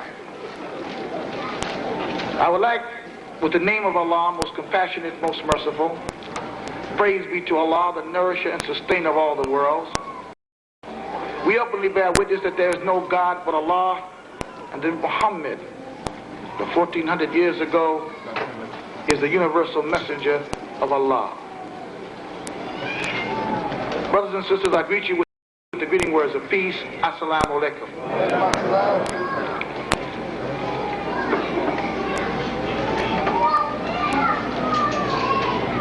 I want to thank, first of all, Almighty Allah for giving us the wherewithal, the sensitivity, the intelligence, and the concern to bring about a conference of this type. This conference was the consensus of all the imams in the Northeast region who wanted to see the input put on the priorities that our leader Imam Warithuddin Muhammad has prescribed for us. We wanted to make sure that the input from those who had to chair these particular categories could give this direct information to the public, the Muslims here in the Northeast region. When we are most informed, best informed, we are better equipped to move ahead about the business and achieve the things that are necessary. Because we are about productivity. We are about trying to achieve something of tangible assets, make those dreams become real, make those ideals become real, put ourselves really to the task and the struggle. Oftentimes we meet and we spend most of the time talking about what somebody else said about somebody. We need to spend our times doing what we've been asked to do by our leader, Imam Warithuddin Muhammad. I think that when we do that, I know when we do that, we will be successful. We will have achieved all of the things that we want to achieve in our lifetime. I would like to introduce the Imam now very briefly. To introduce the Imam very briefly today is very fitting, because each program that you have had before you today is an extension of his leadership. Every program, every committee chairman, every person that you have seen active, including yourselves, in this program is a result of his development, his teaching, and his commitment. I'd like to list a few, however, because to get the full impact of our leader, let's see him in the proper light. Let's get our sights proper. I know the Imam does not like a lot of accolades, puffy, syrupy kinds of accolades. He doesn't need that. He doesn't want that. But Imam, we have to talk about the truth, because sometimes we have to set our sights and refocus on the reality of what we have before us. In the light of the times that we live, let's reflect just for a minute. Now, you know that the Imam has the 4 Freedoms Award. That is a very important award. It's a coveted award that only about 4 people in the history of the United States of America ever received it. In the United States of America ever received it. Now, the Imam got the award, and for what? We should know better than anyone in the world for what. It means here is a man in our time, our leader, who is ahead of the freedom struggle in America. Now, wait a minute. Who gave him the Freedoms Award? We didn't give it to him. So that means people that gave him the Freedoms Award recognize the freedom fighters before and since America's inception. The historians of this country, the government of this country, who is widely knowledgeable and intelligent to those who have the power to put freedom into a people and set it on a proper course. They recognized him because this country needs this kind of freedom fighter, and they awarded him as such. He has the Humanitarian Award. Now, when we say Humanitarian Award now, about 3 or 4 or 5 years later, we begin to understand what the word human really means. The Imam had received the Humanitarian Award long before we understood what direction he was really putting us in toward being a human being and what it means to be in a civilized society based on humanity. Many thought we were getting soft, dissipated their energies, their concerns, and they quit because they couldn't see the great achievement, the great award, the great reward that was being presented to us with the leadership of Imam W.D. Mohammed. Now, those are awards. Now let's go to things that we have been given and changes so that we can begin to focus. Language is important. Our thought pattern is important. Our processes of thinking is important. So let us begin now to think about, quickly reflect on what we have begun to understand. What has Imam W.D. Mohammed given to us and put in place for us to use as a springboard into the future and for success? First, let's look at it. The first thing that he brought to us was La ilaha illallah Muhammadan Rasulullah. That's the first thing. He didn't bring the awards to you. That was something published later. He didn't bring any achievement based on someone else's concept and achievements. He brought to us, first of all, as an inspired man, he brought to us that there is no God but Allah, and Muhammad is his messenger. He gave us the key to success in his first deliberation. Brought it to us in full focus. Let's move. Then he gave us the Quran that we had already had in our hands. He gave it to us now of something important, and gave us the will and ability to begin to open this book for the first time and begin to get the great medicine, the great lesson, the great truth that was in the book.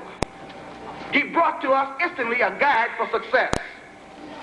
The Holy Quran, the revelation that was given to Prophet Muhammad. We believe the word of Almighty God. We believe the truth from Almighty God. And we believe that that truth, if followed, will give us success in this life and the hereafter. What did he do? He abolished racism right off. So are we allowing everybody to come to the masjid? We didn't at that point really understand. But when he gave us the Quran and opened it, it is the first thing it says, there is no God but Allah. He has no partners. He has no equal. There's none to set up besides Allah. Doesn't that mean then that there was one God, one creation, and we were equal as human beings? We didn't understand that. But look what he gave us. Freedom. Freedom from a spooky, sick society, a spooky, sick, racist world, and began to set in place those things that plagued us, the basis for our confusion, a basis for our sickness, and the basis for our oppression was mixing the images of divine, setting up idols besides Allah. Let me move. Abolish racism. He abolished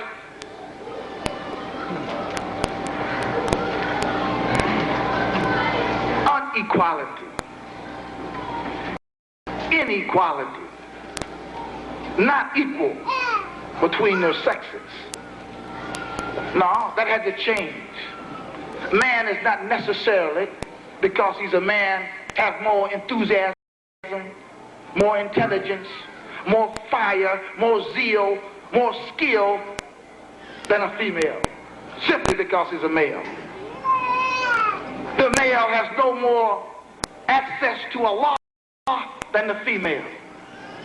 He has no more right to God than the female. He put that in place, saying that we must strive all together, as in a race to Almighty Allah, to enjoin on each other what is good and forbid what is evil. He put us in the proper perspective. He brought that sex struggle into balance and destroyed that friction, and now we have the proper respect for our family. Reconstruct the family life and give your share, give your responsibility, and give your concerns, and vice versa. It says he established masjids, mosques, all over the United States of America. I'm going to get through right now, but I'm talking about the imam, our leader. And I'm not trying to preach, I'm trying to tell you about your leader, because we forget. And we'll come to get a sermon, we'll come to get some more wisdom, and we won't really understand where the wisdom is coming from or where that wisdom is taking us if we don't stop to reflect on where we've come from already and who's given it to us. Let's look. Masjids in America, opposed to temples. But what the masjid or the mosque gave us universal acceptance around the world. Respect and dignity around the world, which we never had before, which we never had before, which we never had before. Now, let's move. He gave us a new mind, a new leadership. Said you're imams now. You're leaders, imams, leaders. We weren't in the fullest sense imams at that time, and we are still growing to achieve that great end. But that's the confidence he had in his people, but that is the faith that he had in Allah, and he gave us that faith, and we are growing rapidly in that direction. He gave us Islamic studies. Islamic studies not only put us into the study of the religion, but it also made us expand our faculties for growth and development, began to challenge foreign languages and every other concept, and began to identify with the freedom struggles of people all over the world as it was dealt with by the prophets on the plane of the prophets. This was a great education for us, and we've learned now the real value of human beings all over the planet Earth, especially those who have faith in Almighty God. All right, now he set in motion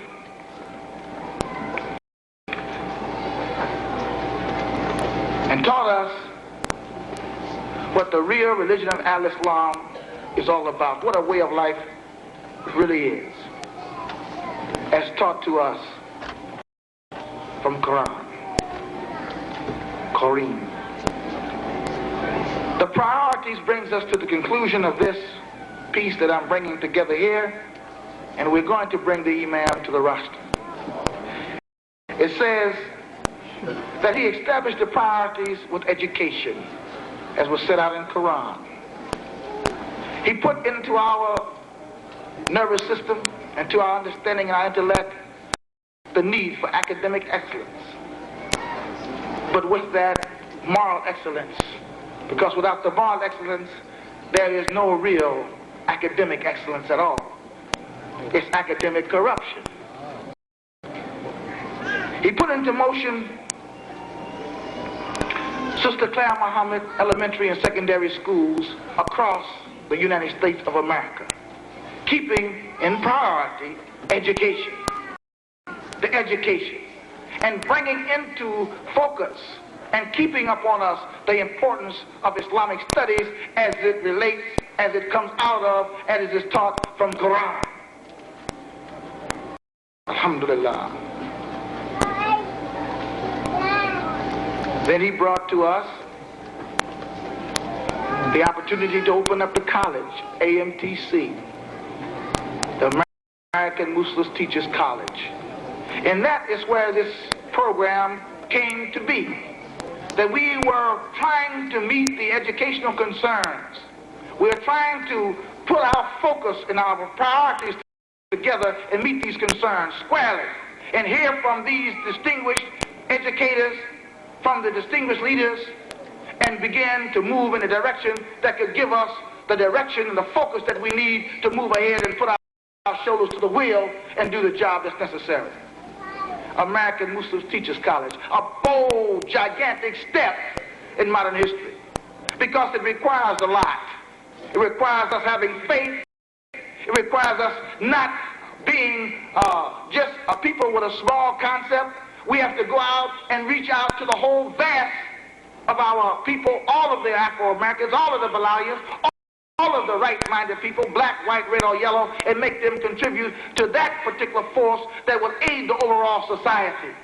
What other college in this society could contribute more to the development of right-mindedness than our own college? It should be funded by everyone. It should be funded by all of America. We should receive grants from every American. We should receive grants from every foundation. We should not be just a singular, vertical kind of thinking people, but move out to the broadest sector that we can, the United States of America, the world if necessary, and begin to ascertain and develop and collect those things that will give us the kind of thrust that we need. Finally, he developed the AMCOP program. But that is a program that is an extension that was early on in our development. He has put these things into motion for what reason? For our benefit, to attack the oppression that has plagued us because of our economic plight. He has come to free us with right-mindedness through Quran, with the courage to stand up in a society that if you speak about God, people want you to hurry up and get down. If you start talking about belief in Allah and start talking about the good deeds of another brother of yours, a man who has been endowed with the courage to stand up and do a job, they want you to hurry up and get down. But if you got up to say something negative about a brother or a sister, then they would clap and they would cheer and they would make all kinds of sounds. But if you talk about a man who's about to change the face of this community, the face, I started to say the face of the earth in due course. But I got to see the face change here, and we're on our way to change it as soon as we get up and make up our minds to have the faith of our leader and make the changes that are necessary. It says here, without any additional question, that Imam Wahdin Muhammad, our leader, is the leader of the freedom struggle in America.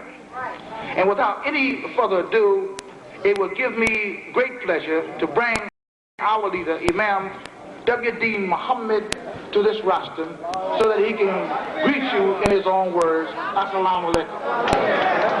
Takbir! Takbir! Takbir! Takbir! Takbir!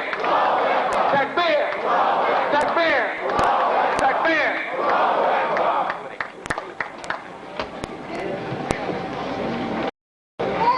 to Allah, the guardian, evolver, the cherisher, the sustainer of all the world.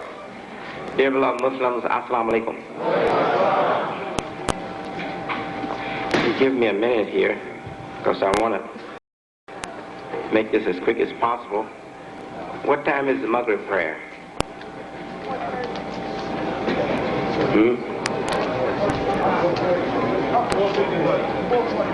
So it's near that time. So inshallah I can finish, and inshallah we could go and make Maghrib prayer.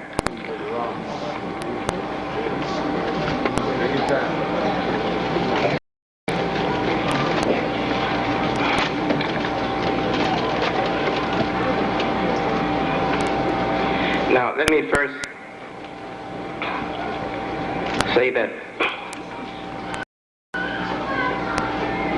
the slides that I saw of the Sedalia facilities there certainly pleased me and raised my hopes even more for the facility.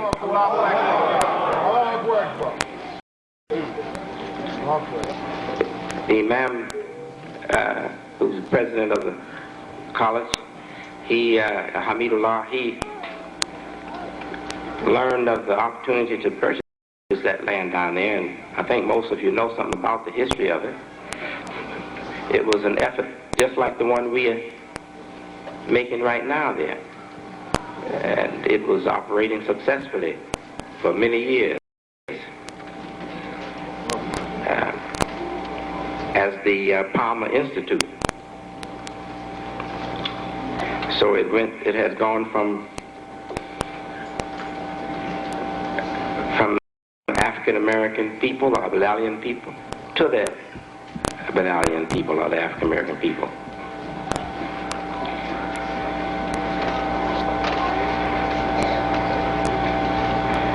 Now I know how it looked when I went there.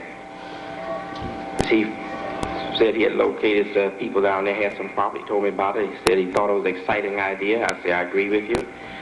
So he invited me to go down and look at it. I went down with him to look at it, and I saw it. And it didn't discourage me seeing the buildings in terrible repair. Some of them looked like they should be demolished. It wouldn't be worthwhile to put a penny into them. And pigeon droppings were 3 feet deep or deeper, at least 3 feet deep. Yeah, and they had taken over some of the facilities there, you see. So I understand why you need a shotgun.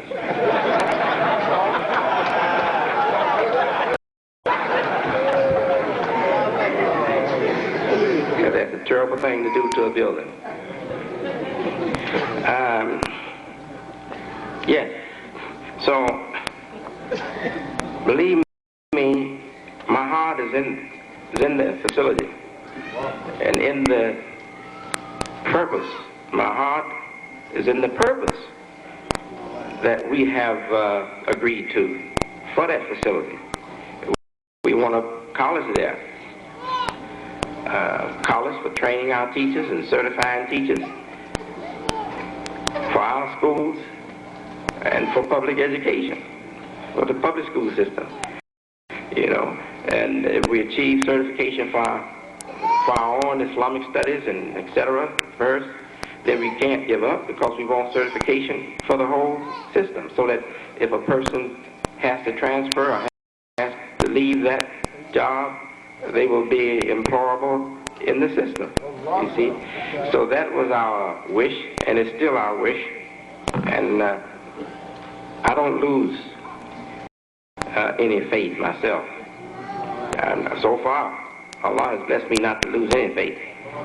Well, you say, well, why you step down from the position of leader over the community? In the spirit of faith. My faith dictated that.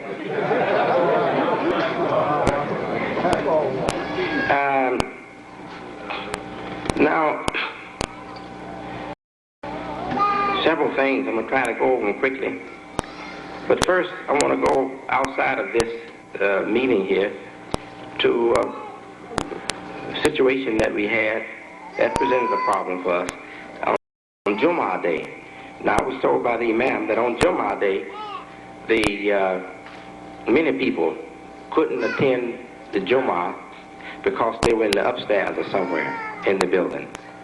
And then he told me after we had concluded that there are other people, he said, that haven't made Jummah, so we should have a second Jummah for them, right? So I agree. I said, oh, yes, right. But after thinking about that, I said, why? There's no need for that.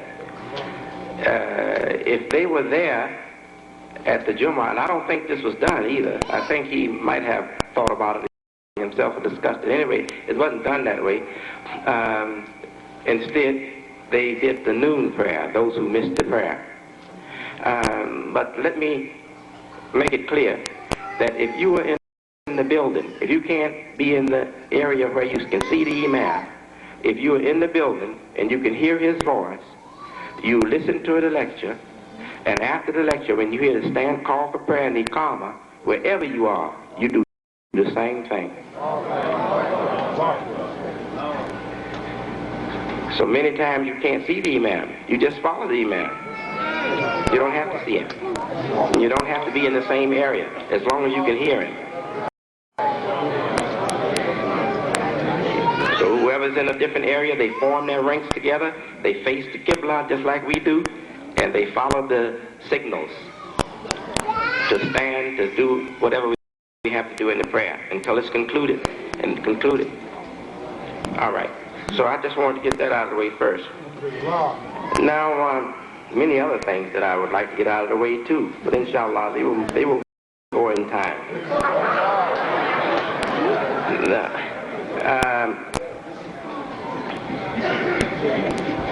The news of Sister Zakiya receiving the recognition that she received for her merits. Oh, I'm so happy about that too.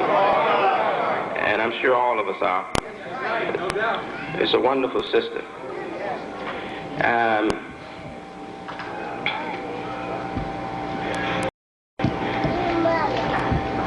Now, you know, our Prophet Muhammad, peace be on him, who was really, I hate to say our Prophet, really, when I speak as a human being and as a Muslim, you see. But really, he's the man for all human beings. Yeah, and Allah's word says that he is a mercy for all the worlds. Yeah. So he's called El-Amin before he became the prophet. He was called El-Amin. And the meaning of that word is the trustworthy one. The one in whom the people could place their trust. El-Amin. And we find in the Quran that the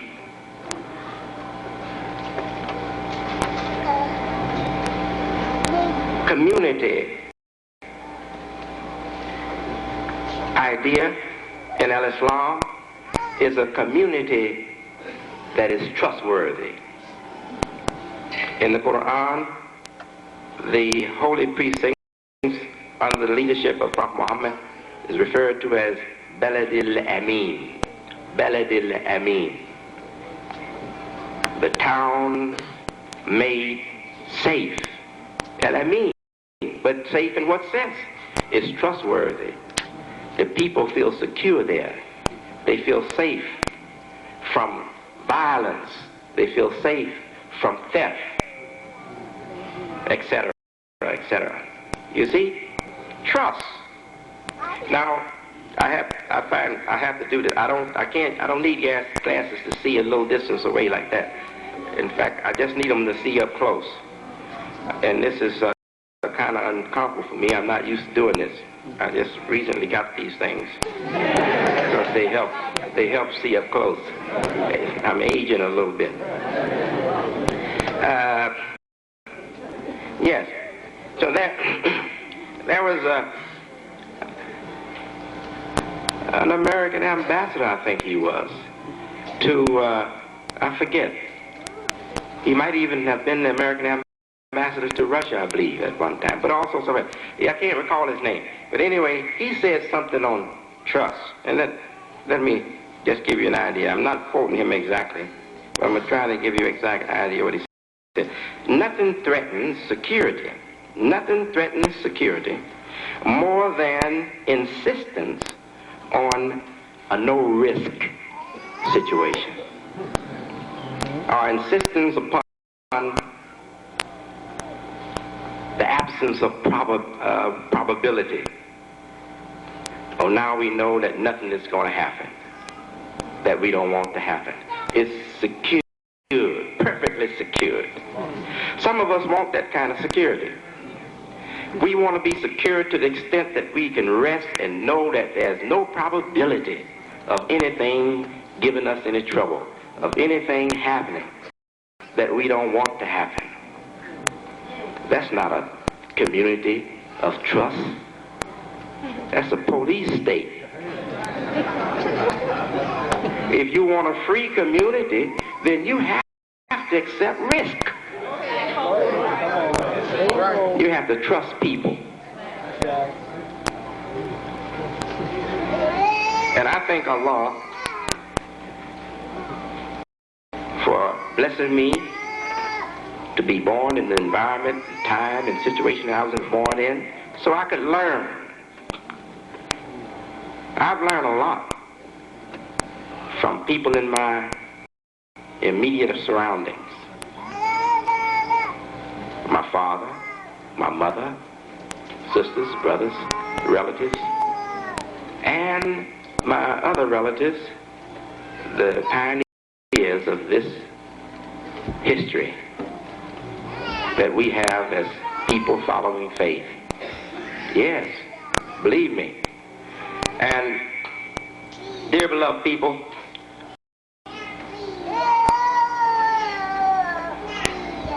I appreciate the tribute that's made to me by Imam Rashid. But most of what I've done is already signaled in the concerns we already had. We're just trying to deliver in the right way what we already wanted. We had already indicated that we had these concerns. We wanted to do things collectively. We wanted to build a school of our own. We wanted to build a high school or college of our own. We wanted a university of our own. We were so courageous, we put the name university on an elementary school that was not even accredited. No, I'm not making mockery. I think that's wonderful. The people with hope, with courage. And we had a courageous leader in the Honorable Elijah Muhammad. So, just wanted to make that clear up that. Now,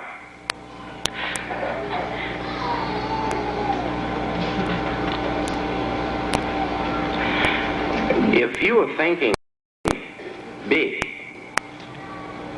there's nothing wrong with starting small.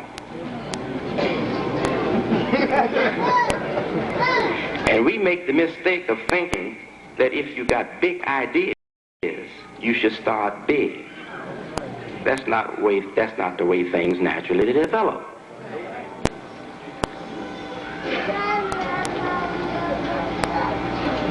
I've read a book on the history of the Palmer Institute at Sedalia. And I know that they weren't rich people. They didn't have Saudi Arabia to fund them. They didn't have rich people in their family or rich friends to fund their idea. They had courage. They had faith and courage. And that facility was sustained by contributions from Ford Motor Company,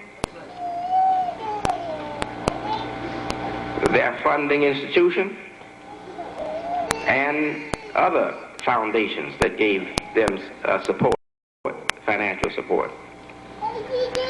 And as long as there was hope for them and the situation wasn't bad as it was before them, they continued to receive support. I don't know whether it's due to the weakening, aging and weakening of the Miss Charlotte Hawkins Brown. Is that her name? Yes, Miss Charlotte Hawkins Brown, really the woman who established that institution or not. She named it for Miss Palmer. Is that correct? Yes.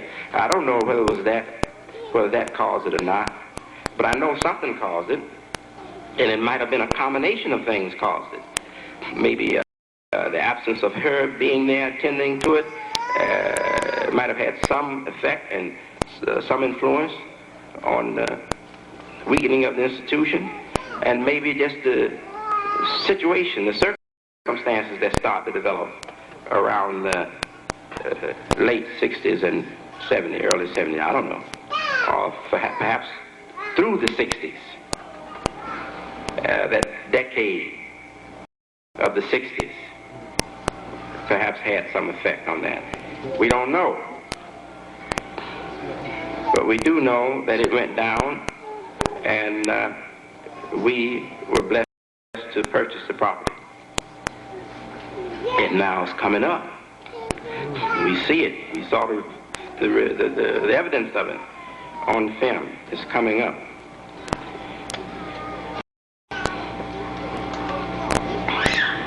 So what is my advice? I'm speaking to you as a member of your community, not as a leader, not as the leader in an organizational sense or in an administrative sense. And really, we shouldn't have never been speaking that way. A Muslim community is never supposed to be dependent upon no organizational leader or structure, except the ones that they form independent of a central organization. We don't have no central organization in our religion. The central focus for our authority and leadership in our religion is the Quran, Prophet Mohammed. That's what it is. I hope you understand that. Now, I find that societies that have been successful in progressing and staying around here for a long time, for generations, they have been societies that have followed the same form that we have in this religion. Those that have wanted a central authority within an organizational structure, they failed. But those that open up the leadership to the general supporters of their particular concern, they have remained. They stay. They don't die out. So what I'm saying here, and I thank Allah that I have been able to establish this officially. This has been established officially before my giving up that one-man office. All right? Yes. I went to New Orleans. I went to Los Angeles. I spoke in Chicago. And I addressed the people and I told them that we want to change this idea. We want to change this concept of government and authority in this community. We don't want council represented in regional imams. We want council represented in all the imams of the people. Council must be represented by all the imams of the people. All that was already established. and they agreed to it. Willingly or sincerely or hypocritically, they agreed to it. Yes, and some of them, I think, really supported the idea. They liked it, you know. Yes. So if they really follow me, then they don't recognize that council, the old council of imams. And the convener, who was convener at the time, he announced that in 30 days the transition will be made. And I think about 15 days have gone past. The transition will be made from the 7-man or 6-man body to a council of all the imams in this community. Yes. So he already made that announcement. And again, I've already established too that the imams are not to control the community. The people, the Quran, the Prophet Muhammad, and the good, sincere support and consensus of the people who follow that, they are to control this community. No imam is supposed to control the community. Have I tried to control this community? No, sir. I've tried to represent this religion. And I've tried to represent your hopes and aspirations. And I've always asked for your support. I've never forced myself on you. So that's the example. If they follow me, I've given them that example. So we're not to control the people. Now, what I'm getting at is this, because I'm getting at something specific. What I'm getting at is the situation we're now in, where we're waiting for imams, a council of imams, to get the ball rolling so we can have some money coming in, so we can get something done. No, you shouldn't do that. Whenever we establish an institution, and Sedalia is an institution, that's an institution. Whenever we establish an institution and we agree on a leader and on a body of people to represent that operation, then that leader and that body of people should think independently. You know what you're supposed to do? As long as we don't have independent institutions, we don't have anything. That's the problem with the black man society. The black man, he just want a preacher over him. And he would like to know that that preacher is consulting with the white man often. That's our problem. We need to accept that there are people who are qualified for certain things and give them authority, accept their authority. Don't give it to them, because we don't have that power to give them no authority. Accept their right and their authority to be over that. And especially if the people support them, because that's what goes in the community. It's the majority of the people. If they support and go, is it acceptable in the eyes of God? Is it what Prophet Muhammad approves? Then you should demand it of your people. Even me. Say, Brother Imam, God approves this. It is acceptable in the light of Quran, in the light of the Prophet Muhammad's life. It is acceptable. It is good for us. We need it. We all know we need it. Now, Brother Imam, what right do you have? You should be talking to me this way if I'm the one. Brother Imam, what right do you have to deny us this?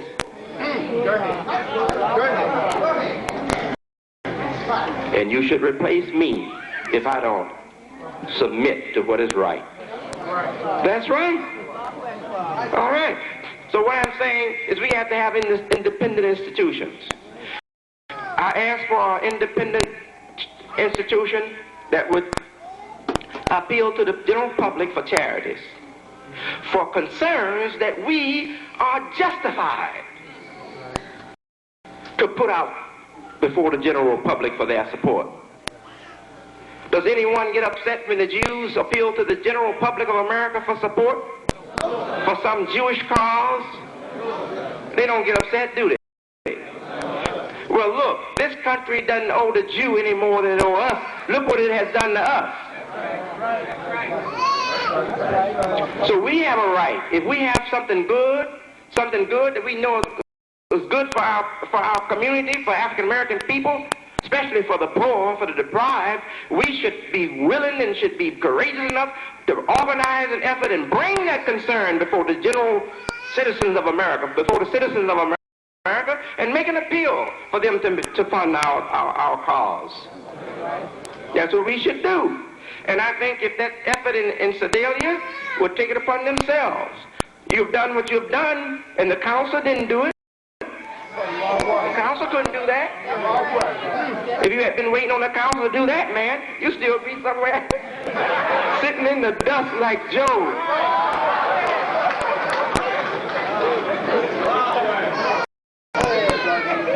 So you can't wait. You got to accept that this responsibility here is mine. I have been put over this function. I've been put over this operation. It's mine. Now I have to make an appeal to the people to get some help. I have to go wherever I can think I can get help. Don't give up the idea of going abroad. But we would like to know, shouldn't American people have a chance to prove that they are good people by us? They should have a chance to prove that they're good people by us. And I wouldn't like to be dependent on no people that's that far away. Take too long to make a phone call.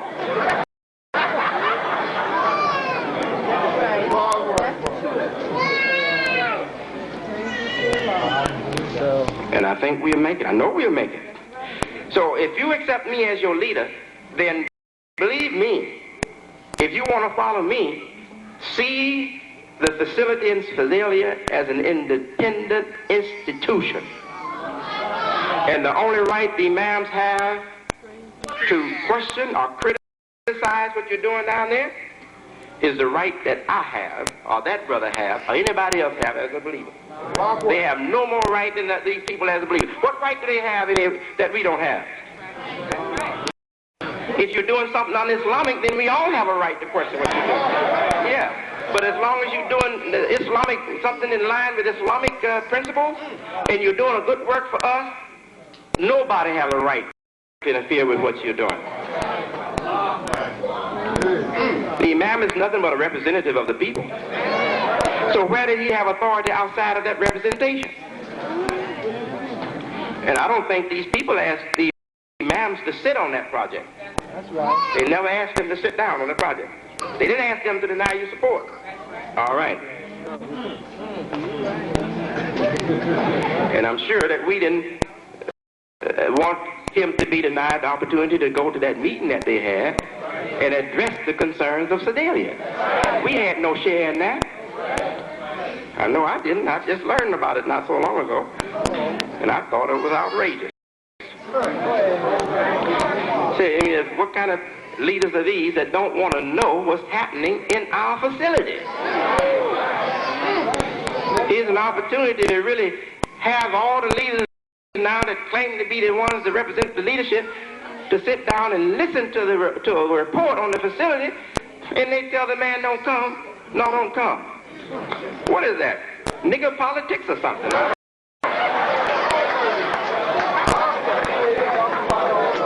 See, niggas is a term. Niggas is something I don't know anything about. But I can... Unknown politics.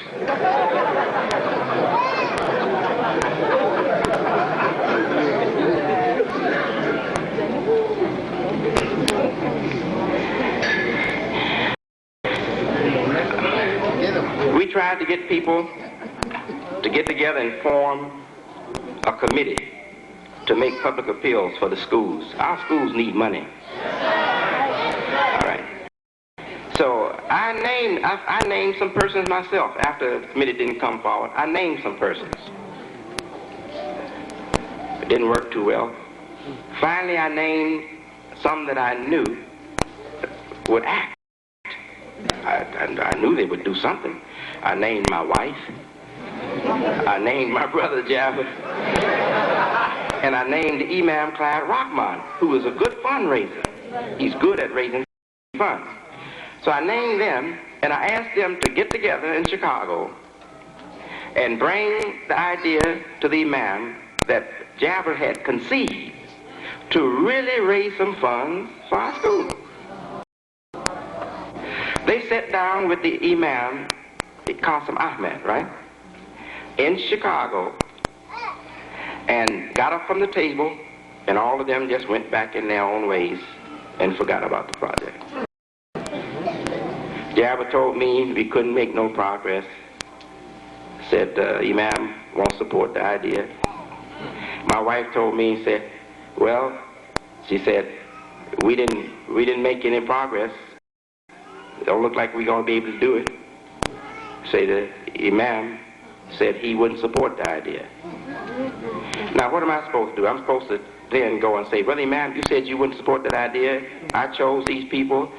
I want this idea. Okay, you removed from your office. That's not me.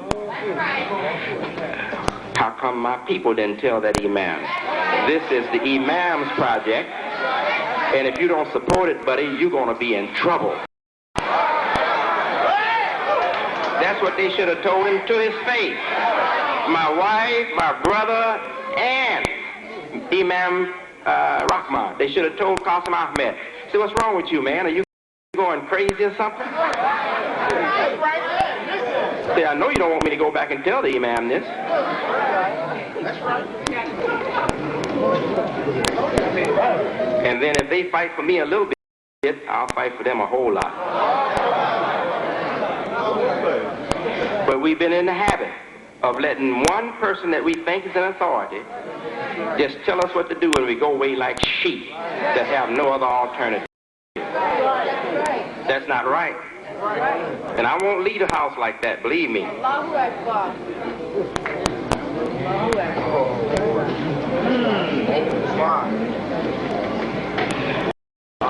So I'm still waiting.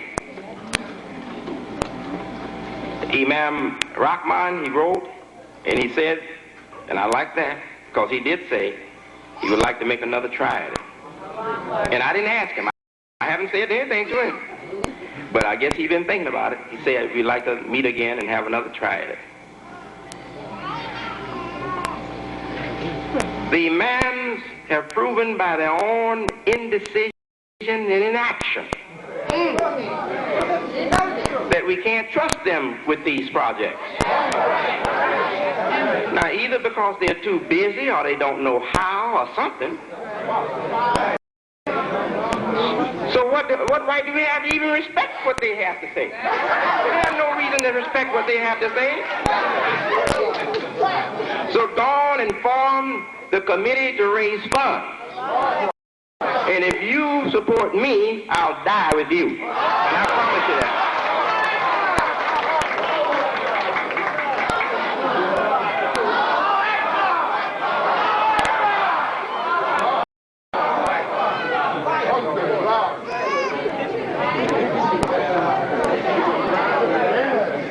We need to trust, to have faith. We need more trust.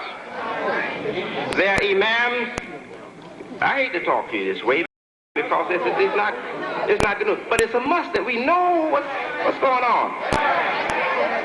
There are imams in this community that do their best to keep my word from reaching the ears of the people.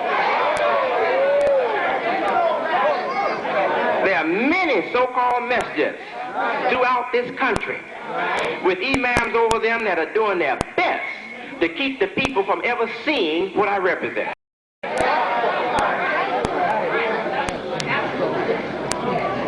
So what am I stepping down from when I step down from the leadership of the American Muslim Mission? Nothing. But if I step down from leading people in the path of Islam, if I step down from serving the things that you want me to keep serving, then I've done a terrible thing, and you should kill me in the street. If I ever do that, you should just kill me wherever you find me. That's right.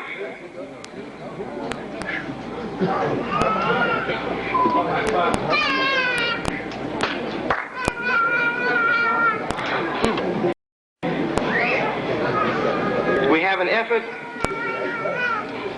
And believe me, I've tried to work with these people. I've tried hard to work with each and every one of them. And I can face any of them. And if they say, Brother Imam, you hurt me. You did me wrong. You hurt my image. Okay, I say I did. Was it before or after you hurt me? And all of them, if they tell the truth, they say it was after you caught me hurting you. I had been hurting you a long time.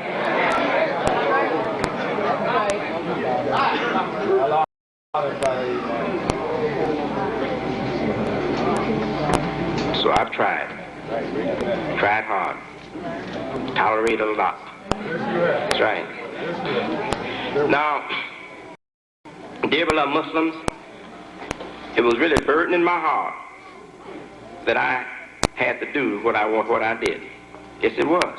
Until I really looked at the religion. And I said, well, what I want to do is exactly what this religion calls for. You're not supposed to have a political structure over religious organization or religious community. You're supposed to have leaders that best represent that religion. And the people are supposed to be free, who have qualifications, who have ability. They're supposed to be free to form committees, to form groups, and establish institutions, and establish programs, and progress the community that way. So I know I'm on the Sunnah of Prophet Muhammad.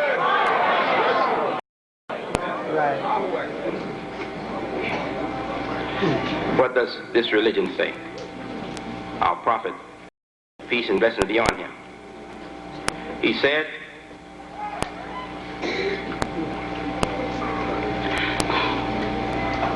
if you're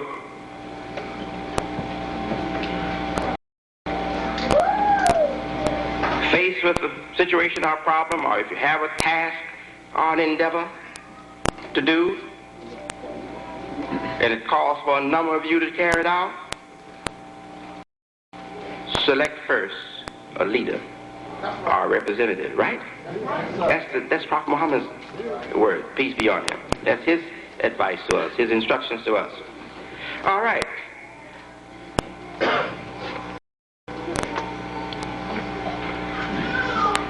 So what does that tell us? If we have to establish an institution in Sedalia, we should get together and select a leader for that purpose. He didn't say, if you got a situation or a project, and it calls for a number of you to do it, consult Abu Bakr. See Omar first. He said, select you a representative for that project. How in the world can one person watch over everything that's going on in a community? Impossible. And when do you refer to the prophet? No, I'm not the prophet. Well, even if the prophet was here speaking to you, when should you refer that matter to the prophet? Say, when you have a dispute in a matter, refer it to Allah and His Messenger. Isn't that right? That's right. Did it say, and if Abu Bakr is around, refer to Abu Bakr? If you have a dispute, and this was left to us, this is to live with us after forever. If you are different in a matter, refer to Allah and His Messenger. It didn't say refer to your president. So we are to, if we differ in a matter, we'd refer to the Quran and to the life of Prophet Muhammad. And if we can prove that it's wrong on those grounds, it's wrong. We have to accept that. That's right. Okay. All right. See, this is what they don't want for us. They don't want the little people to have this kind of sophisticated democracy, because they know that it opens up unlimited possibilities.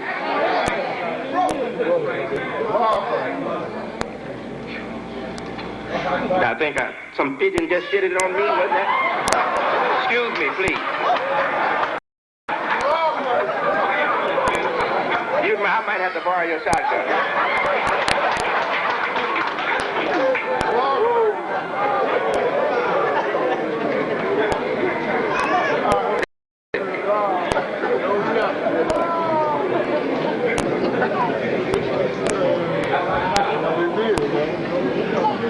Now, one other point, and that's the need for persons to follow through on curriculum.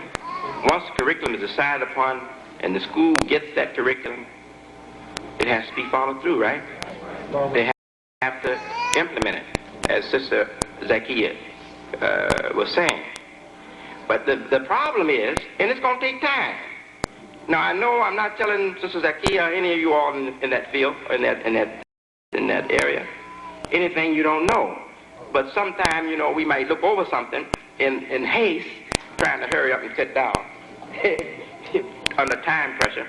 But the problem is, as she knows, is achievement level for the teachers themselves. So, you know, they work with what they can manage.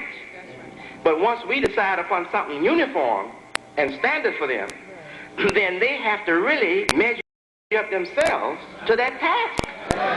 So what we have to do is really support the college and really work in our local areas to bring up the achievement level of those persons so they will be able to follow and implement the curriculum. And inshallah, we will do that.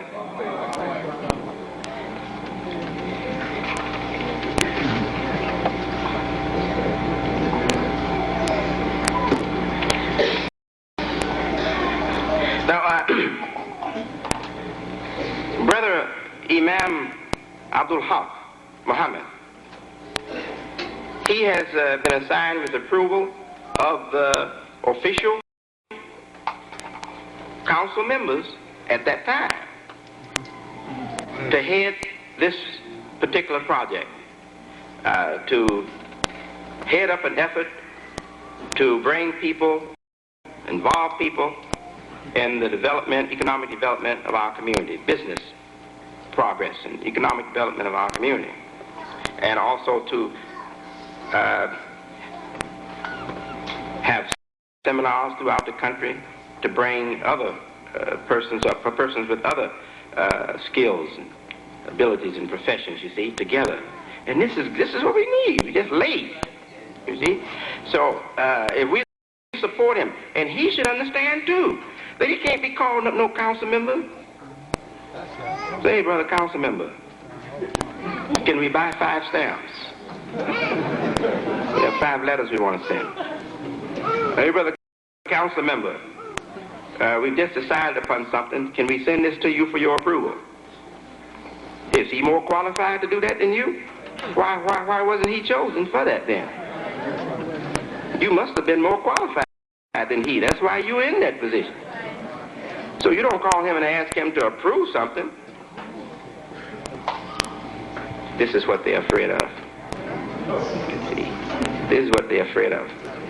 Because if our enemy put one of them in the community to contain us, and we set up a system where he can't be operative himself, he wondered now where he going to work. I might have to get a new job. And that's what we want to do. We want to put the pigeon out of work. He ain't our pigeon. He doesn't carry our message.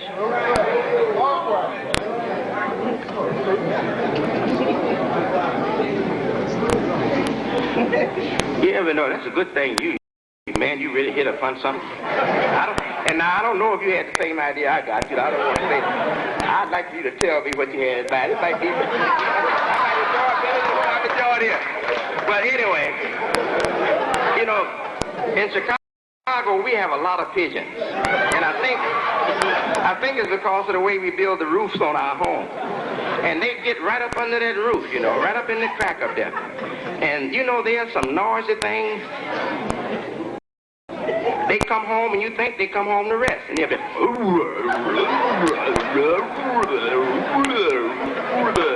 Just carrying on all night. Only time they quiet is when they fly. And they must eat too much.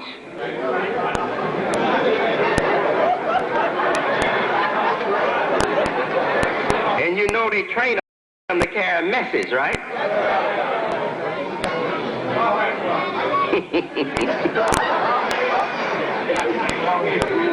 Now, you know, people that can't agree with each other, the enemy will hide them to hold down each other.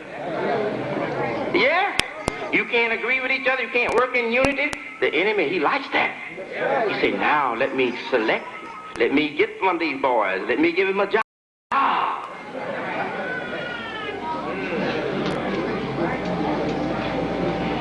We're going to change that, inshallah.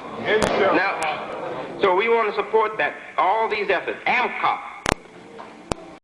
Situation got to go bad for AMCOP, but I wasn't worried. I wasn't worried. No, believe me, I haven't worried yet. I do everything would work out all right. So, but some of them, they were really afraid that, you know, well, what are we going to do, Brother Imam? And one of them told me, say, Brother Imam, we are prepared, if you want, we're prepared to take this outside of the community and establish it independently and invite all the people that want to join us. We can do that. That's right. There's nothing stopping us from doing that. You see, I told him, no. I said, don't worry about that. I said, you got more support than you know. So he stayed. I believe he was going to stay anyway and work with it, but he was just trying to see, maybe, he said, well, maybe the Imam ain't telling me nothing, ain't talking to me. Maybe he want us to do something else or something. So when he found that I was still there, it wasn't going to change, he was happy. He was happy. Yeah. So this AMCOP, they want to bring it under a few imams. It ain't under nobody but Allah, His messenger, and you. That's all. And when I say you, I'm talking about all of us. Imam Bacha, Imam Qasim Ahmed, all of us. All of us have a right to stand up and question your behavior or what you're doing if we know it to be un-Islamic. But except for that, we have no power. And no one man should have the power to stop something unless the people agree to it. Why? While we waiting on him to say yes and get it started again, why, we might have lost the whole effort. We can't have that.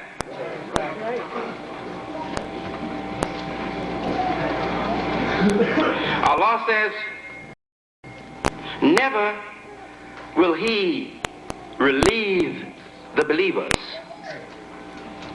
Meaning He's going to press on the believers. Never will He relieve the believers until they're be separated, the good from the bad. Al-Khabith min al-tayyib. The good from the bad, or the bad from the good. He's not going to leave us. He's not going to let us have any peace. We ain't going to never have peace, unity, until He separates the good from the bad. Now, when we organize the good people, that's what I mean by a select group, a core people. When we organize ourselves to do good, and we stop depending on the bad people, Allah will manifest His power that is on our side. But first, we have to collect ourselves. We right people got to get with each other and say, look, we're going to do this at any cost for Allah's pleasure. And then you see the burden goes off. The situation becomes nice.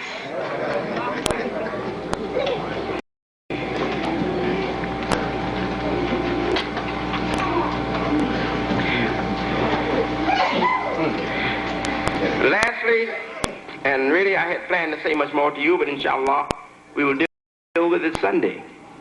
I wanted to bring to your attention because I think we have an obligation to share with people in our situation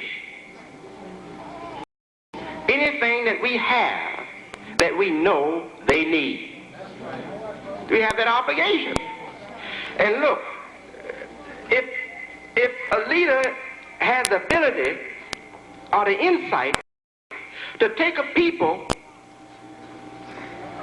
onward toward progress, then that leader must be struggling himself as hard as he possibly can to qualify those people to go to that objective without him. He might fall down and die. Anything can happen to him. So every time he gets an insight, every time he gets a vision that opens up a way, he's supposed to share that immediately with those people. Yes.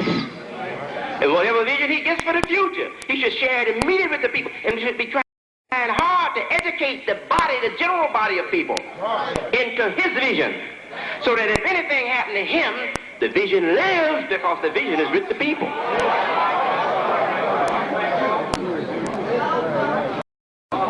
A leader must be unselfish. A leader can't be jealous of his brother. A leader can't be envious. A leader can't be arrogant. A leader can't want to promote himself. A leader can't want to dominate. A leader must want to free everybody that identify in the concern. Then you have progress. Then you have progress.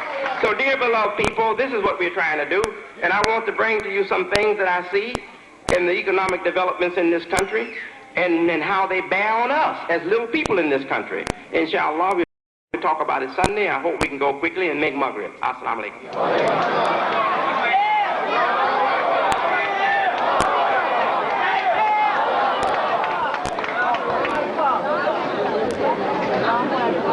Assalamu alaikum. Brothers and sisters, as soon as we get all the... Let me have your attention, please. Let me have your attention, please. As soon as we go to make Maghrib, I would like to make this announcement.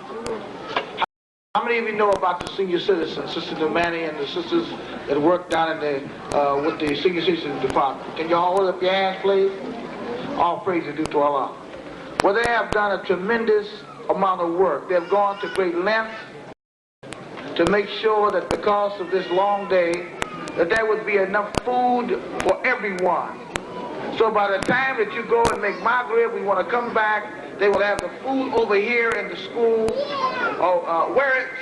Somebody give me some information, because I don't want to make the wrong announcement.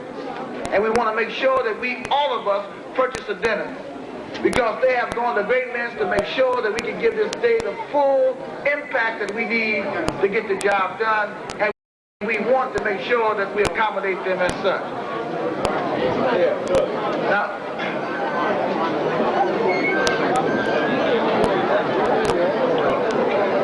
okay, we just got the announcements. May I have your attention, please? May I have your attention, please?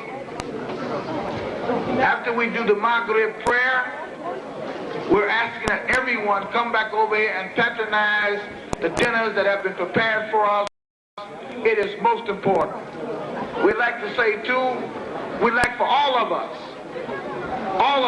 who can make the prayer, to go make prayer at this time. All of us. We must make sure that we make our prayer and come back right afterwards to get the food. Thank you very much. Assalamu alaikum.